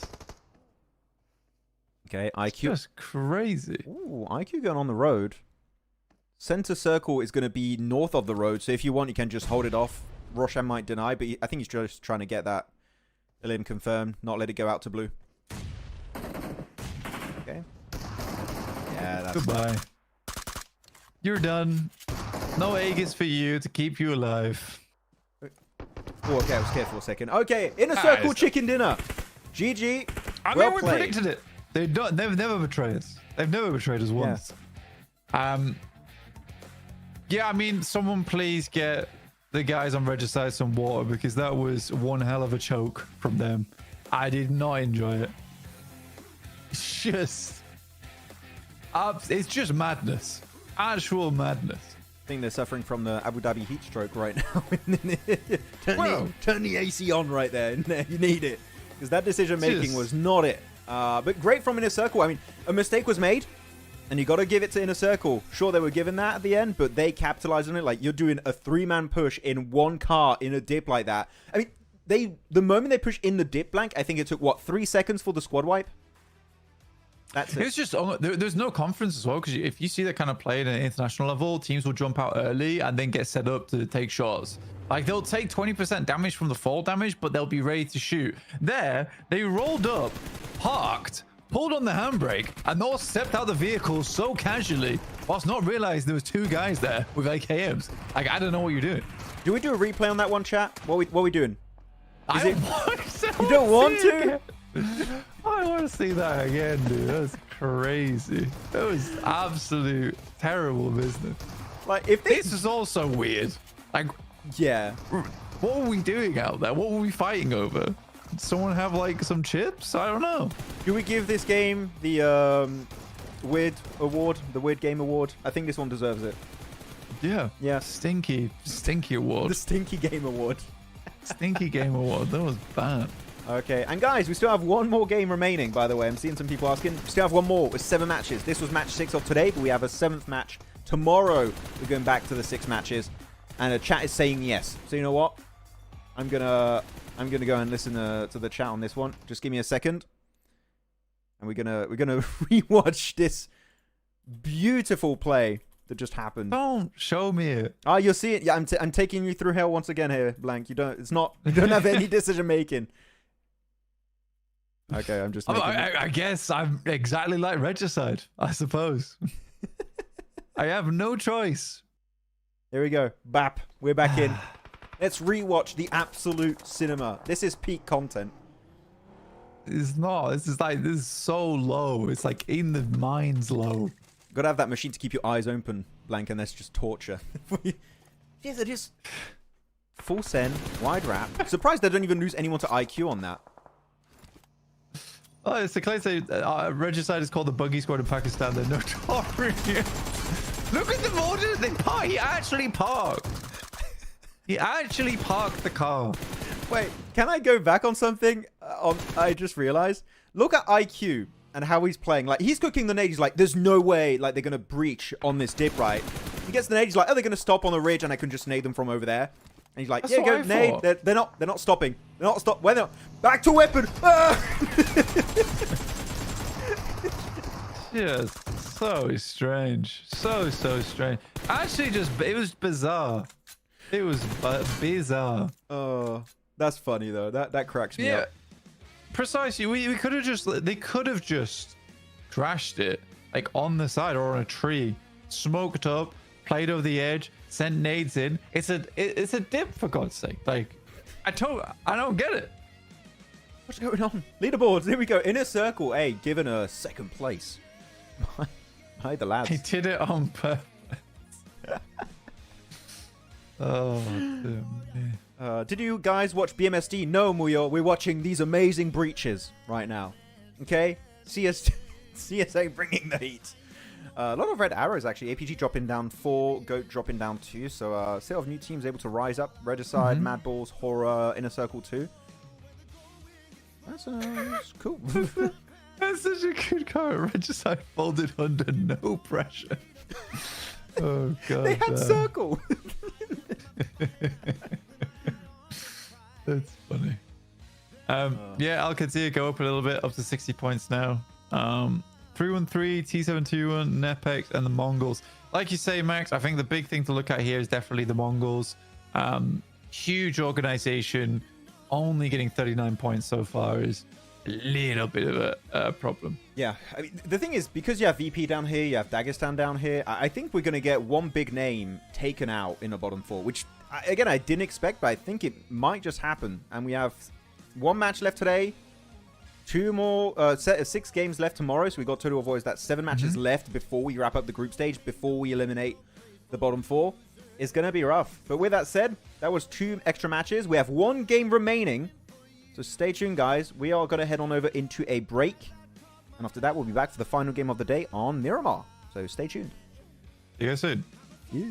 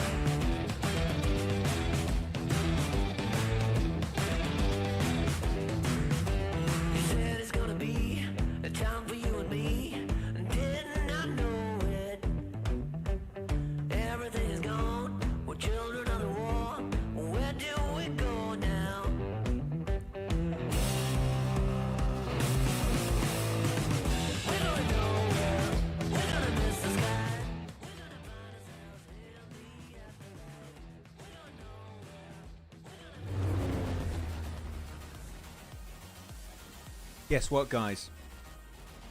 The timer was a lie again. We're back.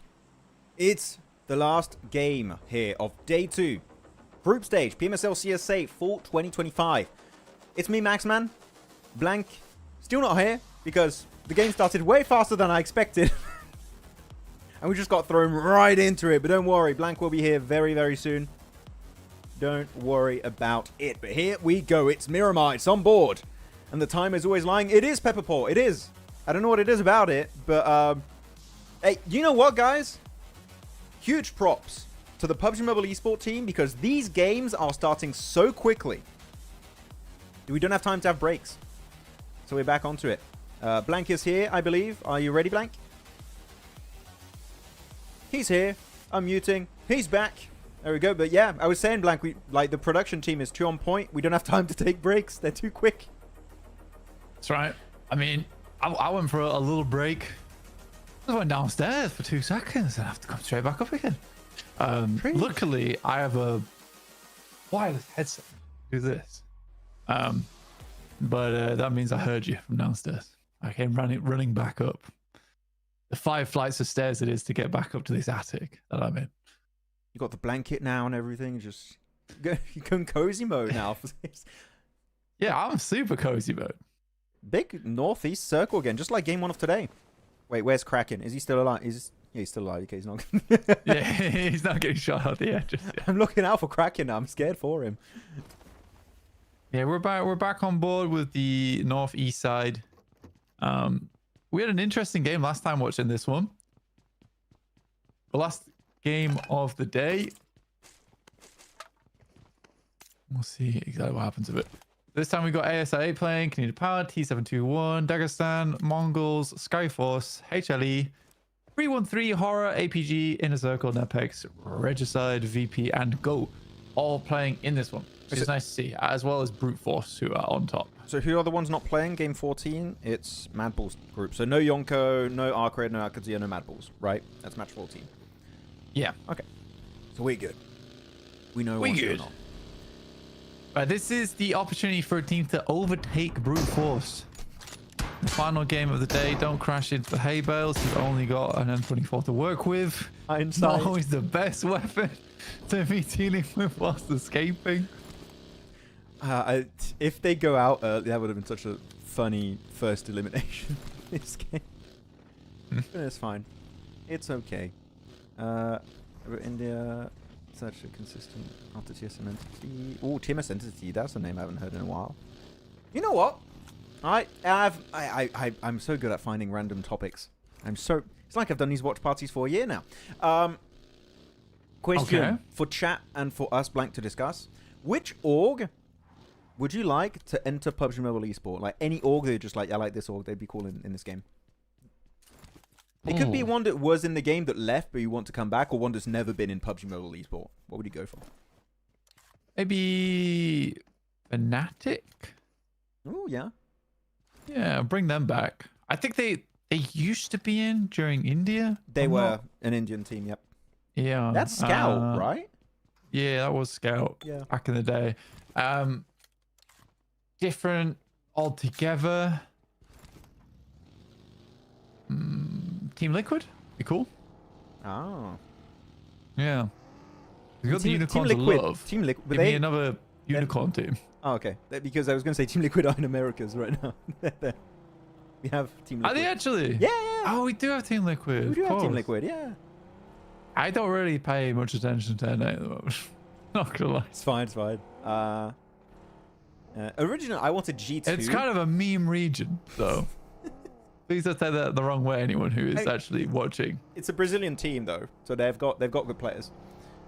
It's not team research mode. he's checking it out. No. I think it is the. Oh, I think I know which team it is, and it's not a meme team either. Oh, Team Vitality. I mean, Vitality. We kind of have Vitality because they picked up BTR, right? It's Bigatron by Vitality. So technically, you kind of have it, Doctor, already. Hello, VJ. What's up? By the way, welcome. FaZe, Fnatic. Yeah, Fnatic is a good one. As also Blank said, Cloud9. Oh, Cloud9. We're back in the day for NA, right? With Beowulf. That was a good Yeah, team. C9, way back when. Yeah. Not anymore. Not anymore. Gone. Ultra Ego. They're already in the game. Yeah. I forget the name. What's the French org that's huge in League? I forget their name. G2? No, not G2. They're not French. Guys in chat can help me. I know them. I watch their games too, but I forgot their name. A big French org. The T1. I mean, we have T1. They used to. Oh no, they used to be in PUBG Mobile Esports. Not anymore. Yeah. Yeah, they used to be. T1's a good one. Astralis. Team Maxman. That would be a horrible thing. I used to have a tournament I created that was called the Maxman Premier League, and the logo is just my big face. That was a fun tournament. Have a look. The big one is Game Lords? Not Game Lord. It's not Game Lord. That's a very small French org. I forgot their name. Let me check. Let me see. I couldn't tell you. Team. I'm gonna find it. Right. Active teams. Did you see some? Team Vitality? Carmen Corp. There you go. Carmen Corp. Carmen Corp. Yeah, that's the one. Thank Right. you. Oh, Gunshot also. Hello, Gunshot. But yeah, Carmen Corp. I was looking. That's the one I was looking for. I would love Carmen Corp in the game because I'm French. So that's my French bias. You had Vitality for a little while in PUBG Mobile. Did we? Yeah, once upon a time. It was a long time ago, though. I don't remember Vitality being there. Oh, TSM Entity. Yeah, TSM was fun. TSM Entity Jonathan. Good times. I remember chatting to all the guys from TSM Entity when they were all at LANs, which is nice. Not so much anymore. I went to see players very much. And the only time we get to see players at like internationals, but by then I don't really want to bother the players at internationals because I know they've got a lot on. Yeah. Also, I'm kind of awkward in person, so it's a problem. I don't think you're awkward. I think you like your space. Don't get in my green room.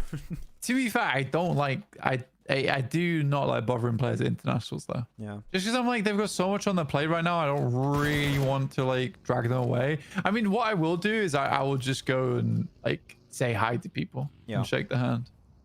Boring cast, they don't even focus on the game. There's nothing happening right now. I'll put the If map I'm feed. honest with you. Wow.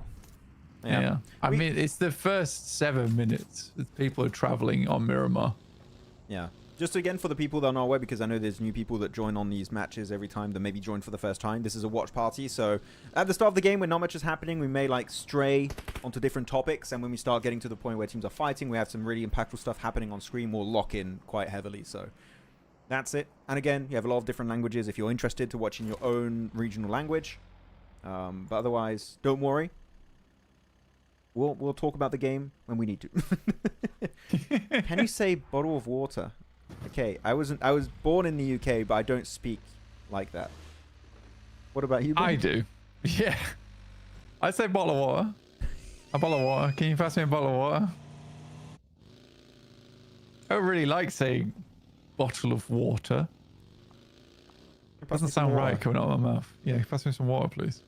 Nationalis circle. Actually, oh, wait, Yeah. Dagestan, or you know those big mountaintops right north of it? They're just going to take full control of that Dagestan, so they're going to be sniping for days. And taking that away. But these circles have been rough because it was a very southern kind of plain, northern circle, back to south. So some teams are trying to be a little bit proactive here and go for the wide rotate, so are instantly being punished for this. And truck stop fight in the taco shop is going on. Yeah, definitely struggling. Water I bottle. think for...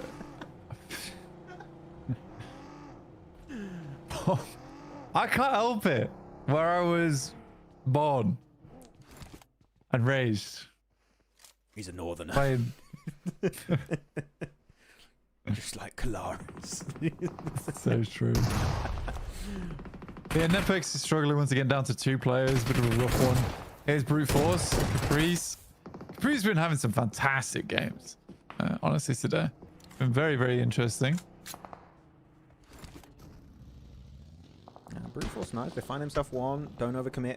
That's fine. Just play behind the ridge. There's no sense of urgency right now. We're losing a lot of players already on this phase 2. I think this double hard shift in HORAA has really hurt the rotational paths of some teams. So now they're getting punished. Yeah, and it has put some teams in a really good position though. I mean, you got APG who gets to just kind of sit still. They were locked in down towards the south side, struggling to move towards the north. Suddenly Circle's like, well, actually, just stick around. Stick around, you'll be fine.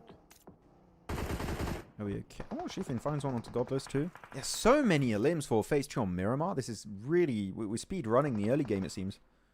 Yeah, I mean, it's also, I know that we're switching groups out, and so not every team has to play so many, but we are getting to late in the day right now. People are going to start making mistakes. Even if they were skipping games, they have had to still hang around, watch those matches as well with their coach's analysis, so that they can keep up to date on what teams are doing.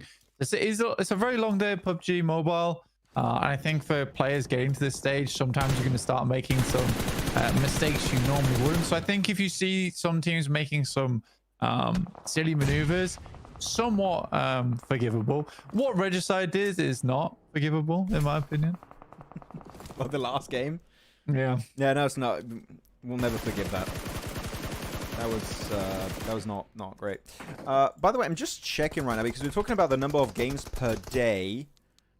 Some tournaments have 8 matches on the last day for Smash rule. We don't have that in CSA. From what I've seen, it's just going to be 6 matches. So we still have that like soft limit, which is nice.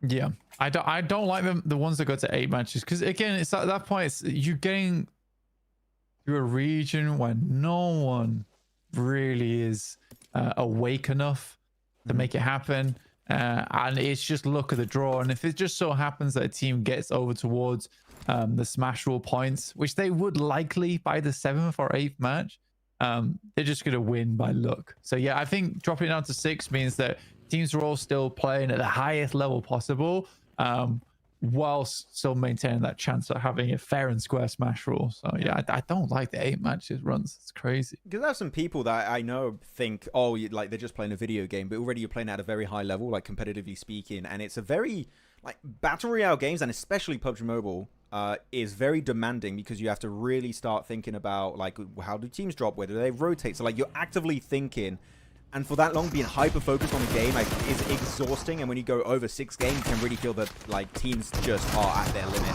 sometimes. But here we go, big breach happening. It's going to be HALAL. AXETRON, good shot from Milky Way. That was instant in the FPP, and he gets assisted from another team in the distance. I think that was actually that inner circle. I'm not even sure. I think it may have been inner circle, but regardless, VP win it. But swapping over to FPP when you're fighting shotgun in CQC is always such a good way to do it, and in that case, it was flawless. Yes, such a clean lineup as well through the window. Difficult to do as well because you sometimes going to miss some of those pellets, so you have to be really dead on target. So that was very nice to see that T721, who won a small engagement between them and NEPX, made it happen. That's 313 off inside the blue, trying to get around. This is cruel, but I think Killer Joe should keep him pinned down. He knows exactly what he wants to do. They're going to take out the tire, make life even harder, and accidentally kind of picks up the knock on that one too. It's crazy. He was just pre-firing the seat of the buggy. That was a really good way to do it. He was going to go in the buggy eventually. You just keep one tapping it enough, you're going to hit that headshot. I think it was body shot into a headshot, if I'm not mistaken. So Go Team really just completely overwhelming this eastern side, able to find himself a few eliminations here and there against NEPX, against the side of also, I think it was 313, maybe in 721. So far, there's a lot of control being exuded by Go. And here, once again, Killer Joe on point, long range with that AR, and he's able to find Rex. And there's just Domain remaining. He can get the res, but you're about to get into phase 4. If they don't have the meds anymore, I think that's going to be NEPX dead in the water very soon. Yeah, I think so too. I think for Goat Team, they're currently just holding out 313. NEPX, though, has just been struggling this entire time, and it's only getting worse for them. Circle moves down again. Another hard shift, and APG's very happy with this positioning. They do sort of have to share that area. I think it's a tough area to actually hold the entirety of the location of. They're holding towards the lower ground right now, but Doc is in a dangerous location. Yeah, Doc is gonna. I mean, that's the Doc special. You know, he's a little bit further away from his team. Actually, inner circle, the rotates of inner circle. I don't know how you feel about it for today, Blank, but they just genuinely so good. I don't even know how to explain it, but they just find ways to dodge the lobby and just get access into the circle quite a few times. And here's another time where the circle went south again, and they just, we find it. We had a 2-2 split. We go into the better position. It's by the book, and it just works. I mean, some of their rotates look really good, but I do think they overplay it sometimes. Like on a circle like this, where everything is going wrong, everything's very chaotic, I think it works very well because that overplay kind of is compensated by the circle being so insane. But I think some other matches we sorted out was like, where is ice in a circle going? I don't think there's any reason for that. And then it goes wrong. But on circles like this, you look at them, you're like, that's kind of a masterclass. So I just think they need to know when to just do the standard rotate and when to go for something a little bit more special. But this one, for instance, was amazing. It was amazing. Yeah. I'm more impressed about when they go for the early rotates. I think the one where they have to start maneuvering around teams and stuff, maybe sometimes it's a bit different. Like here, when it comes to getting into the late game, this one's been good. They had a really good Erangel game earlier when it ended next to, what was it, Crates and George. But still, I think that IQ is doing a good work as IGL. And it's been definitely working out in their, second place right now. So it's definitely been successful to some extent. As NEPX. Yeah, Soul they're Survive. chilling. Oh, no, not Soul Survivor. What I'm saying is Domain and Rex. They got the res. And they're going to be pushing right towards a solo of 721. Oh, no, actually, wait. Oh, the camera's moving, so it confused me. No, not at all. They're just moving into the circle. It's bothering me. I don't know what's happening. Yeah. Like, sometimes you'll be looking at the screen, you're saying something, and the screen shifts, and you just assimilate it in what you're saying. I'm like, oh, wait, no, actually, that's not true. I need to stop. APG currently dealing with 2 players from NEPX coming in from the northern side. Labandita being still in this one is a bit tough. There's only really one team holding Regicide out though right now, and that is VIRTUS.PRO. Inner Circle should have sightlines on it, but it is a tough rotate out. So it's a good thing they already have Roshan up towards that northwest side that they can regroup on top of. But that does require you to fight through multiple teams coming in from that west. A little bit of a difficult play here from Regicide, but they're going to pick up as much information as they can right now from Labandita. I don't know. Roshan's going to go for a rotate here. I don't know. Maybe he's returning back to the team. I'm showing the map feed right now just so people can see what we're talking about. But like, if you can just peek from Labandita without getting backstabbed, it's such a free scout. But the thing is, he's safe. He's behind that dip. As long as he doesn't overpeak and overstays welcome, I think this is going to be pretty easy for Roshan. So yeah, you can stay there if you want. I don't have an issue with it. But big fight, I8 just sending it seems now with the players of 721. And so far, he's peeking around the corner of that rock, and he's able to go deep in the blue, and Iron will be able to get it with a DBS, but you've got to go back into the circle. Your blue's ticking down. He does make it. Oof. Yeah, Zypher does get knocked and flushed. Tough stuff. I mean, they do get a couple of eliminations at the back of that one, though, 6 total. And although it has been a fairly horrendous day of point scoring, their yesterday more than makes up for it, right? He has to sit in 3rd place. I'm going to show the map feed real quick, and I think we do the last prediction here. I think this is time. Phase 5. Chat, who you guys going for? I'm jumping in a circle right away. Not even going to think about it too much. Blank. Yeah, it's a pretty easy one. Yeah. Isn't it? I think it's been consistently moving over towards the east, and it's becoming more... don't take this in a bad way, but it's becoming more and more of a boring game because the outcome's very clear. Yeah, it's just... They have compound. They're probably going to be in phase 6 or 7. And it's all just open ground here. This game actually might end a lot earlier than most of our matches. You have a few dips and sheds that I think are going to delay it right to the end, and it might just be a solo keeping things going. I don't think it'll be like squad versus squad kind of situation. Yeah. Okay, he's got 29 bullets. He is suffering. He's going to start sniping with his pump very soon. It's not the old DBS. This is a back-to-back, isn't it? If that's the case. Yeah, actually.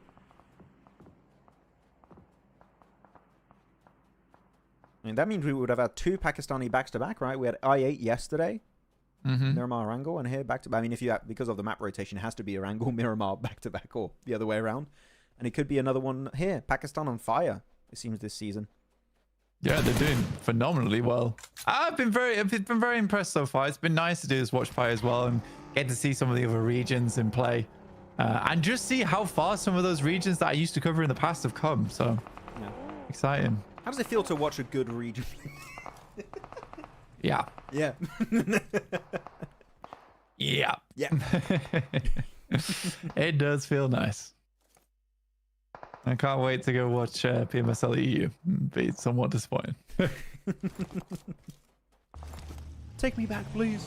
There we go. Moving in forward. Regicide still have a little bit of circle around La Bandita, so they can just keep their cars parked and just hold teams off. Like APG, for example. Really good knock coming through onto Doc through that window. They're not going to get the flush, but it's just, again, taking resources away from APG. And APG, because of that lack of resources, might struggle to even take a fight versus NEPX. So it's good that they're making themselves known. Just make Regicide, again, you need to hold on to some resources because you're going to have to leave eventually. And if you do it on like one clip of an M4 and low shotgun ammo, you might struggle on that breach on, let's say, VP, if that's where they decide to go. I got most interested in this next circle shift. Because if it does move further over towards the east, and everyone's ruined. Everyone is absolutely smoked. Let's be clear on that. APG have got to move out. Multiple sidelines, like you were saying. I mean, VP down towards the south side. I mean, Regicide, it's very doubtful that they make their way out from that position. I mean, it's still in circle right now, in a circle. APG's going to have to fight. Regicide's going to have to leave. So you're going to have, like, the big breaches are happening in literally the next minute. Like, we're going to have 3 fights normally happen very soon. Mm-hmm. Actually, 2 big ones on the west. That's going to be Regicide into VP, Rex into APG. He just tagged him a little bit and ran away. Like, oh, bye. Have that. Okay. Sticky bomb goes in. Yeah, I mean, NEPX just looks lost, right? I feel bad saying it, but it kind of is true. Yeah, I don't know who smokes these are, but it helped Alpha Gaming close that gap. Oh, actually, they're being lined up on this staircase. Is he going to find the double there? NEPX Rex? Hello? No way he just found himself those, and he just decimates half of the team. Doc saves it. But, no, APG literally, if they had the 4 players alive, they could have had a successful transition out of Minas Generalis. Maybe win the game, maybe at least make it top 3. Losing those 2 players, that just ruins the opportunity. That ain't good. That ain't good whatsoever. No one enjoyed to see that one at all. Whatever. These things happen. Regicide moving in over towards VP, and it's not going too badly. It's okay so far. They did lose 1 instantly to Aragon in Senior. I think it was the one that got knocked. Gonna hard getting that res. They're right behind those cars, and they're getting third-partied from, I think, in a circle from a distance. They're constantly getting peppered. And that nade doing even more damage. Going to be making Senior bleed out even faster. Malloy coming in the backside, trying to be a support off-angle player here for his squad mates. Longhouse is always a hard building to play around. You've got so many doors and windows to keep an eye out for. It's just down to reaction time. How quick is your reaction time to get those knocks? I'm just surprised that Regicide were allowed to make this move from inside La Bandita. Oh, really? Okay. Yeah. Good third party double. Oh, huge from Sleepy. Why would VP play on the outside of the building? Yeah, I mean, honestly, I'm just that's a VP special right there. That is a big blunder from them. Yeah, as you said, I don't know why they went out of the building. Like, you don't know what's north of you, and you have a high... It's not you just don't know what's up north. You have a high ground, which literally would be a perfect vantage point into this compound. So Sleepy just... That's an easy double lineup. Easy double aim. Yeah. He's got 4 limbs for himself, by the way, Sleepy. So I think that's up to 5 limbs so far for them. And the longer... 6, actually. And the longer he keeps surviving, you're just going to get bonus points as like an extra gift on top.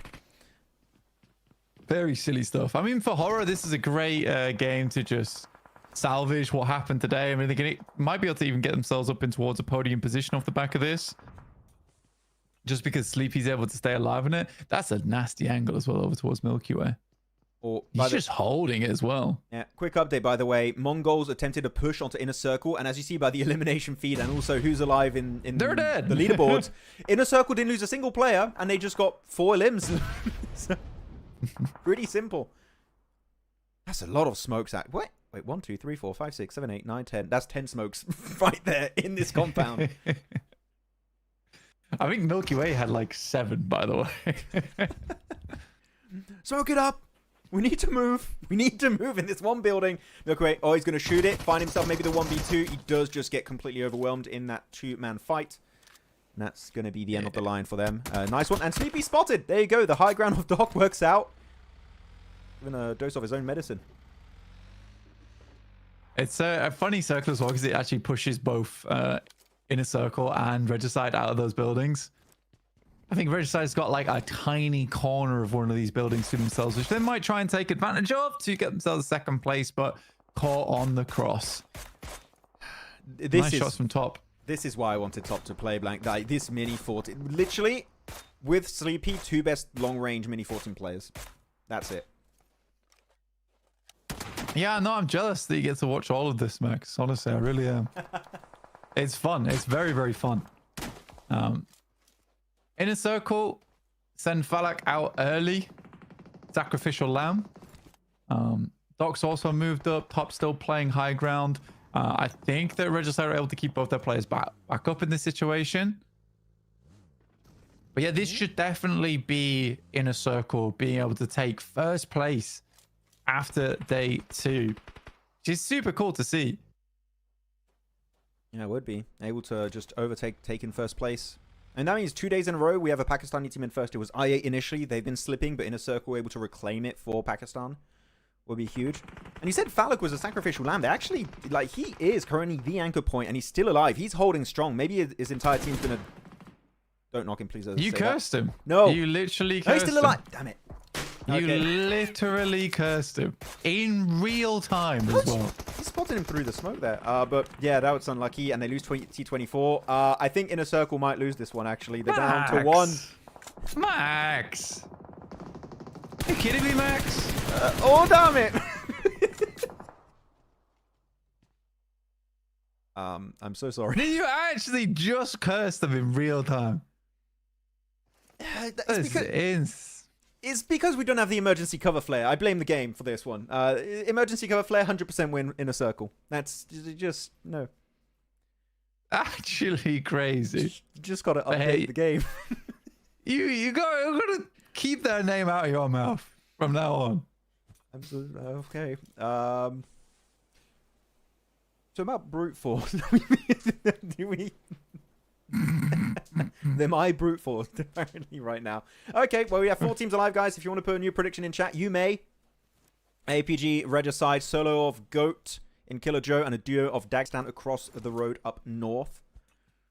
And actually, Dagestan could take the old Inner Circle angle. Chat, stop it. I hate chat. Stop this. Stop the spam. Chat. I'm not roasting CSA, PYT. This is saying I'm jealous that he gets to watch the games. But you are right about you. Hey, it goes out to Blue. Killer Joe. Yeah, just deny that point. Might as well. Yeah, Regicide, final player. Pinkman. Yay, Science. Going for the peek. Hey, good peek onto Doc, actually. What was that? Headshot right away? He instantly put him down to just a quarter HP on that. And go for the flush. He does find it. But Dagestan instantly will shut that down. It's now Doc. And I've seen this man do 1v2s like this, but the nades should be easy to connect. And the damage is huge on Doc already, down to half HP. Yeah, he's only got first aid kit, but he can't really afford to use it. Has to keep using the bandages so he has time to quickly reposition. He's having to rely on the circle here and rely on the stocks of grenades still left in the pocket for Dagestan. 2v1 for Doc, not impossible. Not impossible. They are a little bit split. Like, if he peeks on the right angle, he could find one player solo. But, of course, Dagestan also want to try and have 2 separate angles. So, it just depends on Doc. Does he find in time? They still have nades. I would say you should hold on to the nades. Or are they behind the building or in the building? Is that one going to hit? That one's looking pretty good. And it's right on the money. Dagestan wrapping up day 2 of the group stage with a win. And they're playing it relatively silent here, Blank, on the northern side. Not getting involved in any early game fights. And they hold on to the nades, and that's enough to wrap it up. Yeah, it was a really clean setup there. They even delayed the nades so that he thought he was safe. So he goes inside, then they set up the nade that hits on the back side of the building and one that hits inside. So there's nowhere he could have gone. So that was really fantastically well done. I think when you look at Inner Circle, the real mistake they make is that they don't start sweeping. I think when you've got 4 players, it gets to that stage of the game, you know the terrain, you absolutely should understand that the amount of players is going to be very minimal. The chances you're going to run into a 4-man squad next to nil other than you. So I think that what they should have started doing, just wrapping on the side of the circle instead of like playing like that. If they still had vehicles available, they could have just started blasting their way around. But I do think that comes into play where I think Inner Circle's not that confident in themselves about that stuff. Yeah. I do think there was a bit of a fumble, and as you said, sweeping could have been the best strat just to clear space. I think they were just trying to get a foothold in the circle, and that's why they sent Falak forward, but it didn't work out. But still, until that point, the rotates were really good. The defense against MongolZ was on point, but that just little play at the end just cost them the game, it seems. Top players, Dira, Shifu, Sleepy there with the 4 limbs with a mini 14, followed up by Iron and Top. Good spread of players. As we're getting right in the leaderboard. We're getting all the graphics so quickly. Wow. Fantastic. Speed well, run. you got to go to Mina, so I forgot about that. I have another stream. You're right. Okay. Well, leaderboards. MVP of the day, actually, chat. Who's going to be MVP of the day? I don't know. There's a few ones, Blank, we talked about earlier. Oh, they're first. I want to say Reefus. Yeah. I want to say Reefus. It might be Top as well, but I think Reefus is probably going to be the MVP. Him or Caprice? I'm not sure. No, I would go Reefus too. I would go Reefus. I think that's the one. But here we go. Leaderboards. Inner Circle, number 1 by just 1 point. They got 2 chicken dinners total. Crazy. And Brute Force right behind them. And actually, wait, I want to... You know what? No. I want to show me more. First page. I8 did drop from 1st to 3rd place after this, and APG still just remaining in limbo around like 5th position. They're going up and down a little bit throughout the day, but regardless, right now, I would go and say, you're on this first page, you're qualified. You're top 16 by the end of tomorrow. You're making it to the finals. You're big chilling. Second page, though. A little bit scarier. Which are the teams that we're like, oh, they could be out here, Blank? Which are the ones we're like, you're in the hot seat? MongolZ is definitely in the hot seat right now. As a VP, technically. But I say technically very liberally there because HLE, NEPX, T721 and 313 have historically been pretty bad. But is MongolZ worse? I think that's the big question going tomorrow. Is MongolZ worse than these teams? I would say the cutoff right now is Konina, Power, and below. I would say... Maybe even VP should be included in that. There could be, but then you would include everyone on the second page. And yeah, MVP, 16 limbs, not quite 3k damage, which is typical MVP numbers, like 3k, a little bit under. But that means his conversion ratio is through the roof. Insane. Yeah. A good game. A little bit lower survival time, 90. But again, it shows like the damage is a bit lower, the survival time is a bit lower, and he gets that many limbs. While he's alive, he's making the most out of his life. Like he's going off on these guys. So it was 9 limbs came from one game, but then he had 7 from all the rest. I still think it's a good conversion rate. Yeah. And they were able to climb very, very high. So here are elimination leaders. Reefus with 23. He has been doing some big work, and no fear, really putting the shift right now while Sky had been away. Sky's catching up. he's gonna be back up there by the end of the group stage, or at least ready for the finals. But yeah, this is why we keep saying Reefus, don't bench him. Everyone was theorizing when East joined, Reefus, bench him, put East back in. No, we don't do that here. It's Reefus was Reefus on? Was he the 11 elim? I thought he was the 9 elim. No, he got 11. I think it was. Oh, okay. Yeah, well, he's got 5 across the rest of the day, so it was less than 1 elim per match after that. Yeah, no, just less. No double wins today, right? Dagestan, Inner Circle, GOAT, AXETRON, MadBulls, APG, and Qadsiah. Actually, really good day for CIS when you look at it on this, with 4 wins going over to CIS. Yeah, I think I was very surprised that Brute Force did so well today. They keep flying underneath the radar, but they'll never get a win. They'll never get a win. It won't happen. Yeah, but the consistency is pretty high right now, which is, I think that's one thing definitely look in a team. Fully agreed. But okay, I think that's going to be it for the graphics. Yeah, we're just looking at the trophy on the main feed. So okay, with that said, guys, I got to go. I've got Mina. I think it's like halfway through the day. So Blank, any closing remarks, anything you'd like to say before we call it a day? Not at all. Let's get out of here. Thank you so much for watching, everyone. We'll see you tomorrow for 6 more matches of CSA. Then I'm out. But it's been a pleasure. I shall catch you guys later. And you can go find Maxman over at Mina with NEPX. should be a fun one. Yes. I'll see you guys tomorrow. It's going to be cool. Thank you very much, guys, for watching. Over still on PUBG Mobile Esport, we're going to be on the Mina watch party with Natura. We'll be live in about 5 to 10 minutes, and we'll jump right into the action. So see you guys. There is also, by the way, no, the guy saying I said that Reefus is going to be benched. I was saying that if they're going to bench a player. If they're going to bench a player, I think they were going to do Reefus, and I kept saying Reefus is good. I'm defending myself before going.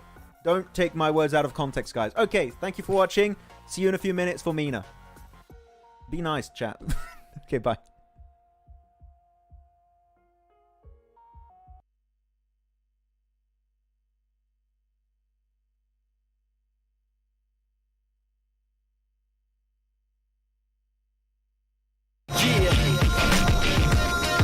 Brand new remix for the streets, for the desert people. Check this out.